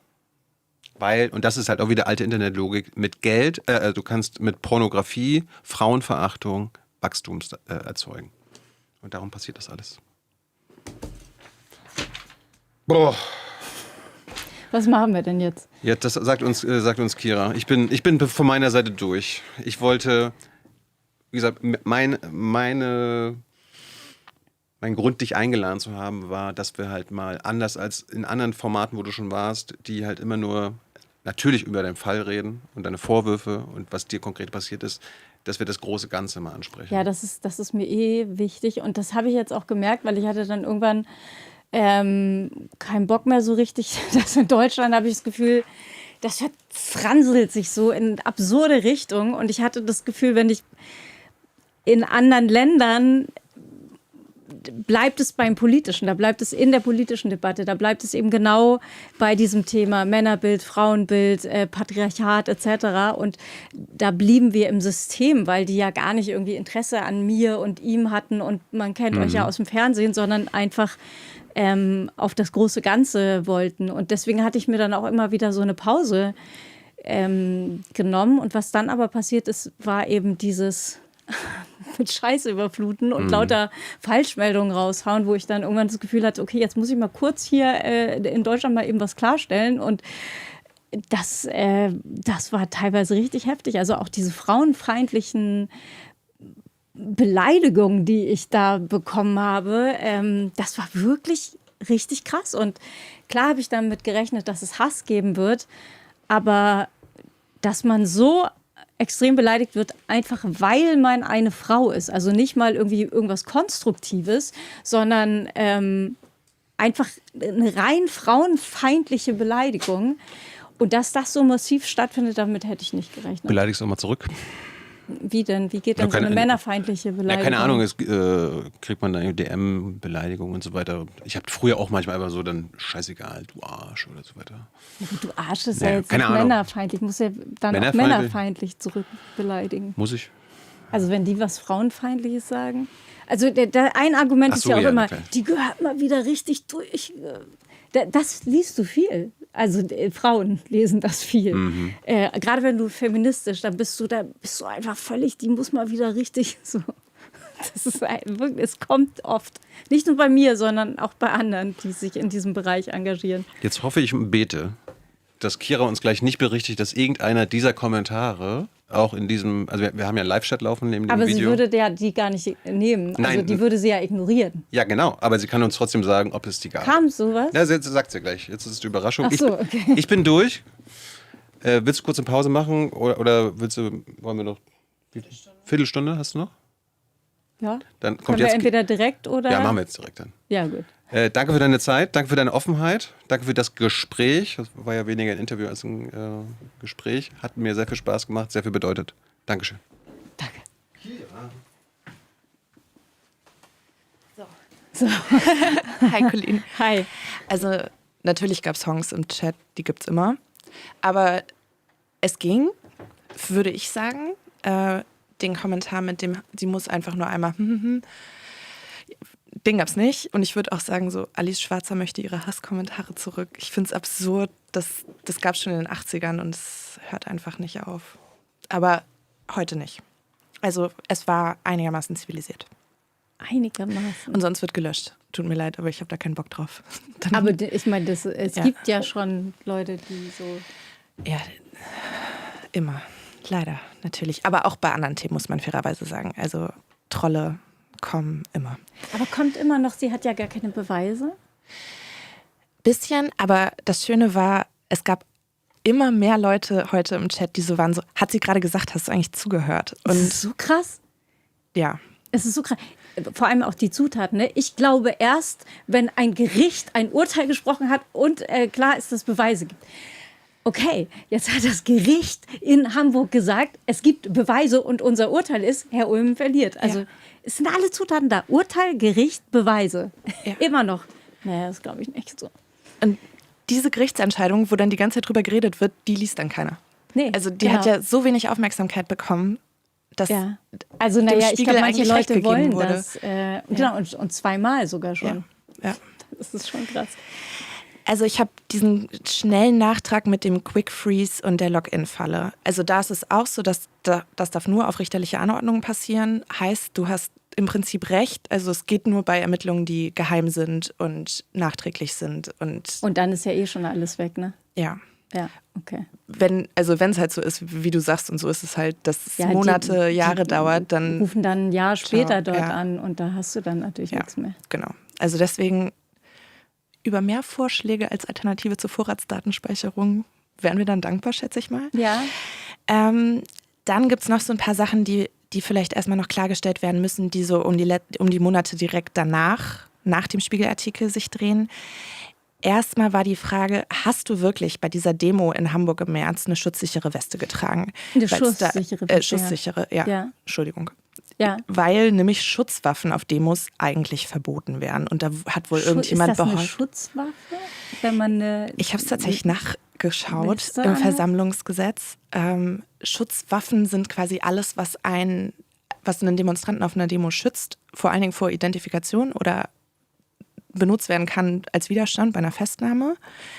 Gibt natürlich, aber deswegen hast du die Schutzwaffe, schusssichere Weste ja gar nicht getragen. Von daher wäre das gar kein Problem gewesen, wenn du denn wirklich eine getragen hast. Ich habe eine getragen. Ja, okay. Und es gab ja auch, was diese Demo angeht, so ein paar Falschbehauptungen, wo jetzt Presseanfragen gestellt wurden und das, also zum Beispiel. Was gab's denn noch? Ja, dann kannst du jetzt mal alles klarstellen. Ja. So. Ja, das Ding ist, gewisse Dinge, da kann ja die Presse Presseanfragen stellen und da gab es eben so ein paar Gerüchte, dieses und jenes, das stimmte ja gar nicht und so und das wurde auf Presseanfrage bestätigt. Also im Prinzip kann jedes Medium gewisse Dinge abfragen und aber solange die da noch nicht drüber geschrieben haben, aber von wegen, es hätte gar keine Bedrohungslage gegeben, das kann man wirklich nicht sagen. Ja, Morddrohungen hast du bekommen, ne? Ja, also ich will ja gar nicht zu doll drauf eingehen, aber mittlerweile sind noch ein paar heftigere Sachen rausgekommen und okay, dann belassen wir das dabei. Das ist auch so absurd, überhaupt sowas. Ja, und da verstehe ich auch diesen Reflex nicht, dass man irgendwie so schnell, ja, das stimmt doch bestimmt alles gar nicht so. Wo ich mir denke, wo kommt denn eigentlich dieser Reflex her? Es ist halt wieder dieser Täter-Opfer-Umkehr-Reflex mit, ja, jetzt stilisiert sie sich, um Rache zu nehmen, Ja, oder? das ist auch so interessant, weil erstmal ist ja der Spiegel schon mit einer recht klaren Beleglage rausgegangen. Also zu sagen, es gibt keine Beweise, damit sagst du ja auch, der Spiegel lügt, weil die haben ja auch relativ konkret gewisse Beweise beschrieben. Dann sagst du, okay, glaube ich nicht. Dann gibt es diesen Prozess, dann sagt ein Gericht, wir haben das alles auch gesehen und es darf darüber geschrieben werden, weil wir haben auch die Beweise gesehen und dann kommt immer noch, nee, das glaube ich nicht. So. Und ich habe irgendwie das Gefühl, das kann immer weiter und weiter gehen und ich habe ja bisher auch, und deswegen wird ja so viel darüber berichtet, weil alle möglichen Redaktionen mittlerweile auch Beweise gesehen haben. Also es ist ja so, die Gegenseite hat ja auch gewisse Dinge versucht, aber wenn du halt einfach lügst, dann bleibt das eine Lüge. Und für die gilt ja auch das Gleiche. Also wenn jemand in einem Interview lauter Falschbehauptungen raushaut, dann heißt es, beweisen Sie das doch mal. Und wenn dann aber das Gegenteil der Fall ist und zum Beispiel eine Zeitung demjenigen, der interviewt wird, nachweisen kann, du hast hier aber nur Mumpitz erzählt, so, und ich habe das Gefühl, so für manche Leute ist egal, was passiert, es bleibt einfach dabei, ja, die lügt. Ja, okay, aber der Spiegel hat doch Beweise gesehen. Der hat einen Prozess verloren und das ist passiert. Nee, trotzdem, nee, also ich habe manchmal das Gefühl, manche sind so wahrheitsallergisch. Also wenn es nicht ins Weltbild passt, dann wird es halt nicht angenommen oder anerkannt. Ja. Und da weiß ich manchmal gar nicht mehr, was man da machen soll mit diesen Ich glaube, Leuten. offen gestanden, da kannst du nichts mehr machen. Leider. Aber ich habe eine Frage, die da vielleicht ganz gut dran passt, die ich eigentlich erst in Richtung Ende stellen wollte. Nicht musste, also auch ein bisschen, aber naja. Also, der Täter wird ja von Scherz Bergmann vertreten. Die sind ja relativ aktiv, um es mal nett auszudrücken. Mhm. Und wenn Journalisten, gerade ohne großes Medienhaus im Hintergrund, darüber berichten wollen, sehen sie ja auch diese Gefahr, dann abgemahnt zu werden, mehrmals im besten Fall. Und das ist ja immer mit einem finanziellen Risiko verbunden. Mhm. Und da war nämlich dann die Zuschauerfrage, was würdest du konkret gerne Journalisten sagen, wie ernst sie ihre Verantwortung nehmen sollten? Man sollte die Verantwortung ernst nehmen und ich finde, das hat der Spiegel auch sehr gut gemacht. Also natürlich kann nicht jeder rausgehen und jeden Quatsch behaupten, sondern du brauchst eben auch eine gute Beleglage. Und was interessant ist diese Medieneinschüchterungstaktik. Also ein gewisser Verlag schreibt gewisse Dinge und dann kommt erstmal, und das ist auch ziemlich krass, dass man sich traut in diesen, klar, die haben auch schon gelogen in ihren Pressemitteilungen, nachweislich mussten sie dann ja auch korrigieren, beziehungsweise auf Nachfrage dann sagen, das ja, stimmt dann wohl doch nicht. So, aber die trauen sich eben in diesen Schreiben, die sie an die Medienhäuser schicken, noch viel weiter zu gehen und da richtig klare Falschbehauptungen aufzustellen und das erstmal nur, um zu sagen, das stimmt nicht und das und das und das und das ist nicht wahr, bitte unterschreiben Sie, dass Sie das nie wieder schreiben. Und viele machen das dann so aus Einschüchterung. Und das Krasse dabei ist, dass sich so viel als Falschbehauptung widerlegen lässt, aber trotzdem versuchen die es einfach erstmal. Und da geht es erstmal einfach darum, mundtot zu machen. Und viele Opfer lassen sich dann davon auch mundtot machen. Also oft hat man ja dieses David-Goliath-Ding, dass man dann einfach eingeschüchtert ist, weil da kommt ein Anwalt, der tritt irgendwie so auf und dann hat man irgendwie auch das Gefühl, vielleicht verklagt er mich, dann habe ich irgendwann kein Geld mehr. Und man kennt sich eben auch nicht so aus. Und wenn dann einfach so ein Anwaltsschreiben macht ja auch Eindruck. Und wenn er dann einfach sagt, das und das und das und das stimmt nicht, dann sind halt auch viele nicht so drauf, dass sie dann irgendwie sagen, Moment, der Anwalt lügt. So, also, ne, dass man irgendwie rausgeht und sagt, der Anwalt lügt, das stimmt nicht. Und hier und da sind die Beweise oder ich kann das belegen. Das machen halt viele nicht. Und das ist mir total wichtig und deswegen mache ich auch das, was ich mache, dass man einfach ganz klar benennt, es gibt Falschaussagen, die von einem Anwaltsbüro rausgesandt werden. Das ist denen scheißegal anscheinend. Man macht das einfach und das ist dieses mit Scheiße überfluten, so eine Trump-Strategie. Und viele gehen dann unter. Und ich verstehe das auch, dass man irgendwie dann irgendwann auch nicht mehr die Kraft hat, da rauszugehen und zu kämpfen. Aber ich finde es total wichtig, diese Täterstrategien aufzuzeigen. Weil das, finde ich, das ist wirklich dreckig. Also klar, das, was vorher passiert ist, war auch schon hart und mies. Aber jetzt die allermieseste Täterstrategie überhaupt zu fahren, das nehme ich dem Täter wirklich übel. Einfach Dinge, da haben wir Akten zu. Man kann Dinge nachschauen und dann wird einfach eine Falschbehauptung rausgehauen, in der Hoffnung, dass da schon niemand was sagen wird, wo wirklich das Gegenteil von der Wahrheit drin steht. Wo wir in Dokumenten beweisen können, nee, das ist falsch, aber die behaupten das einfach. Und das halte ich wirklich für verwerflich.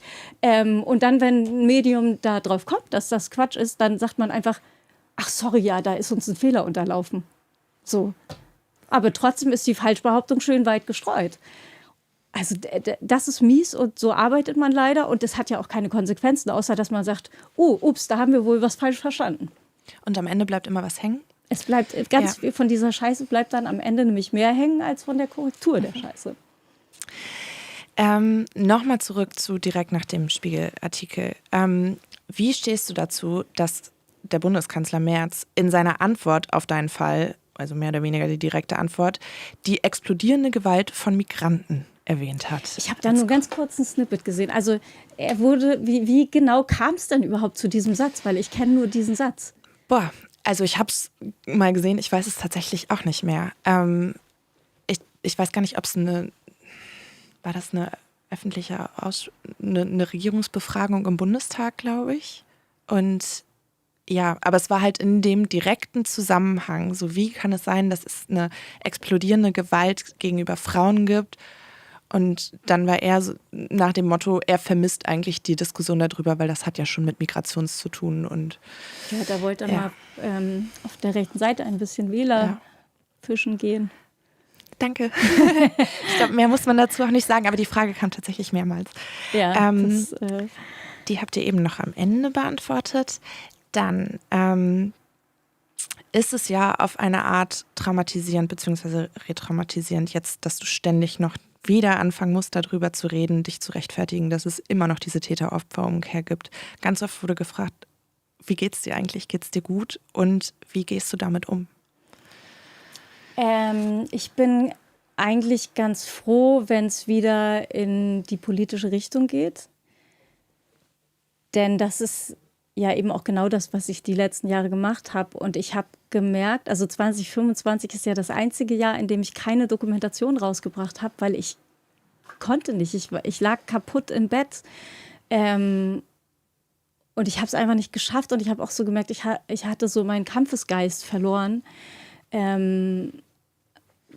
Weil ich irgendwie auch das Gefühl dafür verloren habe, wie ich denn jetzt damit umgehen soll, weil ich fand es natürlich nach wie vor ungerecht und all das, was ich gesagt habe, ich möchte gerne, dass Täter härter bestraft werden, das finde ich ja auch nach wie vor und das habe ich auch in der Zeit, als ich dann wusste, wer der Täter war, erst recht so empfunden und ich war so wie in so einem riesigen Schneeball und ich war so eingehüllt, dass ich gar nicht wirklich rauskam und gar nicht wirklich wieder kämpfen konnte. Und ich finde es gut, wenn wieder so der Fokus auf das Politische gerichtet wird. Und ich hoffe, das spürt man auch in dem, also ich meine, zuerst war ja der Spiegel, dann war die Tagesschau, auch die Medien, mit denen ich gesprochen habe, FAZ, Süddeutsche und so weiter. Also ich hoffe, dass man spürt, dass es mir wichtig ist, auf den Systemfehler hinzuweisen, wie ich es ja eben auch schon in der Dokumentation gemacht habe und dass es mir eben nicht darum geht, den Boulevard zu füttern. Und das finde ich gut, wenn es wieder auf politischer Ebene stattfindet.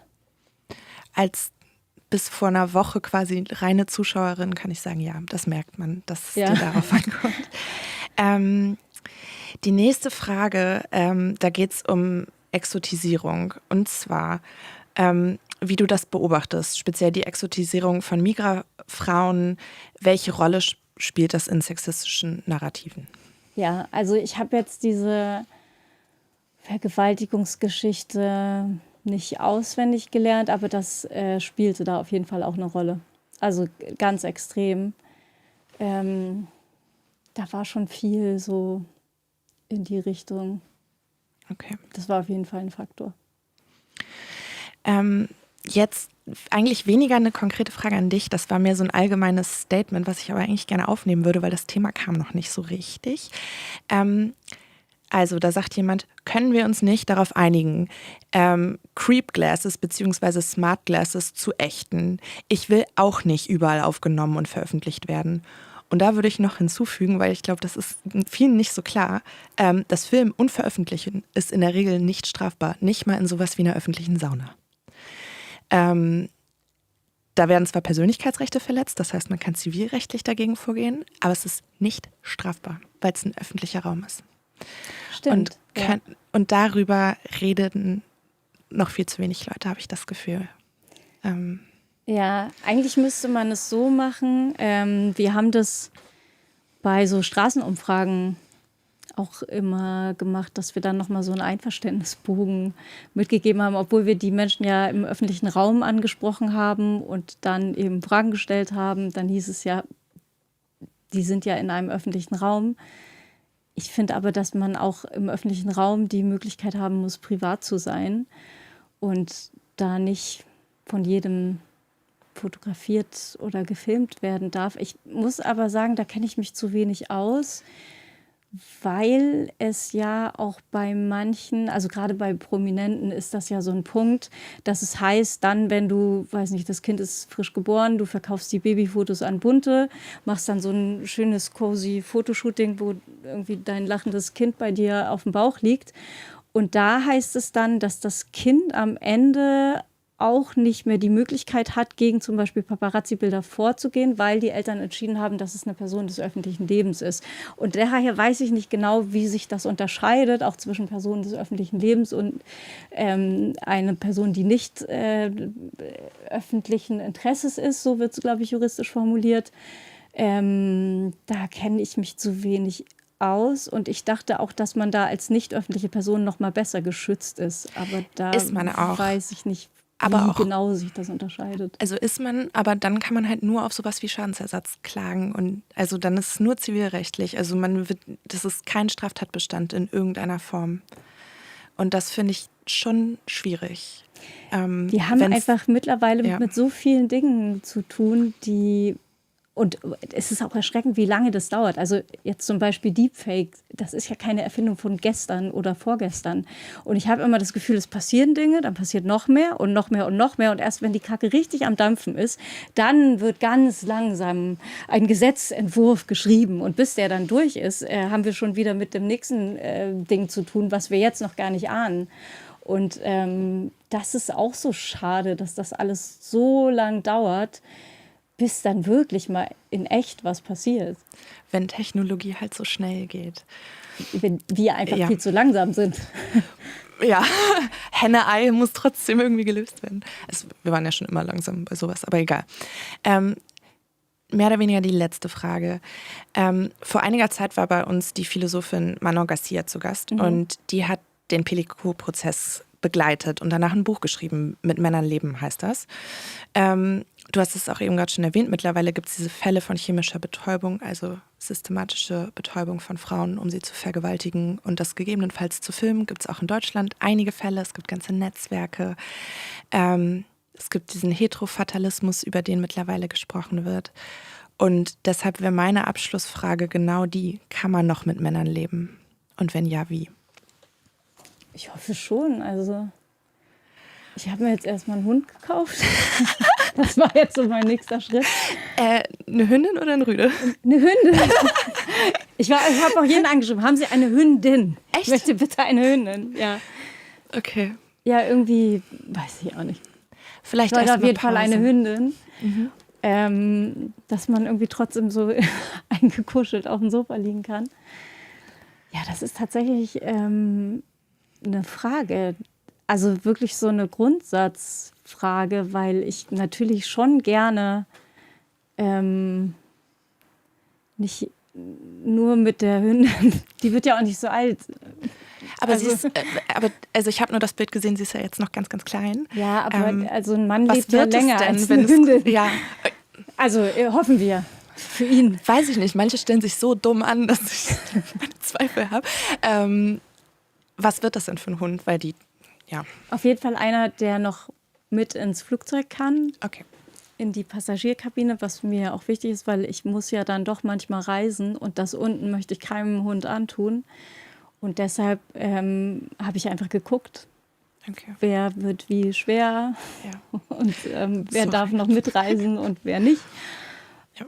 Sorry, das war gerade mehr persönliches Interesse als Ja, Frage. nee, aber das ist, Ja. ich finde es tatsächlich eine interessante Frage, weil das ist natürlich ein Thema, dass man irgendwie sich überlegt, was ist da draußen los? Also gerade nach diesen ganzen Geschichten, die mir die Frauen schildern, da frage ich mich, was ist denn da kaputt gegangen? Also was passiert hier gerade?